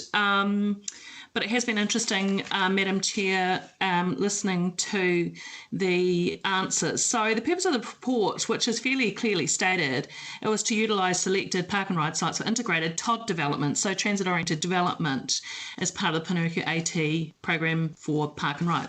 So I just want to comment to that. It does mention TOD. Now, I've had many years of being involved, and I really want to acknowledge that Councillor Hills did comment about Newlyn. Many years of being involved with that significant multi-million dollar project that is a TOD. Now, TOD's also from the studies we did in the early days, and I travelled around Australia with associated engineers and people I know in the business of working in TODs, looking at them. So they can be small or large. I am a huge supporter of TODs, always have been. And especially where it is related to, obviously, park and ride trains, especially. But we remember we are Aotearoa and we're not as large as some of those cities that do have significant park and ride. Just with regards to the report, it states that, it refers to the Auckland Plan and how it's the transformational shift and radically improving the quality of urban living. One thing I do want to say with regards to these projects, because I have been involved for some time on this major project, is we had an incredibly important guiding document, and I do want to highlight this to not only councillors but also to the AT and Panuku team. The Newland Urban Plan 2010-2030, and that covered all sorts of things like economic development, it covered urban regeneration, hence, just listening to Councillor Darby's comments and where we go in terms of legislative requirements as well. So I think that was a guiding document. It doesn't have to be a significance for the areas under item B, but I do think that does support and it does give a clear direction if you have a plan as such. So I would really recommend that councillors take a look at that at some stage. I'm happy to make a copy available if you don't have it. So I have worked with Panuku and Auckland Transport in New Lynn on the significant project we have here, and that project is a success. But I just want to give a heads up if we decide not to support this. And I will be supporting this, although, I have listened, so I agree with the change to the air rights, but I am concerned about the limitations that poses. Good luck trying to find a developer to do all the things you want to do, and that's a lot of areas. So you have to be very smart, you have to be very, very savvy. You have to also include, of course, all your green space, your integrated living. You have to have developers who want to have people to live there. Are you going to sell them or are they going to be rented? How's that going to work with a business improvement district program? So that's one thing I just did want to raise, and it was a question, but I think I'll just leave it as a comment for the team. They should be working alongside the bids as well as boards, because those bids, and there are many areas that have significant bids and they will contribute from the business area. So I think it's a success, but it's a very, very long, hard road and we are in challenging times. But I think this is a long-term plan, so I agree with the principles of what we are doing. I do agree with what has been raised by Councillor Newman with regards to reporting and also keeping us abreast of things. So great to see that that is a way that we will move forward. Initially, when Councillor Cooper raised matters with regards to F, I agreed, and I still want to say that we're the governing body. There's no just running off saying, yes, we're approving B, and so we'll see you later and hear from you in 20 years. I have a lot of faith that this is being done for the right reasons and that will support our civil society. So looking forward to supporting this, but really great to hear the feedback. I don't agree with a pilot at all, but that is because I have had this experience of New Lynn, and I do acknowledge, as Councillor Hill said, it is a significant TOD, but just a heads up, they are not easy. They do take a long time. You have to have your bids involved. You have to have so many members of the community, the development community, Auckland Transport. It's a really significant piece of work, and it should be collaborative and it should be collective in its output. So kia ora, thank you. Kia ora, thank you for that, Councillor. Councillor Hills. Thank you, Madam Chair. I'm still quite finally dancing on the fence here, and not that I'm one to do a abstain, but I feel like I'm almost there.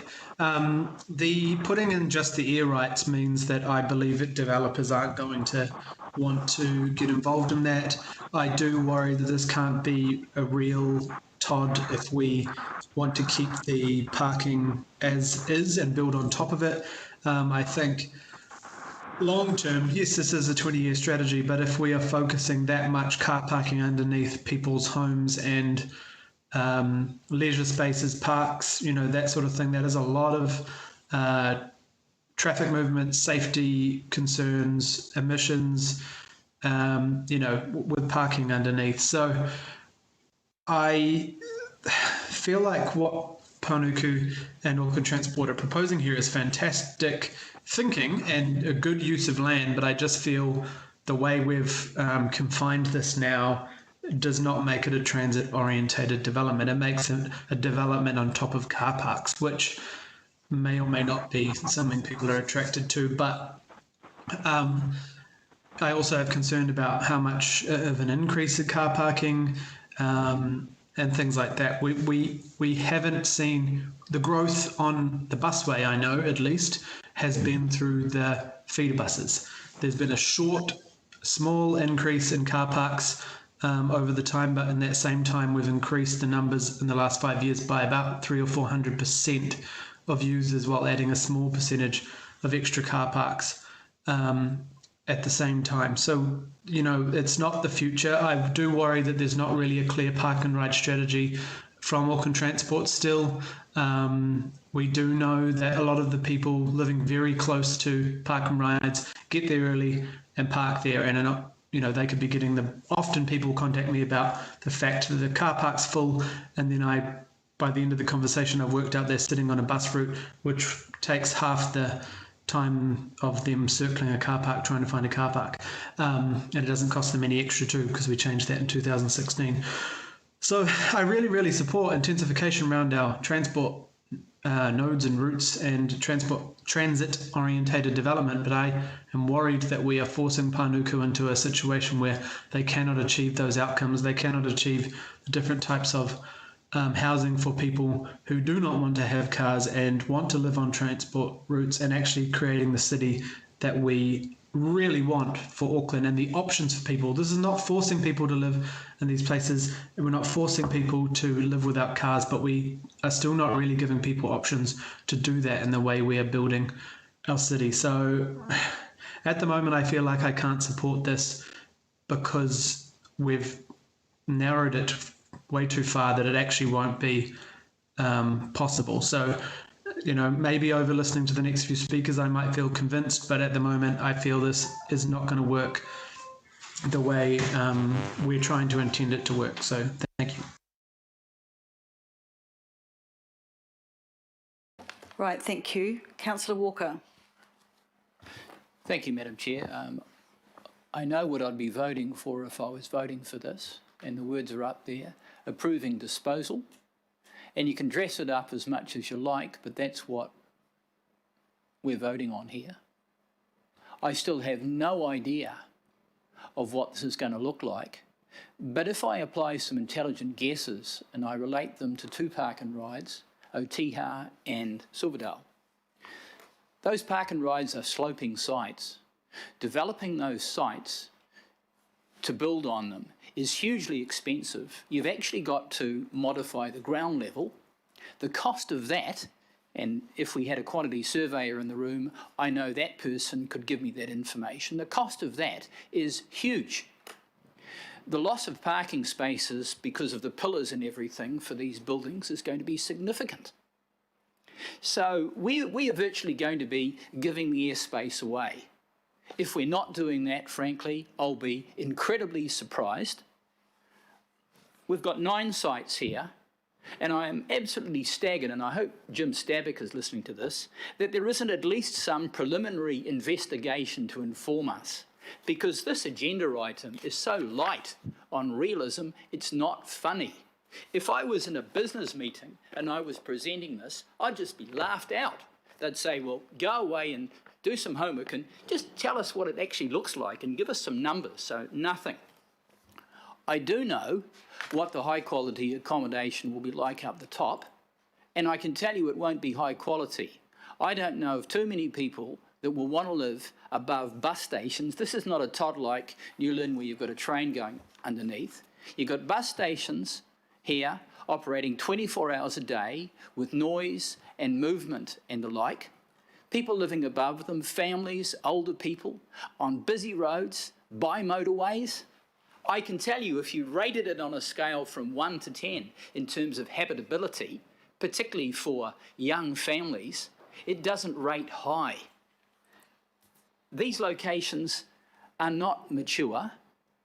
We're only just getting into park and rides. They haven't been running very long at all. We haven't had much experience. We don't know what the situation is going forward. We do know that there is huge demand.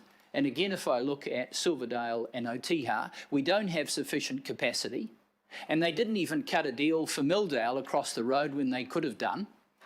I do know that a massive amount of money, many, many millions and tens of millions of dollars, is being spent on putting a bridge over the motorway from Milldale to Millwater to this location to access this park and ride. So,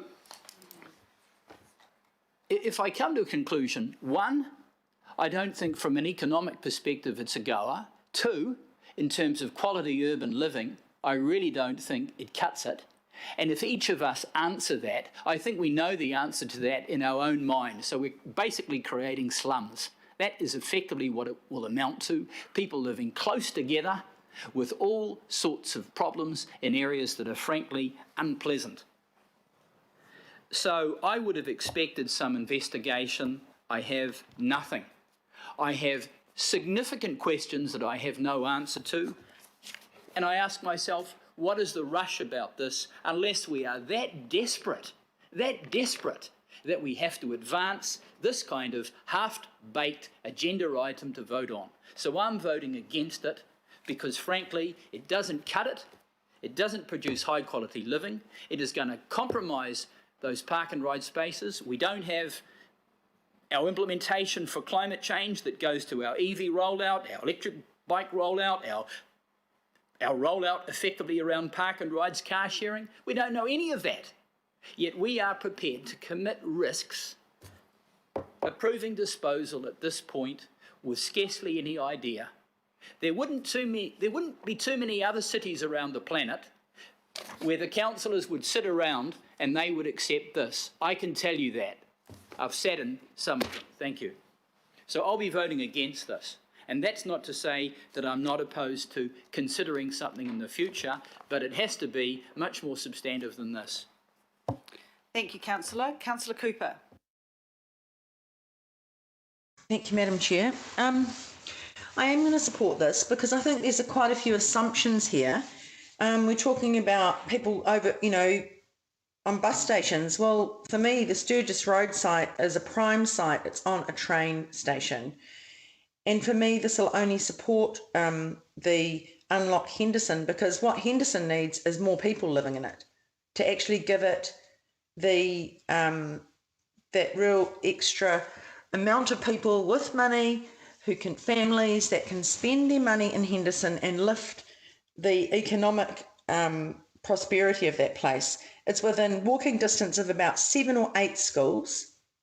Walk to town, literally a 5 to 10 minute walk into the town centre, to the main library, to the swimming pool. It's massively in a good place, and I think it can only do better. My biggest concern here is that we've got everybody talking about climate change, but we're desperate to keep car parks. But AT have said they're not going to reduce car parks. Everything in this report tells me they're not going to reduce car parks. That's what it said. AT is going to keep control of it. The other issue for me is that people are saying that it's a terrible report and they want more detail. The reality is, and as we know, with every time that Panuku comes to us, they need authorisation to go away and start negotiating with people who've shown interest. They can't do that until we do that. So we're basically saying we want to deliver on the Auckland Plan. We want to deliver on climate change goals, which means we've got a whole lot of people living right by transport. Might mean 1 car instead of 2 or none. So there's a lot of outcomes we can meet with this, and I agree with Councillor Hills. We are kind of tying people up, and we're tying people up, and the very people that say they're going to vote against it are then putting all sorts of things in here that are going to tie it up anyway. So it doesn't make sense to me. You either vote for it or you vote against it. But I think here we're missing an opportunity. We cannot get details because I think, as Letitia said earlier, often this is a developer's IP, and they're not going to share it with us unless they're going to get something out of it, and that's how it works. And so for me, expecting designs, and basically it would be Panuku designing it, and the whole point of this, it's going to be no or low cost. They cannot spend money on creating designs that a developer would go, I don't want to do that. That's just silly. So I think we're asking of this report, something can't be given yet. This is the levers to go away and do this. And I'm very comfortable that, you know, we've been told we'll come back to the planning committee with designs, ideas, because this will be long negotiation. It won't be instant because there's a whole lot of parameters that need to be met, that Panuku and AT will need to have met before they make the decision. And the reality is here, I'm very concerned that we're on the fly trying to undermine delegations that we've already given Panuku and AT. And we're suddenly wanting the delegation. Well, you can't change the delegation just like that. You actually have to go through a process with the CCOs. So it's very unfair to sort of want to usurp their role that we've already given them. So I think, you know, we need to be a little bit more aware there and be fair, because that is not fair. That is kind of undermining. So for me, this is a really good opportunity. As Councillor Mulholland knows, and she does know because she's the councillor for that ward, she's worked there for many years, she lives near there, and she's been the chair of the local board. You know, just because there's car parks around something doesn't mean it can't work. Newland works really well, and those apartments were snapped up, both private and social housing. People bought those really quickly because they like to live there. You know, especially when you can walk to the library, you know, you can walk to local shops and amenities. You know, they are there. And I think that's what we are. If we're not going to vote for this, we're actually, you know, it makes me wonder, then developers say they don't want to work with council because we're making it so hard, so many hoops to jump. I've got every faith in Panuku to do the right thing and to actually negotiate with these people so they have very good outcome developments. So we'll support it, but I am a bit concerned that it is a bit tied up in knots. But unless we give them permission to go and do it, nothing will happen. And we have literally waste of space, and we're just left with car parks. And everybody says they don't agree with that when they talk about climate change, they talk about intensifying. But on the other hand, we've got people saying, no, we just want a car park and we don't want anything else. So I'm left a bit bamboozled by that, but I will support this. Thank you, Madam Chair. Thank you, Councillor. Councillor Filipaina. Thank you, Chair. Firstly, I just want to acknowledge David Rankin and Marion for the conversation we had when I had a look at the agenda for this particular item. And as a result of that, you alleviated a lot of my concerns. And Chair, can I just say that we are at the early stages of this particular item.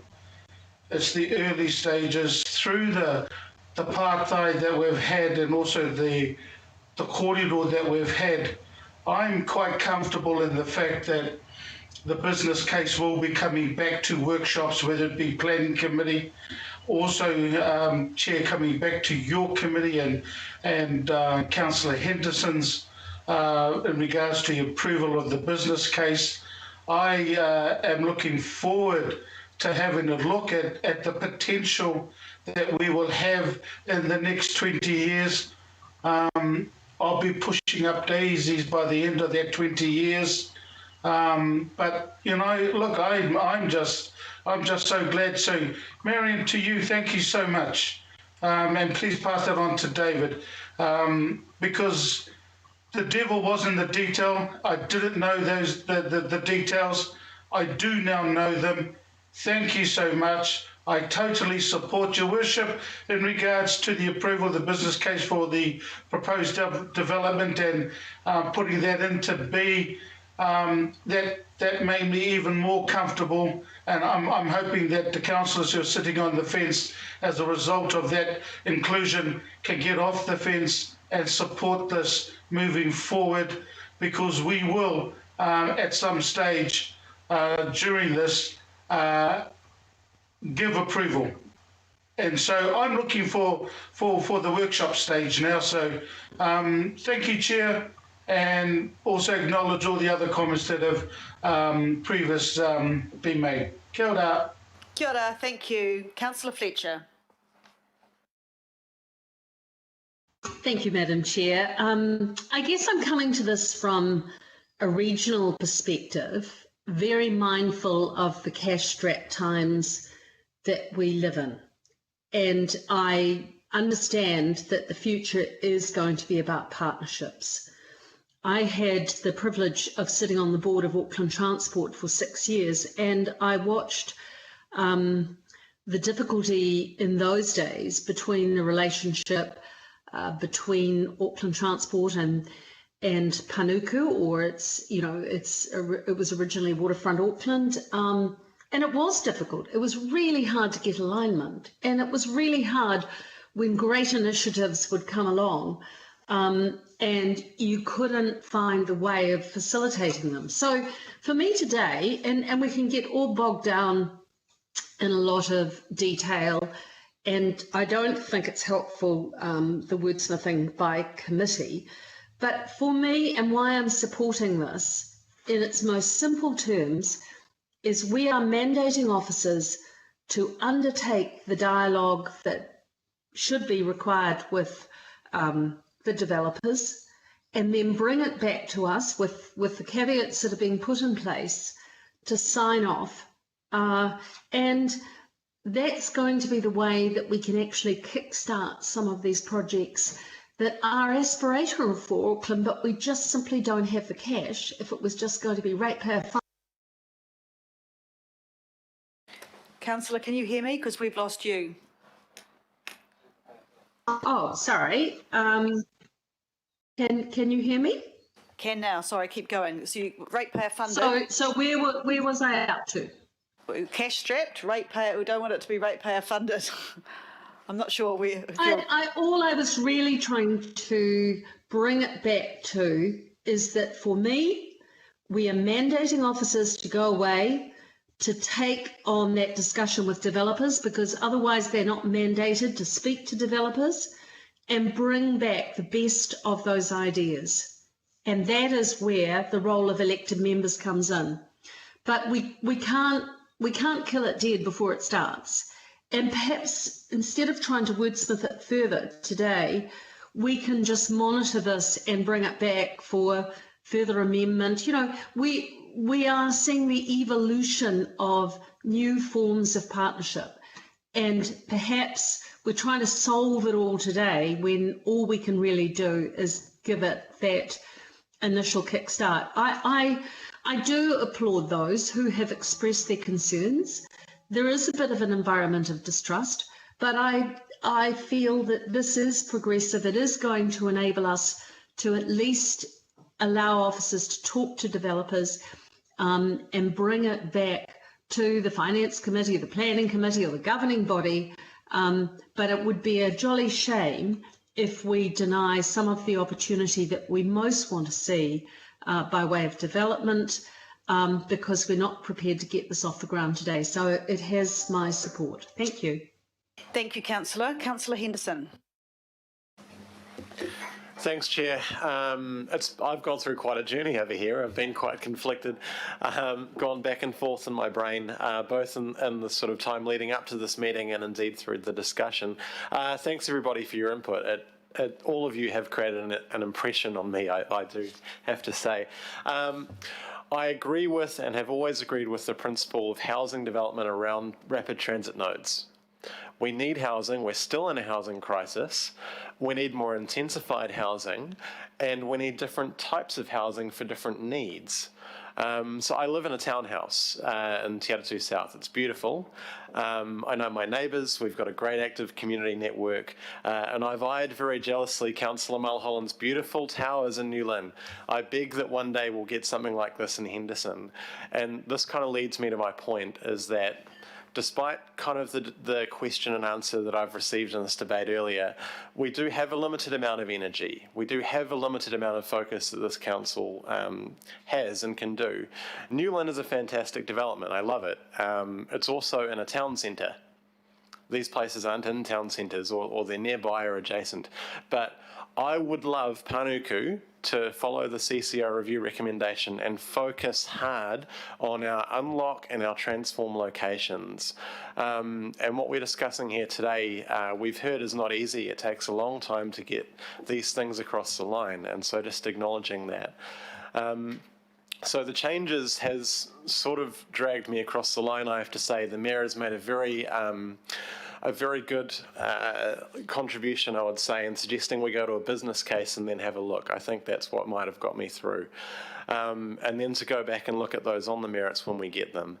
But I'm just aware that we're messaging this kind of stuff to the community and to local residents, and I want to just be very clear with Panuku, with the community, that no matter what this kaupapa is we're talking about today, can we just get on with developing our town centres right away? That's what we really need.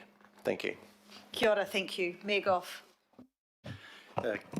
Kia kaha te reo Māori. Kia ora tātou. I'll just let you know, in case you thought you're going to still be here at 10 o'clock tonight, that I've postponed the next workshop till Monday at midday. Thank you, everybody, for being so voluble in your comments. I want to speak quite briefly on this. Firstly, I think, along with everybody else here, I support transit-oriented developments, and that means that we have to use a more innovative approach to park and rides. We shouldn't just leave them there as flat grounds for parking cars on. We can develop them, and we can, worldwide you can see examples of how they have been developed successfully, and I think Councillor Henderson just referred to that. I used to stay at a place above Clapham Junction that my daughter was flatting in. It was right above the bus station. It wasn't perfect, but it was absolutely livable. But I do believe that we do have to have an approval process for the council over the business case. I really felt reluctant about a blanket approval of 9 different sites, not knowing how they'd be developed and what they'd look like and what the financial implications were. Having said that, I don't want to get down to the finer points so that we actually make it impossible to develop those sites.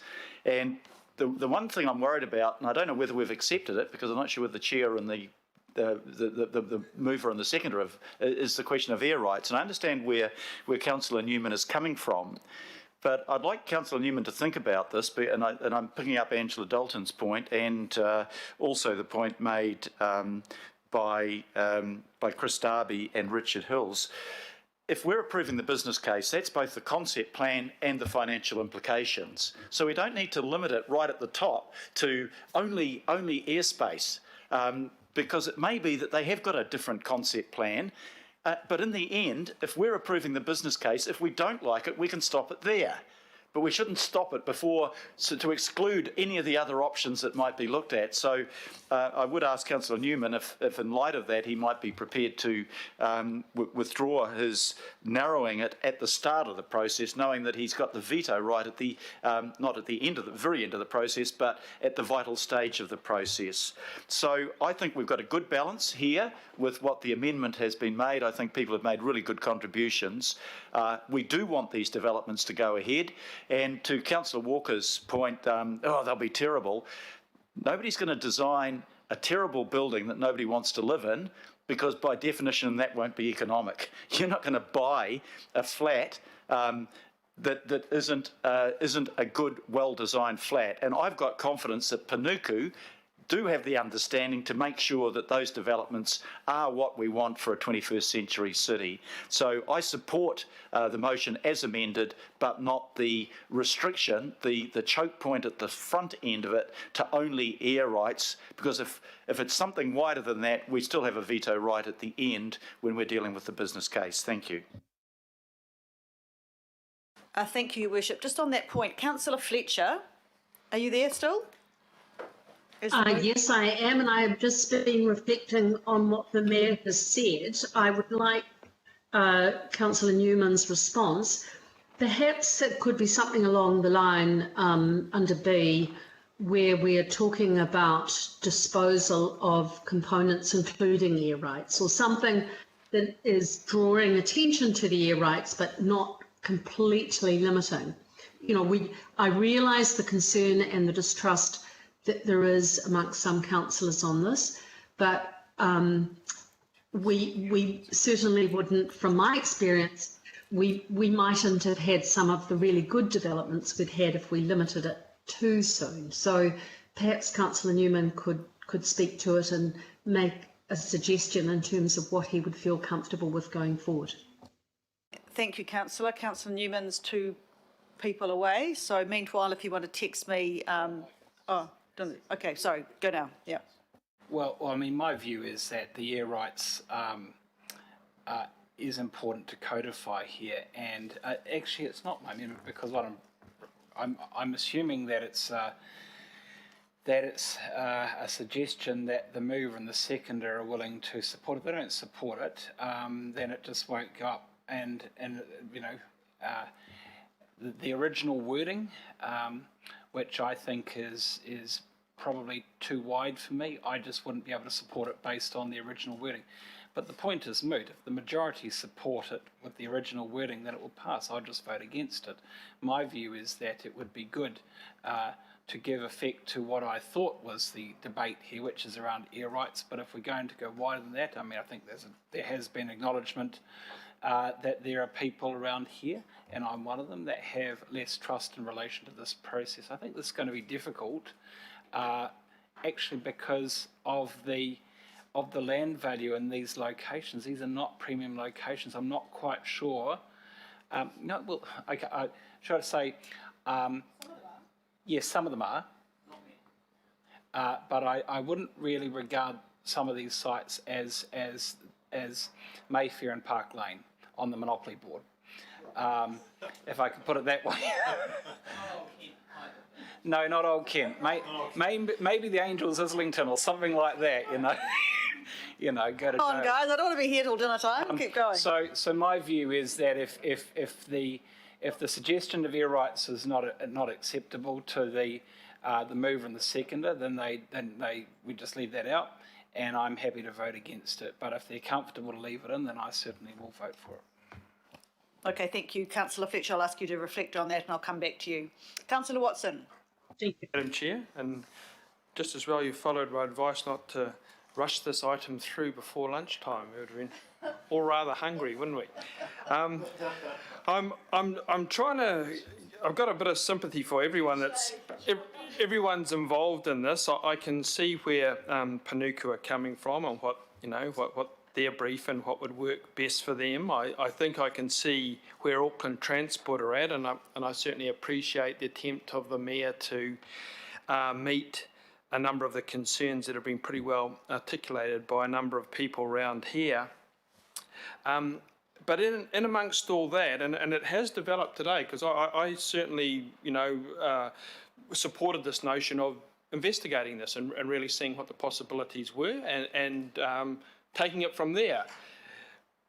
The more I've sat through today, the more doubts that have come into my mind, and I don't mean to be negative, even though I'm open to that accusation on a number of occasions, but I have tried to apply it to the sites here that I do have a little bit of knowledge about. So there might well be ones up here. I mean, there's 9 of them? Have we got 9 of them there? So over half of them, I have some familiarity with. And I'm thinking of the 2 biggest ones in particular that are in my ward, which are at Albany and which are at Silverdale. Now, throughout this whole process, my number 1 priority is to protect the integrity of the park and ride, because that's what it is after all. It is a park and ride facility, and for people that live in the outer suburbs, this is their access to public transport. And despite some of the rather adversarial or limiting comments of some of the people around here, those facilities exist to encourage people to use public transport, and they have been successful in that. And as much as they are full up and chock-a-block very early on, there's 2 times, 3 times as many people parking nearby using the same facility. So the demand there is going through the roof. Now, I thought in amongst all this, there'd be a little bit of quid pro quo. So any development that maybe came out of that would increase the parking space for these areas that are experiencing phenomenal growth. So Councillor Walker mentioned Milldale and Millwater, 25,000 people. where are they going to go to? They've got to go to Silverdale Park and Ride, which is full up, notwithstanding the 90 additional places that have been made. Similarly with Albany, there's a phenomenal number of people that are getting accommodated in the immediate environs of the park and ride. So one of the things I struggle to understand at these particular sites is all the things that people are saying going to come out of the, putting some development on top is already happening with the private market in walking distance to these park and rides.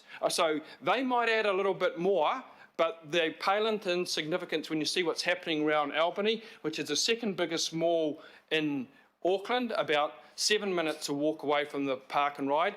There's high-rise buildings going up, apartment buildings, which are 5 or 6 minutes walk away. So they're happening already, irrespective of what we might do in our airspace. So that type of outcome is already happening, courtesy of the private sector. What I don't like, and what has led to a bit of concern here, is straight away I've heard from Auckland Transport, no plans for any growth in this, and if anything, if I was to be a bit of a sceptic, there's a possibility of it being shut down. Sorry, Councillor Hills, the feeder buses aren't doing the job. At some point they might do, at which you might re-evaluate the use of that space, but not for the next decade. That's park and ride is what's working, which is successful, which feeds into our public transport goals. So I look at some of the park and rides internationally, and I look in Malaysia, Kuala Lumpur, there's a big one in Kombak, light rail transit, and they've got about 1,300 parking bays, but their developments, their improvements are tailored around improving the park and ride. So they have 160 dedicated spots for women on the ground floor. So to make things safer for women, that's where their improvements come, plus disabled people. They've got 24, 25 sites for them. So the park and ride facility is a specialist entity in itself that is not compromised. So the last thing I'd like to see here is these, these wonderful facilities that work well, compromised. And listening to the Auckland Transport Officer, what we've got is all we're going to get now. Now that's disappointing. I didn't expect that, as indeed the local boards. I thought there'd be a little bit of quid pro quo in these ones. Clearly there's not going to be. So there might be other ones there that work and have the capacity. I'm saying the things that we're talking about, shopping, housing, are already occurring courtesy of the private right next door to it. So they're happening anyway. So why would I look to compromise what's there when there's no obvious kind of win for the community? And I thought in amongst all this packaging and balancing up of things, there would be a bit of quid pro quo. And at these sites, I don't see that. I just see the current facility saying, that's it, that's all you're getting, despite the tsunami of people that are coming to live in the area. So that doesn't compute to me. So thanks, Madam Chair, for the chance to say that. I could talk about modular construction and some of the innovations overseas where cheap, relatively cheap, modular steel frame car parking goes up very quickly. We have an excellent site at Albany that's flat that could accompany that, but that's not in the plans either. So as far as preserving that integrity of the park and ride as a functioning system and accommodating the growth, I believe this program can only lead to shortcomings in that department. So I'll have to consider that in amongst the suite as a whole. Thank you. Thank you, Councillor. Councillor Collins. Thanks, Chair. Thanks, everyone, for the discussion this afternoon. It's been really good. Chair, I've been reflecting on this because I'm really keen to see all development as much as possible and noting my desire for good social outcomes for that development, especially out south. Now, I know that none of the areas that are being looked at of the 9 centres here are in my ward, but I'm definitely keen on ensuring that we've got got good housing, affordable housing available to young families in particular that are in good transport nodes and really connected. Out south, we're very car dependent, and there's an encouragement to shift ourselves away from being so car dependent so that we are able to catch the bus. I live in an apartment complex of around 85 apartments, and I have a bus that goes past the apartment block every 5 minutes, so it works. And there's lots of young families here, and I'm fortunate that I live next door to a playground, the library, and the pools and a rec centre. So that works for young families, and I think that's already starting to happen. But I think we've got to take some small steps in helping communities like the communities in South Auckland to really be able to get away from cars. And in the complex that I'm in, you're only entitled, only half the people living in the apartment complex get one car park, and everyone else gets a bike space.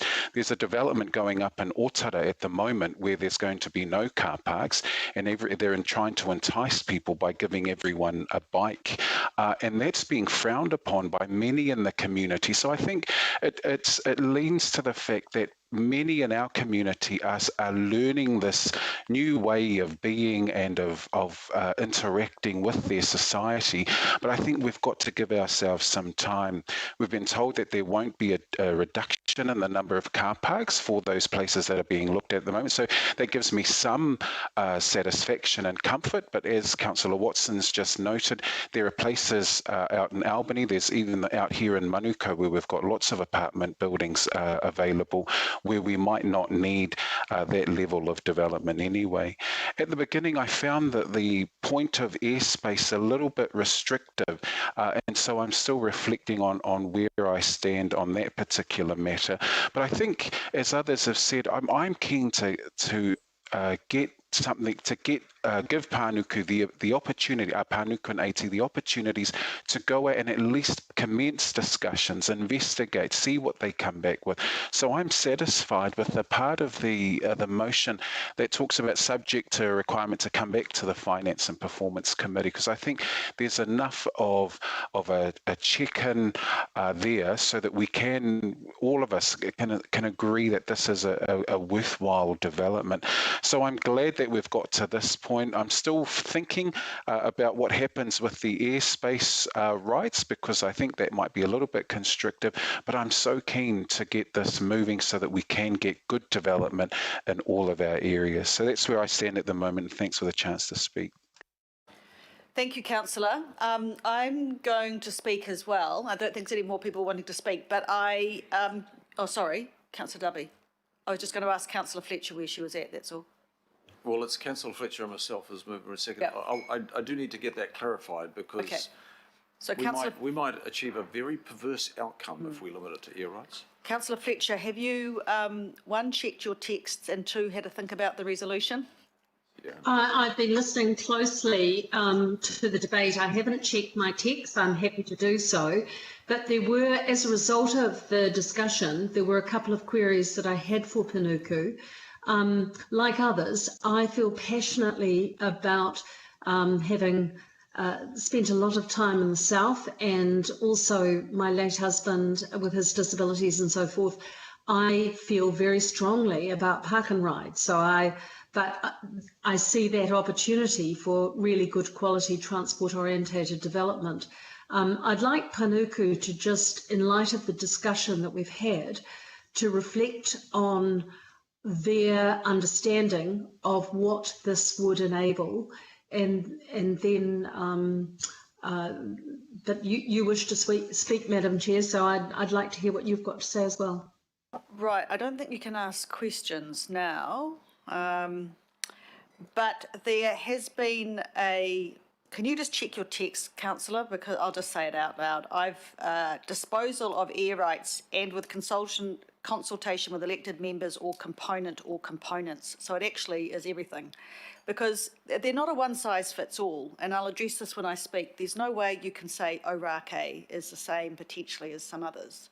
But that was a bit of a compromise. Typical, Desley. Madam Chair, I've just read the text, and I can see what is being suggested, and it's eminently sensible. The only criticism or concern I would have is this is a regional issue, and it's not just ward councillors and local boards on the disposal issues. I think it is a wider issue, but I think it's a sensible pathway forward. Yes. Thank you. I'll just pass that over. Councillor Darby, do you want to talk before? Do you want me to talk first and then you, or? Because I do need to, because I think we've canvassed this, we've spent a lot of time on this, and that's good, but we need to actually resolve something. So look, I'm the seconder on this, and I think your own earlier amendments, Chair, and the Mayor's amendments were really good, but I can't accept the limitation on air rights. Now, I've heard some comment about the compromise on the park and ride, etc.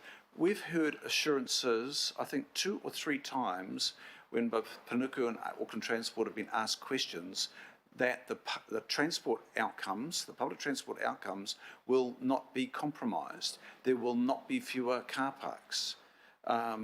So let's be really clear here. We heard the question, we heard the answer. We can't make a different answer out of their answer.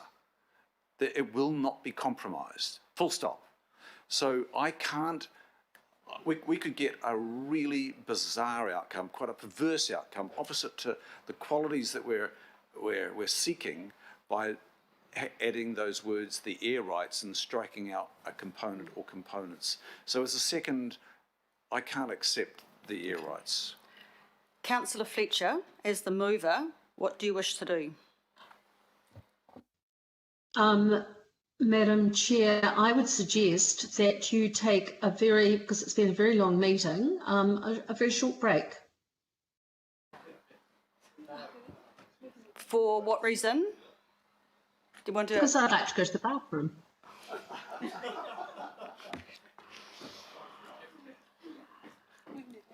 Okay, I'll take a 5-minute break.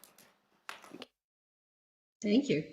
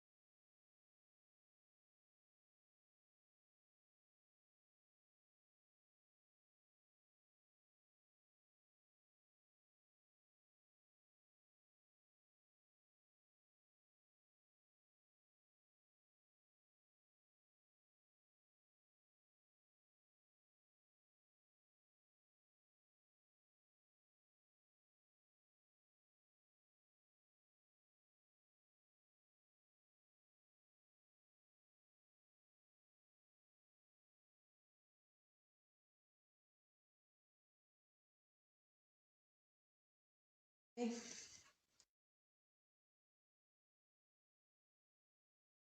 right, Resolution B reads as follows. You haven't done it yet.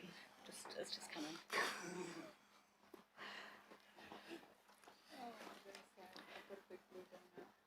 Hold on.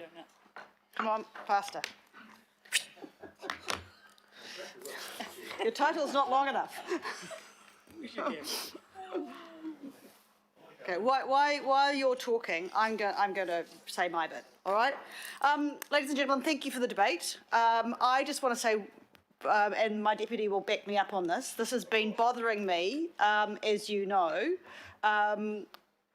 for the very big reason that we are signing off a disposal and that's it, no further input. That's always bothered me. And I've said it multiple times. I actually said it at the workshop, but I said it last and you were all tired and no one took it up and off you went. So I've said it at the run through and other times, and I haven't really been comfortable doing exactly that, right?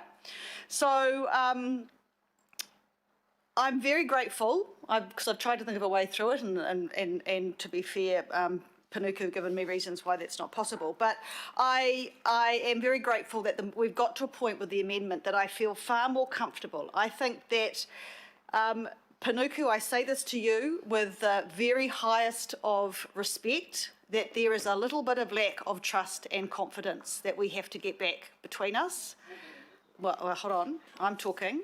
And I think that what we will do is, this is over 20 years, it will be staged, it won't all happen at once.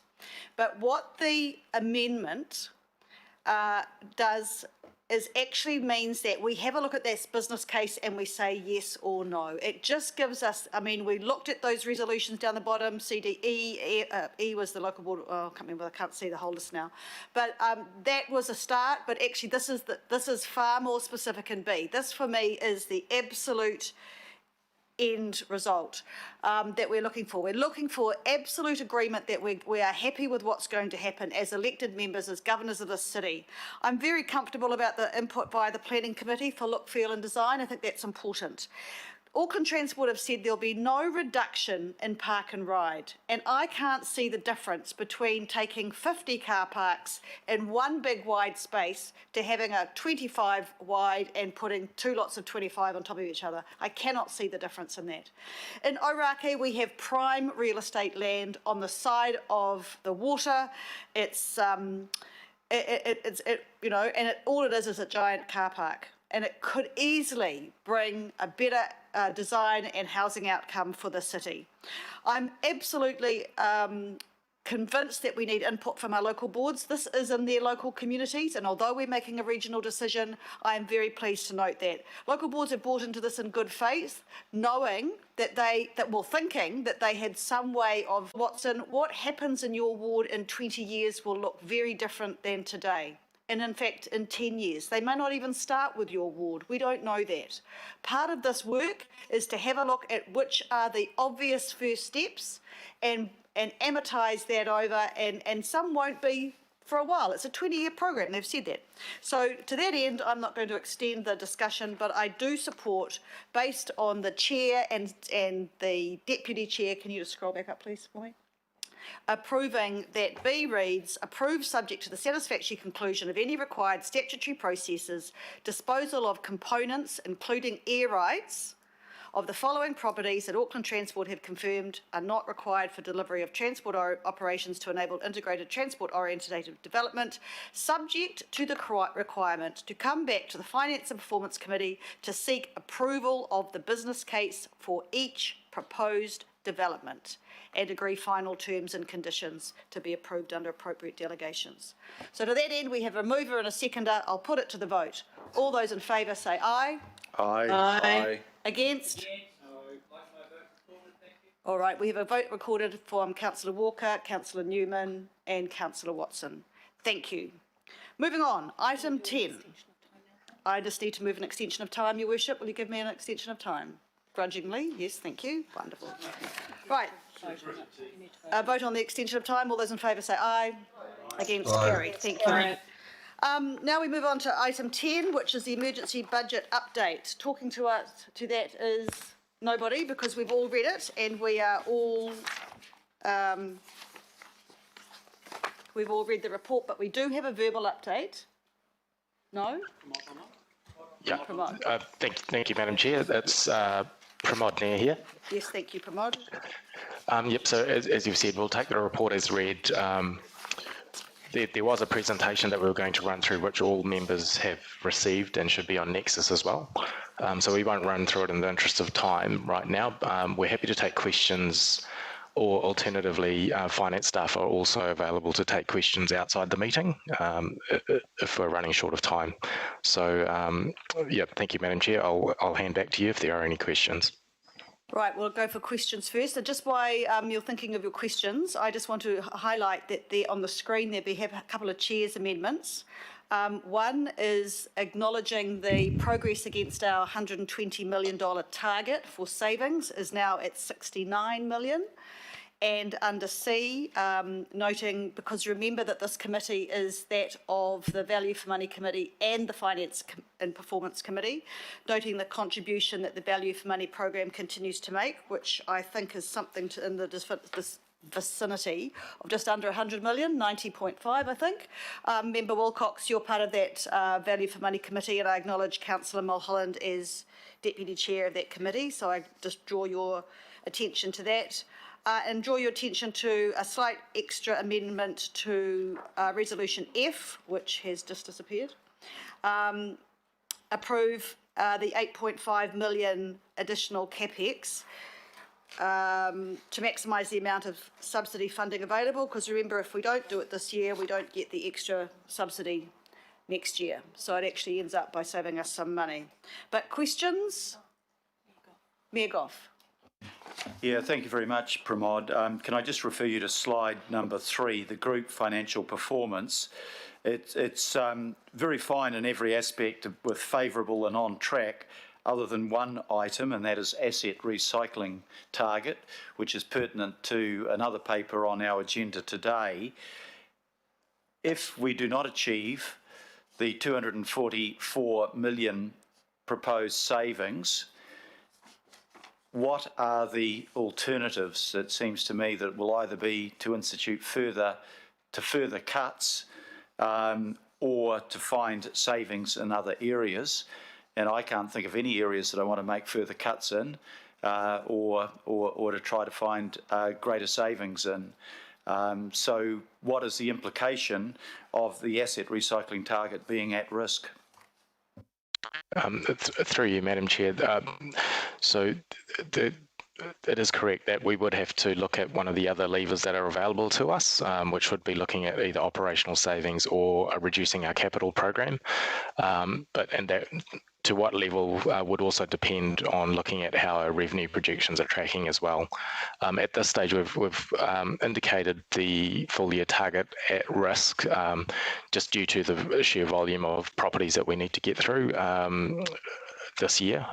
There is, as mentioned, there is a paper coming up next, I believe, which Ross Churnside is presenting, and we will talk about the asset recycling progress in a bit more detail at that stage. Thanks, Your Worship. Councillor Cashmore. Thanks, Madam Chair. Just, since this report and that the PowerPoint's been done, we've had another 2.5, 3 weeks of lockdown potentially. Do we have a rough idea of the costs that it is currently as of date to Council? Through the Chair, so the report to the end of August outlines the impact of the lockdown during the month. So overall across the group, after adjusting for the government support from NZTA for PT revenue shortfalls, the impact was around 5 million. The makeup of that is mainly through the customer and community area of around 3.3 million, and as mentioned, through public transport reduced revenue about 4.7, but that's topped up through Waka Kotahi and reduced parking revenue of just under 1 million as well, are the main components. The impact of the lockdown in August has been offset by favourable results in July, and that's why year-to-date overall revenue is on track. Okay, thanks. Those last 2 weeks we might have increased that, I guess, from 5 to 10, but we're still probably not doing so badly. Okay, thank you. Thank you. Any other further questions? No, fantastic. I just want to make another couple of comments then. I want to acknowledge that the savings from staff have actually increased from the 6.3 in the report to actually 8.8 million because of the 6-month voluntary pay reduction that staff earning over 100k took. So I just make that point as well.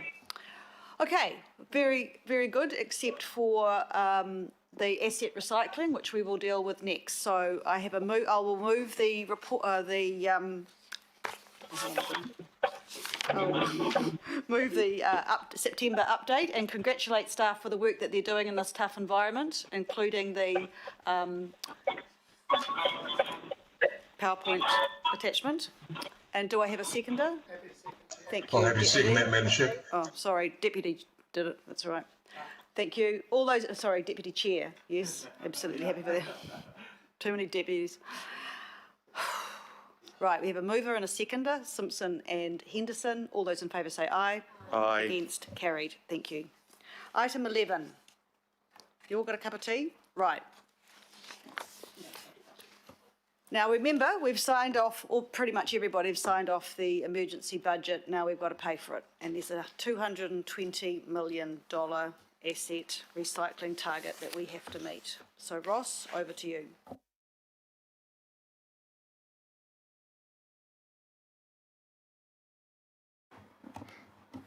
Yeah, Kira Kotu. Yeah, good afternoon. And I'm going to approach this paper in 3 parts. Talk a bit over an overall update on the asset recycling programme to build on the question from His Worship, to talk about just the portfolio for a little bit, and then to seek your approval to dispose of 14 properties. As you'll have seen from your last item, achieving this budget is at risk.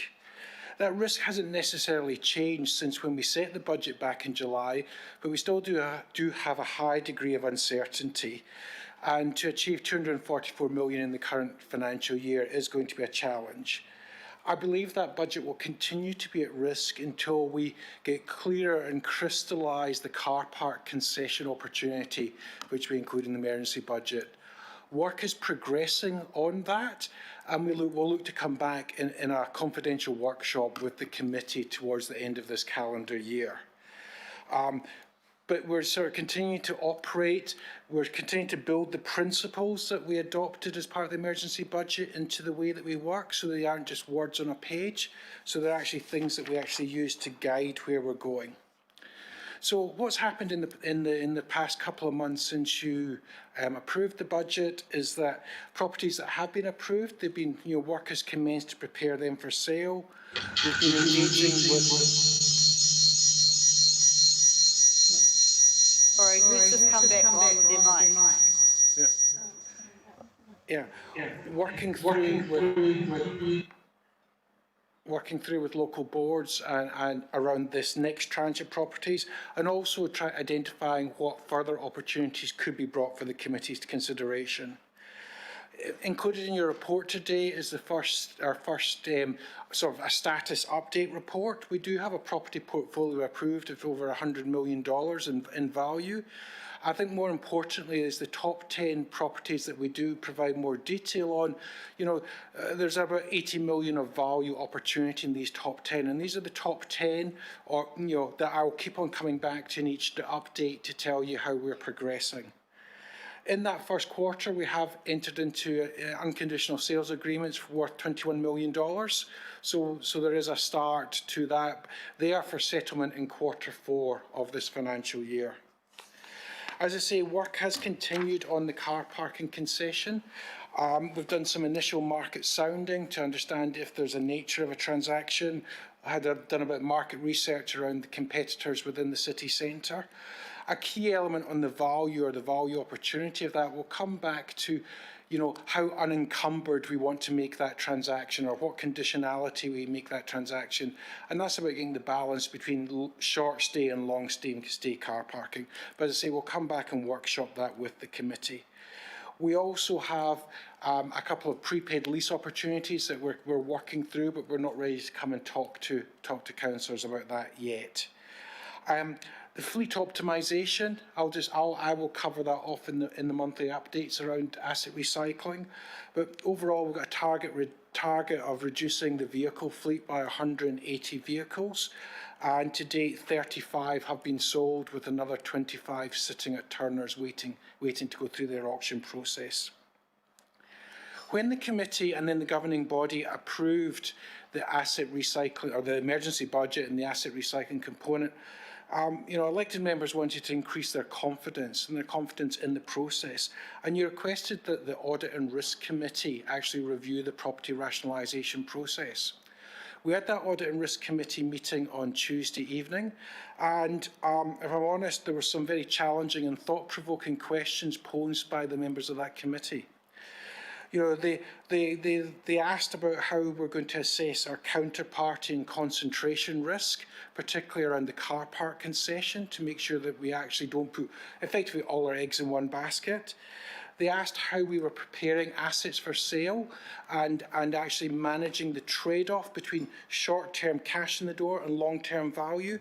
And I did advise that committee, so I now advise you, there is that healthy tension. And, working with Panuku, they are saying we want to get development outcomes from these pieces of property, and we're saying we need to get cash in the door. So, there is that tension, but, Kevin and I had a very good meeting last Friday with David Rankin and Mary and a couple of others from Panuku, just to talk about those trade-offs and how we're going to navigate our way through them. The Audit Committee also asked about the compounding risk elements. COVID provides a lot of uncertainty for us, and actually, as we move through, the market conditions may change, and to make sure we're monitoring those market conditions, so actually that we're still going to maximise the value. They also made comment on our principles, and transparency is one of the principles that we actually want to adopt, and to provide more information, which we're trying to do this report. They just cautioned around actually to make sure that we don't prejudice either our legal or commercial or our risk positions by putting too much stuff into the public arena too soon. But overall, the Audit Committee resolved that the property rationalisation approach was reasonable, had effective controls in place to ensure that risks were being appropriately managed. So the second part is just around portfolio movements. The property rationalisation is going to be dynamic. We're going to bring properties in, and we're going to investigate opportunities and say these no longer are valid candidates. And we're working on a number of new opportunities that we'll bring into that portfolio over the next month. We've added one property which is on the to be considered today, and also we've also identified some properties for a number of reasons which should no longer, staff no longer believe should be considered for disposal. The reasons for them are there may be flooding impacts, not necessarily on that property, but the downstream impacts should be developed on that site. Staff have done a reassessment of a piece of open space in the Howick ward and actually said, yes, I think they think that could be used in a different way. What I'm saying is just because they're on the list doesn't mean they will actually bring them to the committee or take them through to a disposal decision. So we'll just move to the third part of what I was going to talk about, and that is around approval of the 14 properties in the paper today. This is the hard bit. Okay. So where we're up to, so first point I suppose I just want to mention is across these 14 properties we're at various stages of engagement and discussion with Mana Whenua. We heard this morning from Hayden Solomon, the Chief Executive of Ngāti Po, and their position has changed from that which is reflected in the report today. So, the situation with Waiheke is fluid, but you heard a very positive discussion this morning. So my role in this asset recycling is to gather the advice across the council group and then trying to summarise that advice and provide it to you, so that you get that professional advice and you balance that advice with the views and preferences of local boards and obviously your own perspectives and the drivers for us to achieve the budget. You've got to remember that disposing of these properties allows you to reinvest in the priorities of council. We had a workshop, and if you keep on inviting me back, I'm going to keep on coming back to the example I gave in the workshop yesterday. A decision to continue to own Asset A is a decision not to invest in Project B. If you had the cash, would you invest in Asset A or would you invest in Project B? That's the decision that you're making when you're actually deciding the trade-off decisions around property disposal.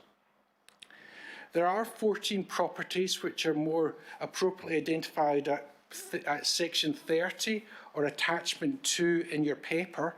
And I would just like to just briefly, if I may, Chair, just go through those 14 properties for the committee.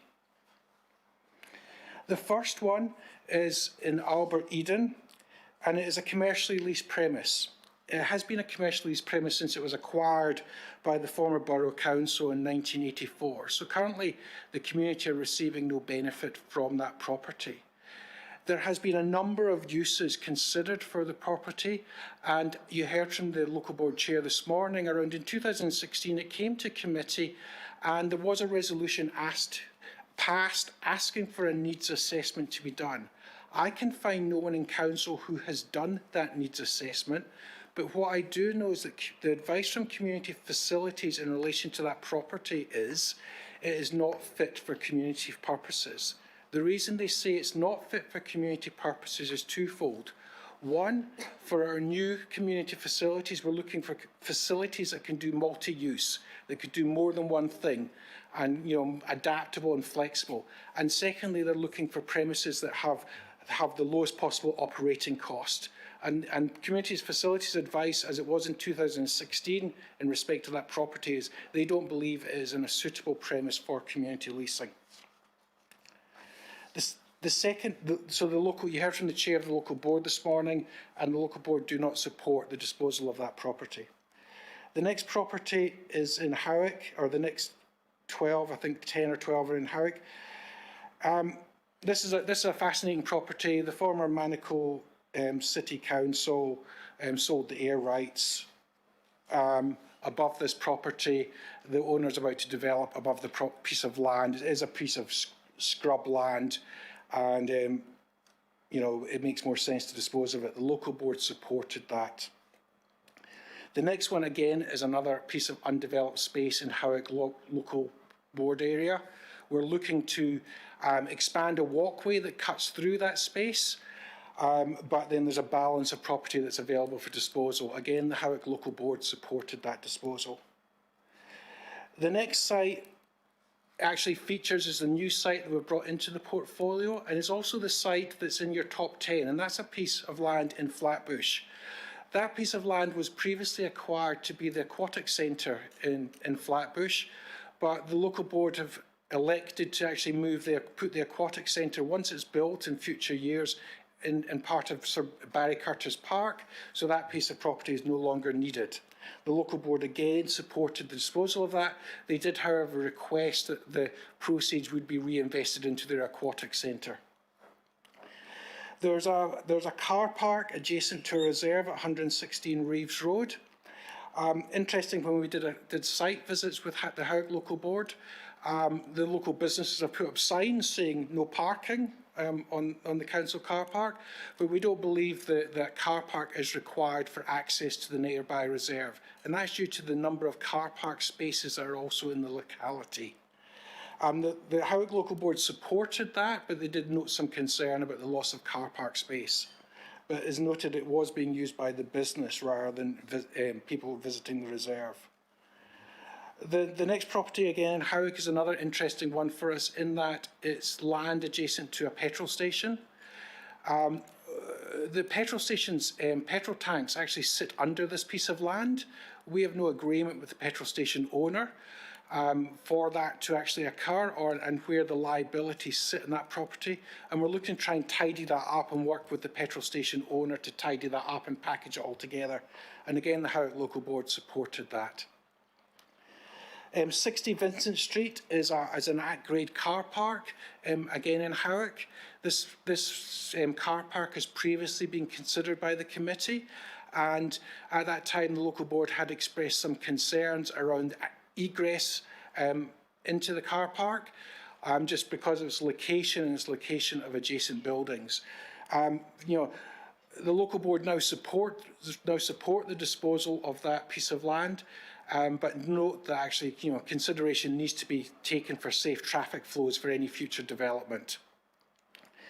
The next 4 properties were not supported by the Howick Local Board, and they all have similar characteristics in that they are all also have reserve status under the Reserves Act. All of these properties, though, the next 4 are all what I'd call undeveloped open space. By that I mean is they are green pieces of land which we cut the grass on, but there is no other amenities that have been provided. The first one, 40-foot lane, is at the end of a one-way street, and it has limited access. There's a lane off to the north, but actually if you didn't live in that street or overlooked, you wouldn't know that that reserve is there. There are another 3 reserves within walking distance of that 40-foot lane piece of land. Aberfeldy Avenue, again, is another undeveloped piece of open space. When you actually look on a map, it's about 100 metres away from Lloyd Elsmore Park. And for those who know out east, Lloyd Elsmore Park is a significant piece of development with multiple sports codes, informal and formal recreation area. And again, this is just a piece of green space that we cut the grass on, which is similar to Golfland Drive. Again, an undeveloped piece of green space. Is next door to a Transpower power station, so the power lines come into that location and then go out again. And so there's quite a lot of green space around there as well. And the last one's there are a lot of fascinating sites as you get into this around the city, to be honest. And you've got this site here where you have part as a reserve, part as an unformed legal road, and part is just a piece of green space. It's all green space, all looks the same. But yeah, there is actually a legal road that's never been formed through the middle of that space. But those last 4 properties, Sorry.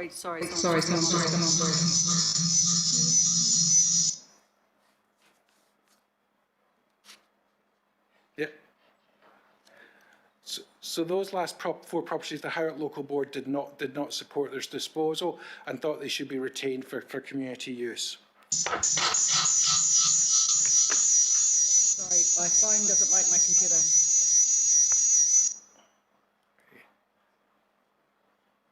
Okay.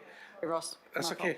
So next one's a property in Puketapapa, and this property is in the middle of an industrial area. Across the road from the property is actually a reserve that we want to retain. There are a number of mature trees on this site, and the local board support the disposal but noted their concern about the loss of the mature trees. The Tree Council have also written to us, again noting the loss of mature trees. But the site has encroachment issues and easements over it, and actually is better suited for industrial use. We heard this morning from both the local board and 3 parties to this property in Waiheke, and I note that the chair has put a resolution up there in respect of actually allowing the local board some time to investigate further, or these parties to investigate further. Then the point from this morning's discussion is all of those parties are interested in purchasing the site. So the committee would still have to make a decision to sell the property.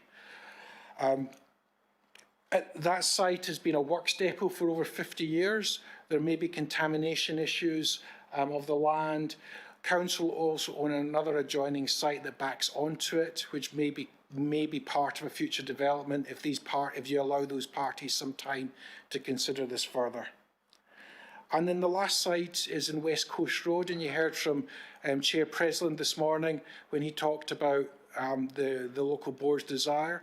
What you have in West Coast Road is you have a disused landfill, you have a reasonable 10,000, I won't give a mass right, so I'll just leave a mass, 10,000 square metres you've got there. Approximately half of that is to be retained as neighbourhood reserve, as proposed to be retained as neighbourhood reserve. And Chair Presland put up some maps this morning, and that was to maintain the east-west link. The other part, is zoned for intensive housing and could be sold for housing. And what happened with that property is that staff engaged with the local board going back almost 3 years. After initial discussions, the area was changed from the initial point of view, and now you have staff saying, well, actually, we think this is the optimum area, about 5,500 square metres for this neighbourhood reserve. The local board would like to retain all of the area. So that's the sort of the overview of these properties. And I'll just wrap up now, because managing this portfolio is dynamic. We will come. Well, I will speak to, if you invite me back. That was my line earlier. I'll come and speak to you regularly. We do have a group of properties that we originally signalled in Whangaparoa, which we have not brought forward yet because there's some issues working through with Auckland Transport and the 2 ward councillors. But depending on where we resolve that, they may come back in October. But I would hope to come back and talk to you again in November to give you a more substantive update on how we're progressing. What we'll also be able to do in November is to be able to give more certainty or more information around the car park opportunity and just where that is heading. And then we'll be able to really assess the risk that His Worship raised around this budget, and actually where do we think that's going to go, and then, you know, is there any other levers that we may need to pull? So thank you, Chair, and thank you. And thank you, Ross, and I acknowledge the huge amount of work that you've done putting this paper together. My first question, Patai, is to the Deputy Mayor, Councillor Cashmore. Thank you, Madam Chair, and thank you, Ross, and thank you for the thoroughness of the work you put into here, sir. 2 very quick questions. The amount that was done in the emergency budget for saving through property disbursements is 244 million, is that correct? That's correct. Second question concerns... I beg your pardon, Deputy Mayor. 244 from asset recycling, of which, you know, we haven't banged down 50-50 between the two, but we reckon at least more than half to 60% needs to come from property. Okay, thank you. So it's a very real number. It's counted into our budgets. Just look at these individual properties. We have a potential solution here for the Waiheke one, which is good, negotiated with the local board and the parties over the past few days.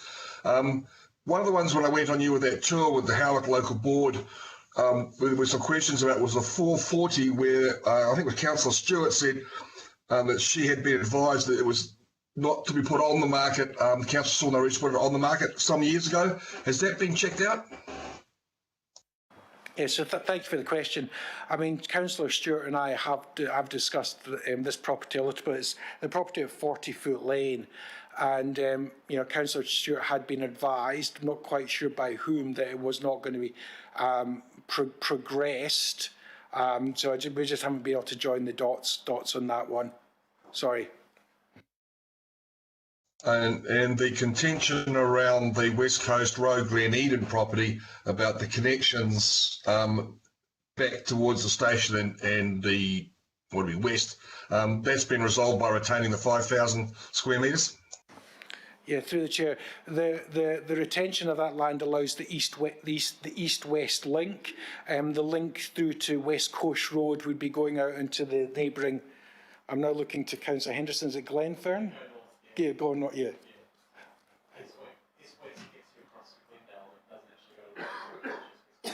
Okay, thank you. Sorry. Good to have a bit of extra local knowledge. Yeah. Is that all, Thanks, Councillor Madam Chair. That's my lot. Okay, thank you. Deputy Chair, your question. Thanks, Chair. I'm sure you can guess what my question is going to be. We've heard from Chair Preston this morning around the West Coast Road property, and that they feel that they need to retain the site for a Greenways link. Why can't we do both? Can we retain part of that site going northwards so that you're linking people through to the main street? Is that possible? Simply because there's a lot of people feeding back through this, and I talked to the bowling club. They've since approached me since the workshop we've had around this, and discussed just the amount of people that actually do walk northwards. There's a lot of people. Yeah, thank you. Through the chair, I mean, I've looked back at the sort of rationalisation reports that were done, and that was one of the points considered, but a large part was the optimum size for a neighbourhood park vis-a-vis the whole site, and actually how could you make it all work? I mean, the other alternative is, you know, should you proceed to disposal, you know, it may be in any developer's interest to actually make the right connections, but obviously council then would have lost control of that. Yeah, it's an interesting point. I wonder whether we can continue to work on that point or not. Let me think about that. Thank you, Chair. Yeah, I mean, it's a distinct possibility that, as you say, the developer would see it as an advantage to do it in the first place. So, you know, Ross is listening. If I may add as well, the other thing is about keeping that West Coast Road link. I apologise to others who, you know, obviously Councillor Henderson and I probably got Westies. Yeah, but is if you removed that link or kept it, is then around the access way to any development. You know, so it was around that, trying to split the site and make the site usable, both as a park and as a potential development opportunity. Got that right. Thank you. Yeah, okay. All right, yeah. Councillor Cooper. Are you there? Sam, I think the question's partly answered by D, but I think I wouldn't have thought it'd be the Waiheke Local Board that'll be completing investigations. Wouldn't it be working with Panuku to do that? It's not really their expertise, but their local expertise would be really helpful to Panuku while they were working through those options with potential purchasers, would it not? Because it says that the local board are going to report back. I would have thought Panuku would be reporting back about it alongside the local board. It's just a big onus on Waiheke Local Board to do all that, that's all. Through the Chair, if I could just start on that. I mean, and certainly Chair Handley this morning, you know, did say that she saw the local board's role was to try and bring those three parties together to see if they could come up with a placemaking solution for Ostend on Waitiki Island. So certainly the local board do see that they actually have a role to play in the short term to see if there is an opportunity there to actually improve Ostend. Councillor yes, I'm not saying they wouldn't be involved. I'm saying I think it would make sense to work with Panuku because you know there's a whole lot of issues around the site, and just racing off and saying let's all do this together without working with Panuku, that is my concern. I think you're going to get a better outcome. But anyway, so I'm just questioning: is it the Waiheke Local Board that's going to report back? Are they going to write the report and all of that, or what's going to happen? That's what I'm asking, because I think it needs to be a good process, and the local board they've got all their local knowledge, but the whole issue around Panuku support's really important, that they work together. So, Councillor Cooper, my understanding is that the local board wanted to do a business case in the first place, and this was the sort of compromise resolution. I'm going to ask Councillor Cashmore to help me answer this because he was part of this resolution. Yeah, but I just don't understand it. Okay. Councillor Cashmore, are you there? Indeed, Madam Chair. The answer is simply, of course, Panuku would be involved, as would Ross and the properties team, to help and guide the Waiheke Local Board through this, because they have the expertise. And the Waiheke Local Board, Kath and her team would obviously go back to Panuku and the council's property team to get the expert knowledge and understandings and costs around it. So it goes without saying, I would suggest. That clarifies it for me. And my other question is, I think, Ross, you alluded to properties taken off the earlier list from the emergency budget because of flooding, and you talked about Howick, but I just want to say thank you for listening to the local community about the two properties in the Waitakere Ranges Local Board that are prone to huge flooding, and taking on board that new information.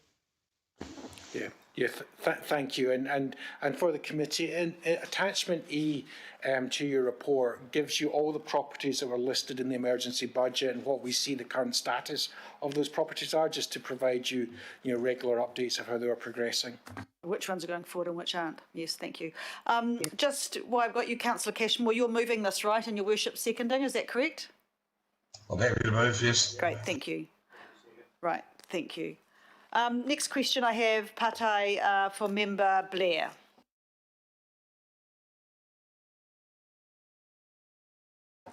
Aroha mai, I have trouble unmuting all the time. My question is, are we happy with the words Ngāti Paoa being included in there instead of mana whenua? because they are the mana whenua of that land, not anyone else, in the amended resolution. D. Councillor Cashmore? Because that's correct. They came and spoke to us this morning. Yeah. So, Councillor Cashmore, are you happy with that? Yeah, I don't see I figure both meanings the same thing, quite frankly. Bear with us. I think this one makes it more explicit. Kia ora. Thank you, Councillor Cashmore. Kia ora, thank you.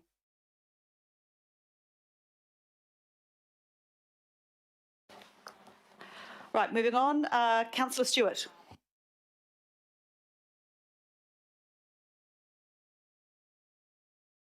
Thanks. Can you hear me? Yes, we can, Councillor. It's good. Okay. Right. Well, first of all, I want to thank the Howick Local Board because I think they've actually come up with a lot of assets for the emergency budget. They've recommended quite a few to be sold, and as you can see, most of them actually come from Howick. And you have to also remember that in the emergency budget, the Howick Local Board have also come up with defensible, the old library building and Moore Street. So they're very big budget items, all coming from Howick.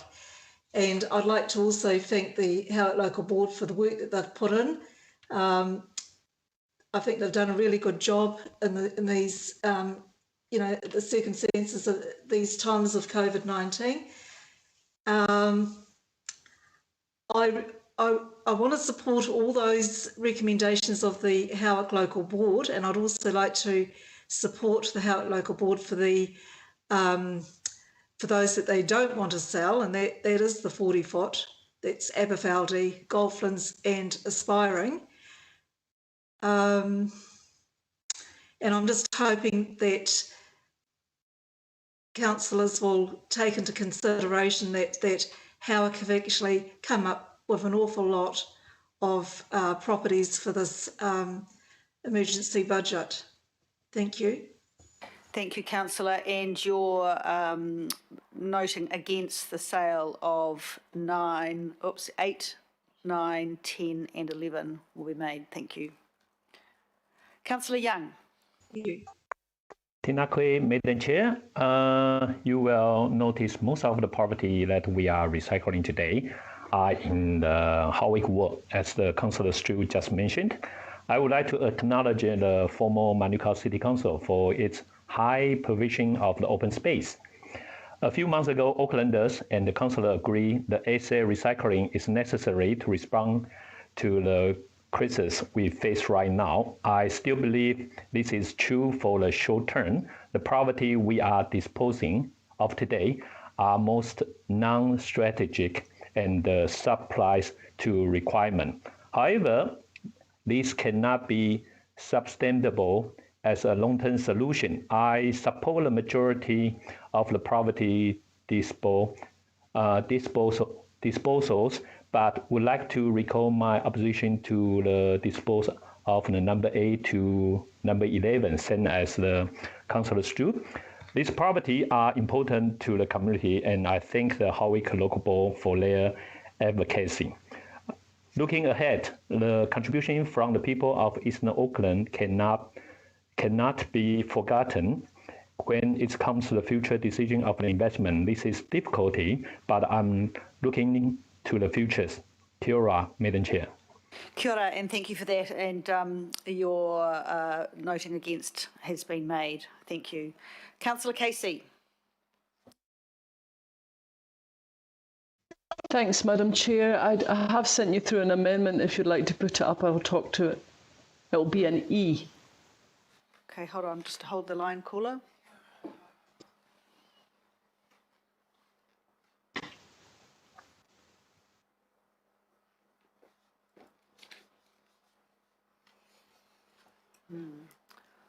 I think it may be the Finance Committee rather than the governing body that had the resolutions. Ross could confirm that.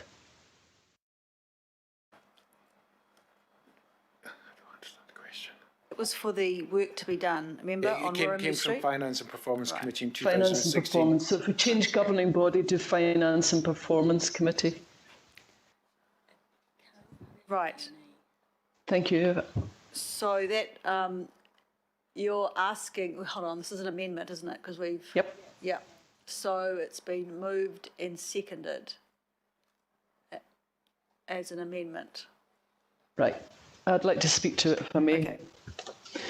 You heard from Margie Watson this morning, and I'll just go over one or two things that Margie said and add a few bits of my own. The local board deserves better than this. The last time this property came before us, it was in 2016.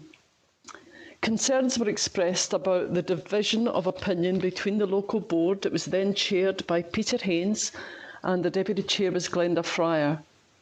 There was a division of opinion between the board and staff with regard to the need for community space and community facilities. To resolve that issue, the Finance and Performance Committee resolved to do a needs assessment.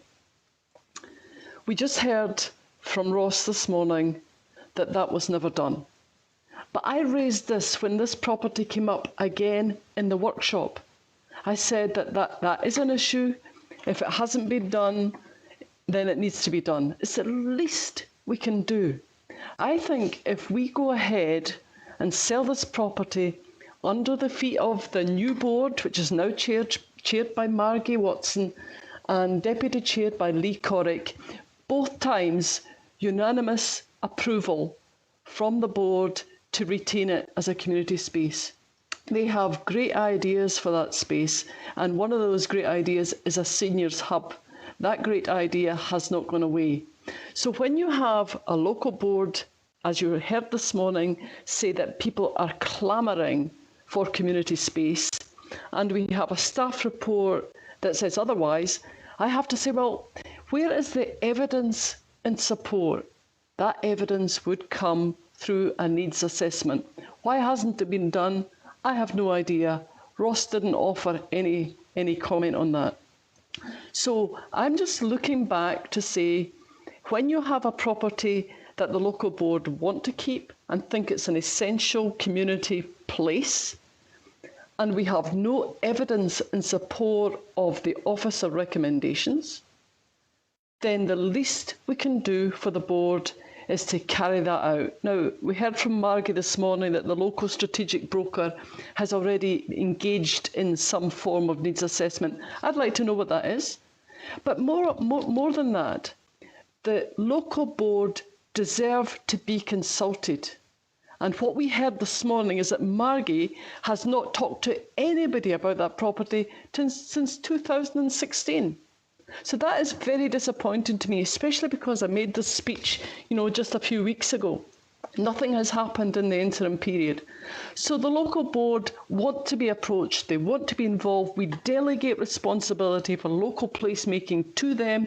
They are asking for our help. And I think the least we can do is take it off the table until this has been sorted. I thought that's actually what we were going to do at the workshop. So I was very surprised to see it come back and come back with nothing additional.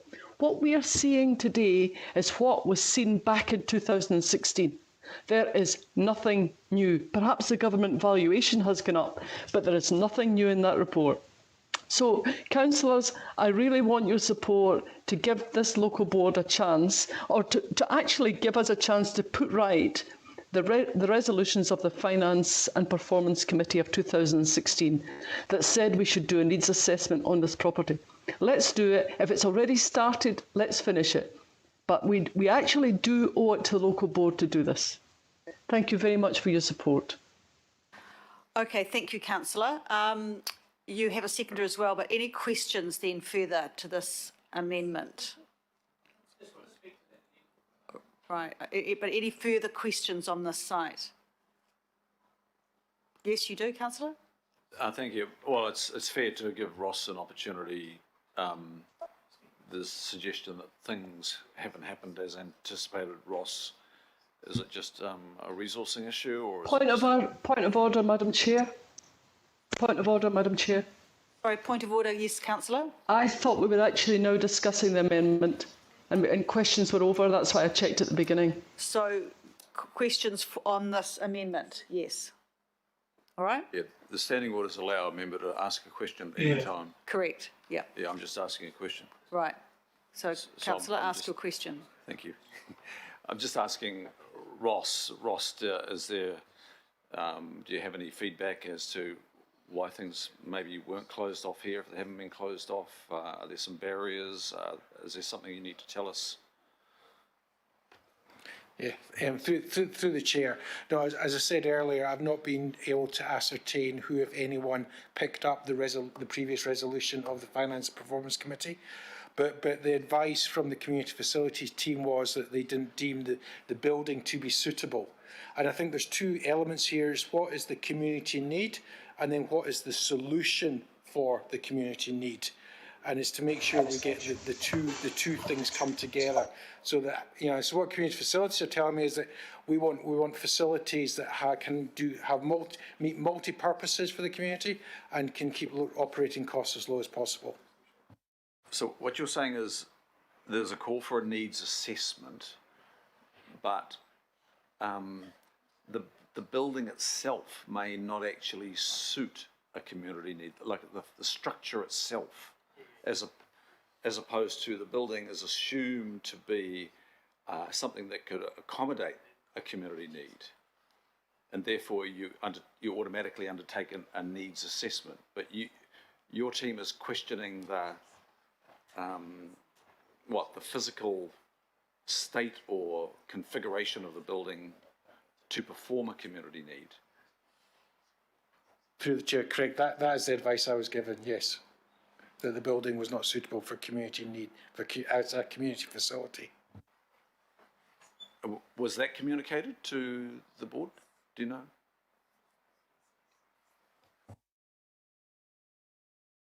I can't, sorry, through chair, I can't actually answer that question. Sorry, I don't know. Right.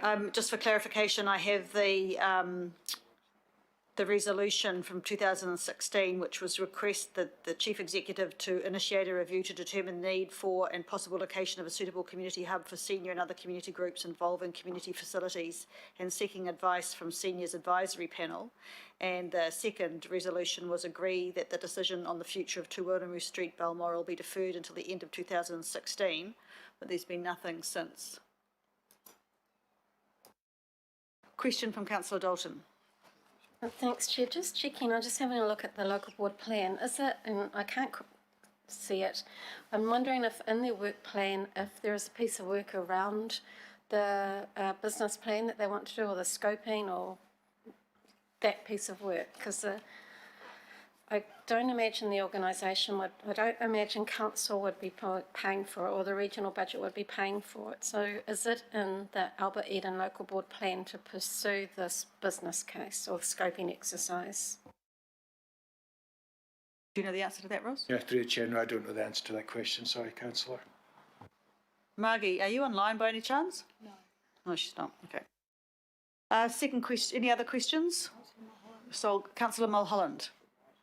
Okay, thank you. I'll be supporting this amendment, but my question was it correct, through you, Madam Chair, to Councillor Casey, that you said all board members supported this amendment?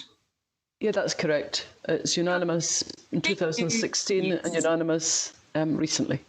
Thank you. I just wanted to confirm what I thought was correct. Thank you very much, Councillor Casey, and I will be supporting this. Kia ora.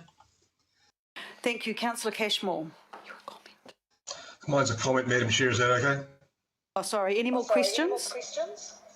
I've got a question there, Chair. Yes, sorry, Councillor Filipina. Yes, question. And then who was that? Sorry?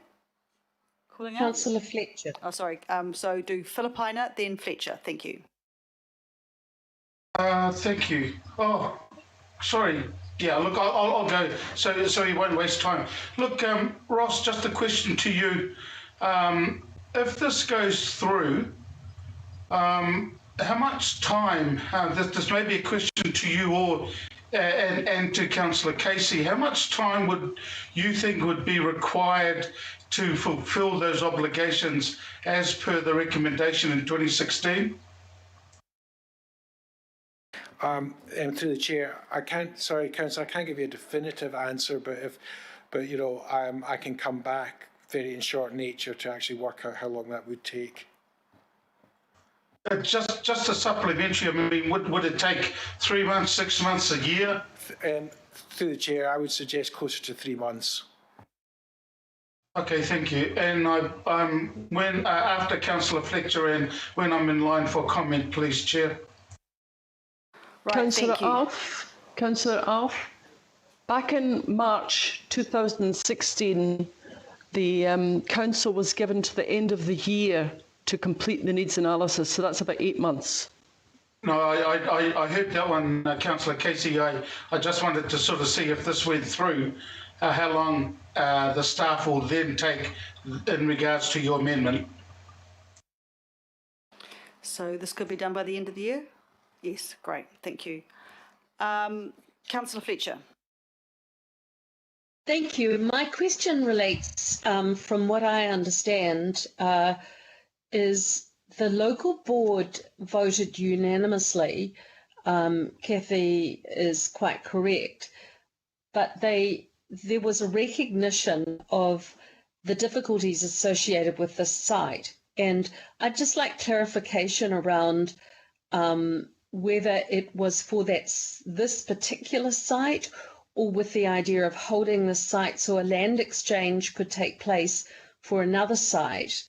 So if we're going to take time and spend the 3 months and explore this, could we get clarity around whether it would be for this site or a site that could be achieved on a land exchange?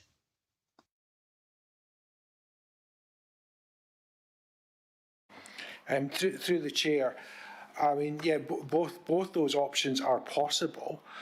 The right approach for our needs assessment would be to actually, you know, assess if there is a gap in community need, and that could be in segmented or it could be in general, and then to work out what's the best solution to meet that gap in community need, whether it would be this property or whether it could be another property, and then whether there was budget to actually achieve what needed to be done. So, are you happy with that, Councillor?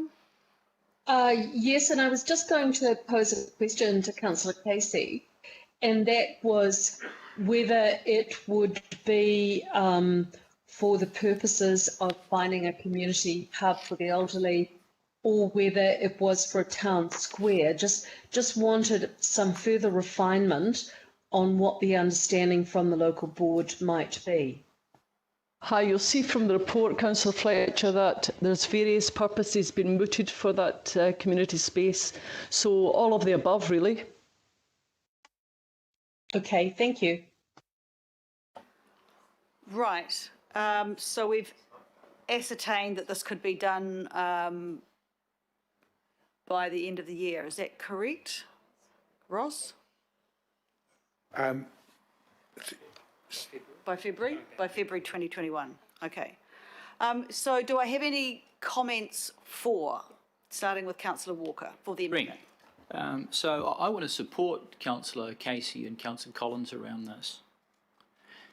If you look at this building, it's a wonderful fit for the community. It's human scale, it's got character. As far as a building that was suitable for seniors, I would suggest it is immensely suitable. It's not far off the ground, it's got a ramp, you frankly don't have much to do with it.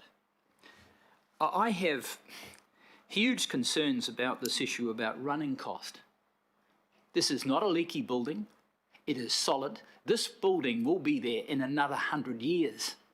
Now, I would suggest if we ask that question over much of our building stock that we own, the answer would be no. So this building is solid, it's easy to repair. I'm sure people in the community could repair it. So I have a real question around this issue of running cost. Let's have some more data about that, if that is the reason that we're not going to be taking various buildings on, because on that basis we would dispense with a lot of our stock. As far as multi-use is concerned, I would suggest this building is capable of multi-use. It has a number of rooms. It was a house at one point and it's been customised for an early childhood centre. The small rooms enable any number of groups to use this. Quite obviously the board is interested in older people, but frankly you're not going to get too much in the way of multi-use out of a relatively small compact house. So applying multi-use as some reason not to do something because it's some kind of principle, in my view, is over the top. Multi-use is often not applicable. What is important is that it receives use, and if it receives a maximum quantity of use because it is suited to the purpose, then surely that is the critical consideration, that is utilisation rather than multi-use. So I would suggest that councillors, if they want to, go and check this site out because it is fit for purpose. And I back the local board and Councillor Casey and Collins here. Thank you, Councillor. Just remember that the ramps and some of the other assets attached to that building do not belong to council. They belong to the lessee, which is the childcare centre. Not expensive to replace, Madam Chair, I can assure you. Any other is that the list for Councillor Cashmore? You're next. Thank you, Madam Chair. I won't be supporting the amendment for the simple reason that this facility currently has a use. It has done so for quite some time, and it's a childcare centre. So to repurpose it away from it means the childcare centre has to relocate and find somewhere else, which is often challenging in an urban built-up environment. The second point is it is an older building. And I know full too well the cost of upkeep for older buildings. Twice now, community facilities have come before us in workshops and said they do not believe this site to be fit for purpose for a communal meeting space, and one especially for older people. So, Madam Chair, I think this is a case in point where the local board want to promote meeting space for its different groups in its community, whether it be ethnic or aged or whatever. There must be other opportunities. This space is already occupied. The people who are occupying are keen to purchase it, I understand. It's one we should move forward on. Thank you, Councillor. Councillor Filipaina. Thank you, Chair. Chair, as you know, and I speak for everybody around, well, I can't say around the table because I'm not there, but for all those at the committee meeting, that process is so important. And for me, the fact that this hasn't been fulfilled from the from 2016 concerns me. That has to be righted. Firstly, I don't take any credence from any of the members on this committee around what can be fixed or not. I will always take the advice from the staff in regards to that. So my particular issue is around 2016, and it should be completed. And Ross, I would humbly suggest that February 2021 may be too far out if the staff could, and I know they're all under pressure as well as those on this committee and others, that it gets done before February 2021. So the process is important to all of us and to me in particular, so I will be supporting this. Thank you, Chair. Thank you, Councillor. Councillor Fletcher. Thank you, Madam Chair. I'm a little like Councillor Filipaina here insofar as I'm a little concerned about process. In discussing this matter, I've had the opportunity to talk to Member Langton and to the board and to the Deputy Chair. And there does seem to be an agreement that the site should be retained, but it's really more for the purpose, whether it's a land exchange, whether it's the suitability of the site for other purposes, I think that we would do well actually to get clarity from the local board on that and for the work to be undertaken by the officers. If it is in Balmoral the need for a town square, then we need to understand that. But I do know how hard it is to acquire land in that area and to dispose of it without actually having the appropriate paper trail on this would leave me really uncomfortable. So while I will be the first to try and encourage the rates, when we're going into the long-term plan to be kept at a reasonable level, I don't want to be accused of NIMBYism, and I'm not prepared to contemplate sales of assets in my own ward. I don't believe that all of the work that should have been undertaken on this has been done, and I hope that we can get that work done, and if it comes back in February, that we will have absolute clarity, and I would prefer that there be a member. I don't know whether Councillor member Lee Corrick is still online. I know she was there a little while back, but it would have been quite good to have had the local board speak to it. So Madam Chair, I would say at this stage we should wait until February until we have that work undertaken. Thank you, Councillor. Do we have anyone wanting to speak against, other than Your Worship?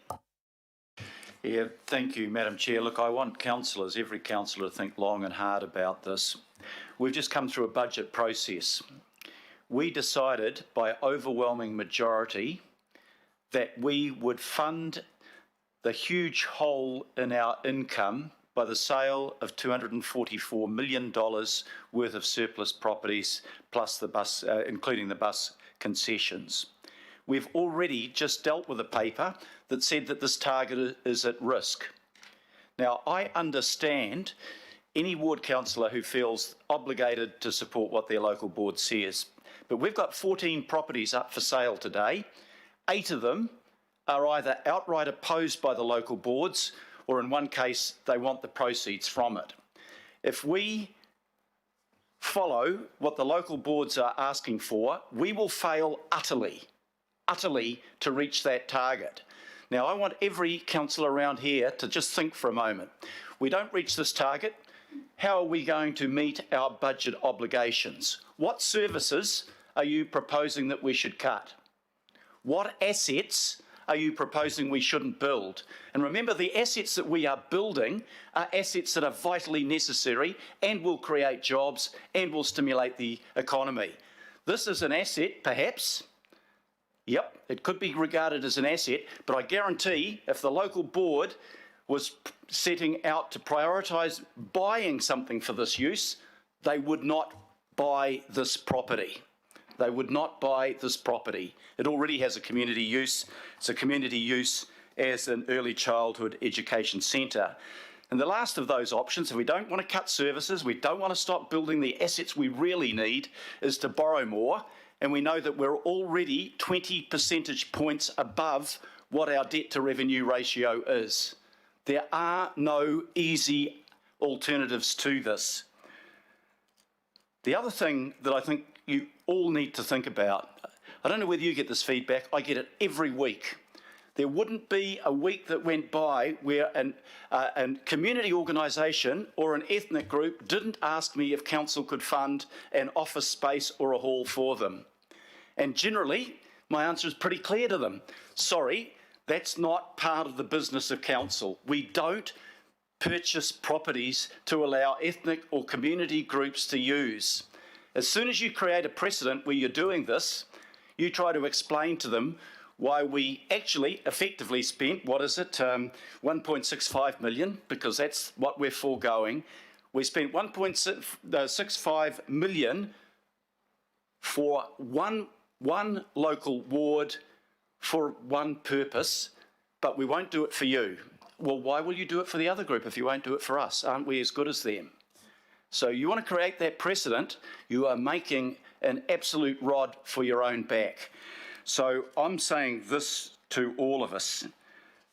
If we proceed as we appear to be proceeding now, I will make an exception for Waiheke because they are intending to purchase, and there is a credible belief that they will find purchasers for that. But if we proceed by turning down half of the sales that are before us today, we will absolutely fail to meet our target. Having voted for a budget, we will then fail to fund that budget, and not one councillor around this table, myself included, wants to go out and start cutting new services or assets that we're going to build or blow our debt. And that's the decision we've got to make right now. If we start down this line, we create precedents, we will absolutely fail to get that target. So it's not an easy decision to say, oh, look, you know, I would like to support Kathy Casey in this, but I know if I'm doing that, I am fundamentally breaching our ability to achieve what we've already voted on in our budget objectives. And we will have to find that money somewhere else, and it won't be painless, it'll be really painful, and what we'll be giving away are priorities that I believe are more important than the priorities set out here. So please think long and hard about what you decide to do on the sale of these assets. Thank you, Your Worship. Councillor Cooper. Thank you, Madam Chair. It's just around the idea of going back to get staff to do a report. I don't even know who's going to be doing this report, because the reality is, if this is not in our work program and we're not looking to create office space and it's not in our community facility plans or anything like that, if it's something that the local board want, surely they need to get their community empowerment people to do it, or whatever, you know, staff, because this is my concern. We've got rid of staff, right? So our staff are pretty stretched already. Now we're going to add another proportion that isn't in their work plan, and that costs time and money. And we're just talking about that. You know, we've been told to go back and make a plan about a consultation on a aged care centre, but now the local board is saying it's not for that. So I'm sorry, I just want clarification on what this report actually is, because it's not what was asked for 4 years ago, is not what the local board are talking about today. Ross? You don't know? Well, so we don't even know what we're doing. It's good. It's not Ross, is it? He's not putting forward this. No. It's Councillor Casey and Councillor Collins. What is the report about? Because 4 years ago it was about a seniors facility. Now the local board are talking about office space for community groups. So I just think it would be a waste of why would we do a report on something they're not saying they want now? Do you want me to answer that, Madam Chair? Yes, Councillor Casey, that would be handy. Councillor Cooper, all of this would have been answered had there been engagement with the local board. There has been no engagement with the local board since 2016. So what you heard and what I heard from Margie this morning is a needs assessment has still to be done. She also told us already that the strategic broker has started a needs assessment. I'm not sure how close to finishing that is. So they are doing their bit. I think it's time to look at what's required. There is obviously a difference of opinion between the local board and from our staff. We need some evidence in support. I'm just going to pop a question in here. In page 53 of the agenda, Ross, it says that the Mount Eden War Memorial Hall is well located and provides versatile spaces for hire. Is it possible that the space that the local board require for this facility, which is currently not for community use, it is for as a childcare centre, that they could actually use the Mount Eden War Memorial Hall? Through the chair, I mean, yeah, there's other community space in the area. I mean, I suppose the point that's being made though is, are we clear on what the community need is? And you know, there's been a number of needs identified previously for this property. So I'm unclear myself, exactly what is the community need or the problem that we're looking to solve. And if I get clarity in that, we can then take that away and do some more work. Okay, thank you, Ross. Councillor Dalton. Thank you, Chair. I just wonder if we need to set some parameters just in case we get more coming through. From my perspective, something like this would be in the local board plan, and it might be an aspiration, but it would have been sitting in a local board plan for many years, and it would be in this current 3-year plan. It would have been consulted on, but there would also be, and there might be, I don't know, but there would be a line item in their work plan for the needs analysis. Local boards will do the needs analysis unless you're going through a process like the OLI, where you've had approval from the governing body and you go through, from finance and performance, and you go through the process and the regional budget is access for that. So we need, I think, to make sure we've got the correct processes in place. The work plans and the board plans are pivotal to ensuring that something gets done. If something is sitting from 2016, it needs to be driven by a local board to ensure that it's in that plan, work plan, and the appropriate council officers ask for accountability on that. I just want to make sure that local boards are very clear that they can't, if we're going to send them lists of assets and they say, but we want to hang on to that and this is our plan for it, then it should be somewhere in their plans, even dating back to 2013, and just keep rolling them forward. I just think we need some structure around that. So you're saying you support the disposal, therefore, because it's not? No, I don't. No. I support the Mayor. Oh, okay. Right. Thank you. You support the Mayor who was supporting the disposal? Are you supporting the disposal? Yeah. I'm not supporting. Oh, yes, sorry. Yes, I am. Sorry. Yes, you are supporting the Mayor? Yes, I'm supporting Right. The disposal, sorry. Right. Gotcha. Thank you. Thank you. It has. Councillor Watson.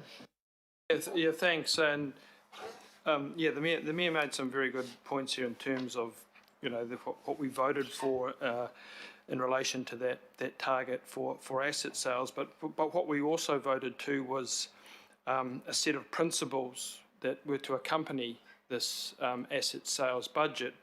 And one of the ones that was very important for me came under the heading of transparency, which went to the engagement with ward councils and local boards. So that's meant to have been an integral part of this process. Now, I can understand where, you wouldn't want to get local boards taking an obstructive line and just opposing sales for the sake of it. But that's not what's happening here. 12 of these 14 properties are going through. I can see that. This particular one here is just asking for a deferral, and I don't know the specifics of this. I haven't seen this building, but what I can see from this resolution and discussion is that there is a need to consult the local board, and if a resolution has been passed previously saying that this assessment was going to take place, well then that should happen. It doesn't mean to say this isn't going to come back for sale. What it is going to do is continue this process in good faith. So if we're just to sell everything that comes before us, why bother with the meeting? Just tick it all off. If that's to be the case, that's not what we signed up to with those principles. It was to have an element of cooperation and engagement to identify properties that the local board were on with so that we don't have this kind of dispute in the first instance. Take the easy ones first, and to ensure that we don't have a series of local boards that are alienated just because they weren't consulted or something they had been given an undertaking hasn't occurred. So to me, this is a bit of a no-brainer. You go through those two things. What comes out of that, I don't know. It might well be back on the sale list a couple of months down the line. What's the harm that's done?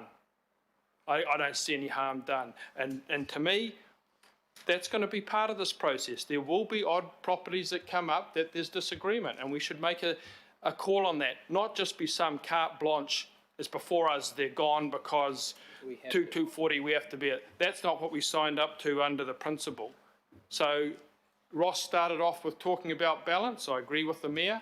You know, we have got a tight constraint and a target, but the other side of the balance is we have to bring people along with us, not alienate them, and not when they appear to have, you know, a reasonable cause, as in this instance.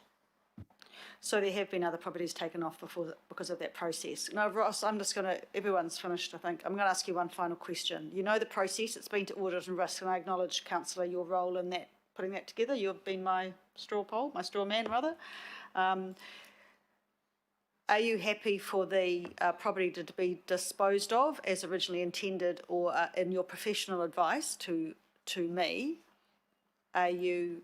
do you believe in the amendment, or is your professional advice to run with the disposal? Is this the the mayor has already previously accused me of dancing on the head of a pin, and I just feel that question is another one for me, dancing the head of a pin. Yeah, it'd have to. Oh, thank you. And the other reason the pins were pushed out. Oh, I thought you were my friend.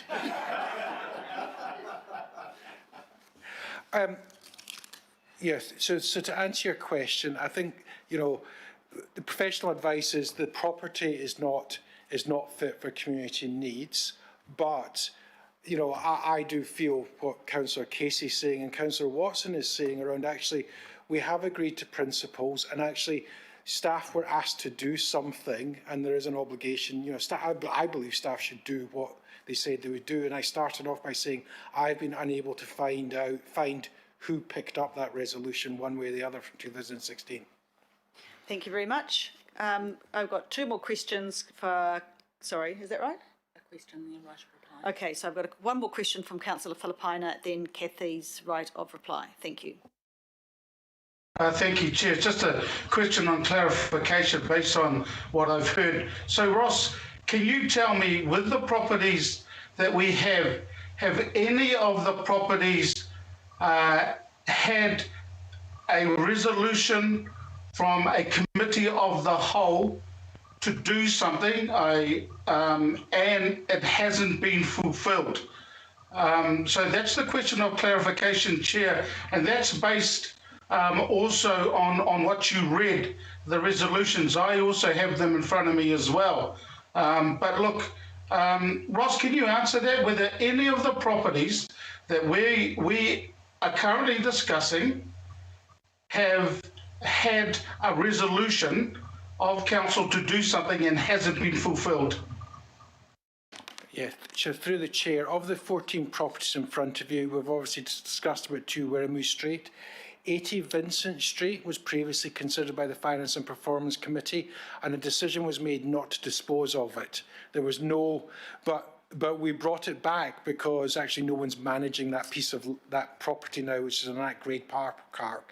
So we brought that back, and I said the local board now supports that, but none of the other properties have had any resolutions that I'm aware of. Thank you, Chair. Thank you, Councillor Casey. I've just been told there's no right of reply on an amendment, so I will take the amendment to a vote. It's got a mover and a seconder. A very quick question, Madam Chair. Sorry, yes, who's that? Councillor Fletcher. Councillor Fletcher, question. When this matter last came before this committee, I asked the question that the origin to this particular property is that it was purchased by the then mayor, the late Gordon Johns, and I wanted to know for what purpose was it purchased, and that was to come back as well. So is Ross able to tell me at this stage what the answer to that was? Why did Gordon Johns advance the purchase of that property at that time? Through the chair, I've actually read that in the files, but I'd rather come back to you with the specific answer. But I have seen the property report, which talks about when it was required by the then Eden Borough Council and for what purpose, but I just can't recall, sorry. Right, thank you. I'm now going to take it to the vote. A division has been called by Member Wilcox. I'll ask our Kai Tohu Mana Whakahaere Mātua to take the division. Thank you. Thank you, Madam Chair. You're voting on the amendment, which is on the screen. Mayor Goff. No. Deputy Mayor Cashmore. No.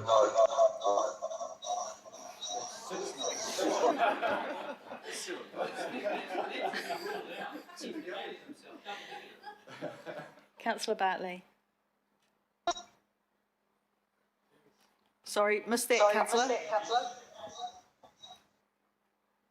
Councillor Bartley, are you there? I think I badly did to say 4. No, I'm Councillor joking. Bartley, are you there? Hold on. She said yes voting, but what are you voting? Are you voting for? She voted yes on the sidebar. I'm voting for. Thank you. Thank you. Member Blair. Is this for the amendment to Wiremu Street? Correct. I'm abstaining. Councillor Casey. Yes. Councillor Collins. For. Councillor Cooper. Against. Councillor Dalton. Against. Councillor Darby. Against. Councillor Filipina. Aye. Councillor Fletcher. 4. Councillor Henderson. Against. Councillor Hills. I don't know. Come on, Councillor, make a decision. Against. Councillor Mulholland. For. Councillor Sayers. Against. Councillor Stewart. Against. Member Wilcox.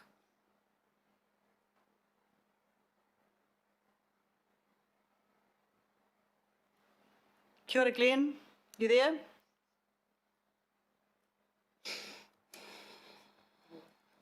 Councillor Walker. Yes. Councillor Watson. Councillor Young. For. Councillor Simpson.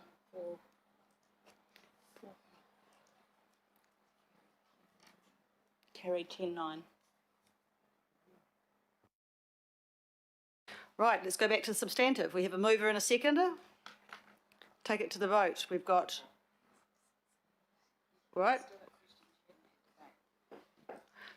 Can we take this to the vote, or are there still questions and debate? To the vote? Yes. Got a question? Yes, I do. So I just want to go back to West Coast Road here, and I've brought up the Greenways plan from the Waitakere Rangers local board. Now, this to me is forming evidence that actually the board do have plans for that bit of land. On the east-west link here, it says that it is a priority, and I'm glad that that is there. But I'm assuming this has been consulted. There is a northern access way here where no current route exists, but it's a proposed route, but it's not a priority route in the plan. So I guess I just kind of want to see what can be done and try and work with staff around the desire of the local board on a northern access point. So I suppose it's kind of a comment question. I'm wondering whether we can kind of, at the very least, discuss that in the future.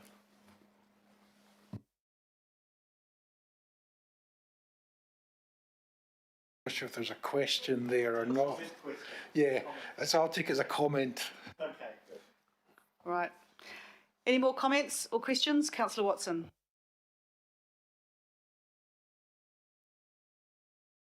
John, can you turn your microphone? And I've listened to them twice now, and to me this is another example here where there is a possibility of some, I think, some good outcome that might take on board. There might be a compromise here, is what I'm saying. And I think Councillor Henderson has alluded to that in terms of this connections, particularly to the main road. I mean, there's no doubt that the intensification that's taking place there is very significant. And it's a little bit like the park and ride from my perspective. When I was talking about the park and ride, that was built in 2005. We need more now. We're 2020. They're taking a similar view in terms of the open space that has this degree of intensification that, that is very significant. So they're looking for their best outcome. Now, I think in amongst all that, there could be the possibility here where there's a bit of quid pro quo. That might go some way to allaying the local board's concerns, while also maybe conceivably allowing some disposal of a lesser part than perhaps we originally thought, but with no big overall loss, other than the risk of loss of goodwill, where in my view anyway, a compelling case has been presented by the local board. Now, I don't know if that holds any water with the rest of the members around here, but out of all of them, this was the one that struck a chord with me. And I don't know if Councillor Henderson was suggesting there that there be, some ability to defer for a set period of time to see if something could be worked out in terms of that access way. I think if I heard rightly, I think the answer to that was that we'd approve it for sale, and in that sale we'd take that in consideration and hope that the development took that in. Yes, yeah. All right. All right. So, if that's the line that is to be taken, fair enough. But that's one that's sort of full of uncertainty as far as I'm concerned, and doesn't really address the submission that was made to us. But that's my view. Thank you, Councillor. Councillor Walker. I just want to support Councillor Henderson. I've also visited this site, and I agree with all the comments he's made. We need to ensure going forward in areas where there is intensification that we have links, greenways and the like, rather than just flog things off. I would have thought that was an imperative. So I'm understanding then that will be taken into account in the sale, or is the alternative to try and vote it down? How does that work, Ross? All right, so through the chair, well, the decision rests with the committee. I mean, the discussions with the local board on this piece of land have been ongoing in 4 years. I'm trying to think, because I gave Councillor Henderson the timeline for this earlier, and there's been discussions around actually how that piece of land is used. 50% is being retained to get the green links. But the other portion I said earlier, is actually if you create a development opportunity, you need to make sure you've got access to there.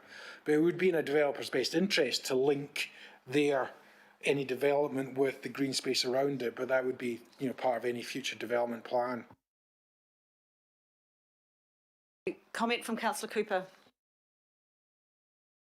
Thank you. I will weigh in as the local councillor. The reality about this piece of land is actually adjacent to another intense development, so it actually makes sense to put that in there. But the really great thing about this is a compromise. We've got a substantial piece of land there, but going to be a park, which I think will be critical for the people that live there. So they'll already get a park. And the other issue around here is that if you take away all that frontage, which is very narrow, for a park or a greenway, you will have no access for the residents. So we've got to be careful what we wish for.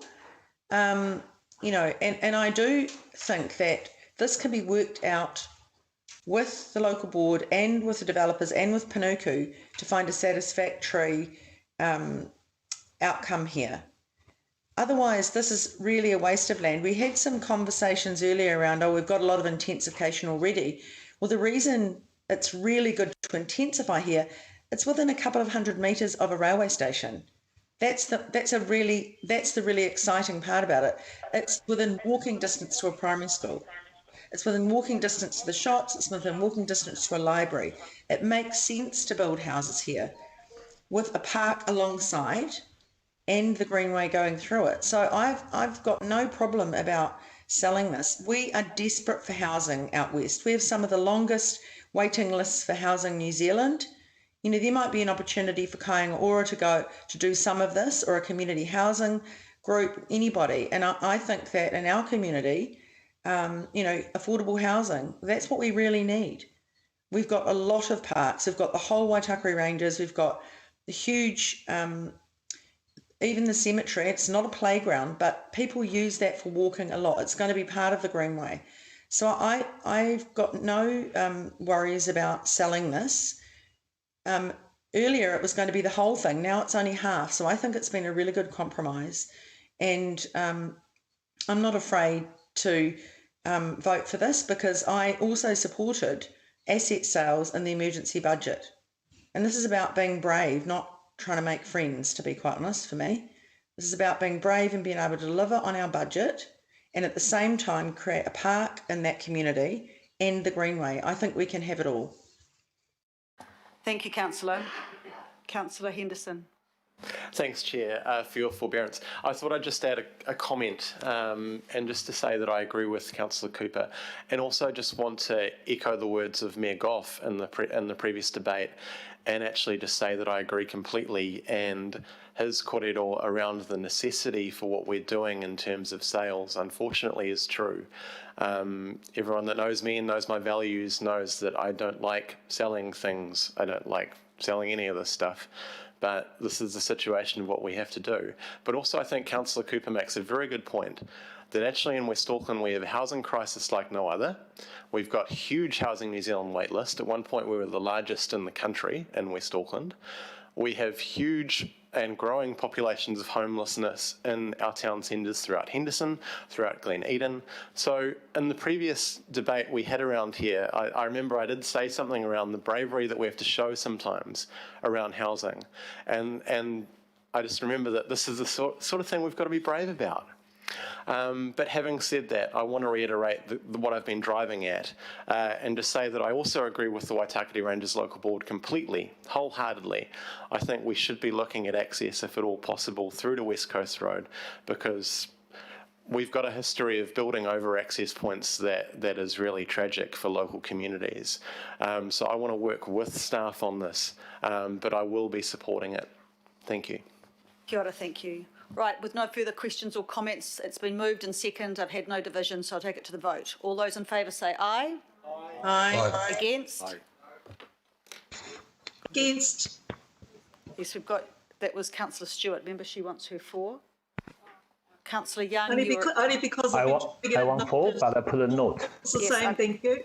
I've got you guys, thank you.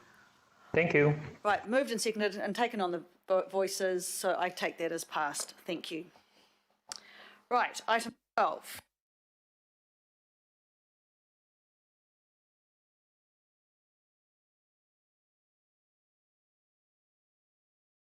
I'll move. Do I have a seconder? Seconder. Thank you, Councillor Casey. It's just the information report.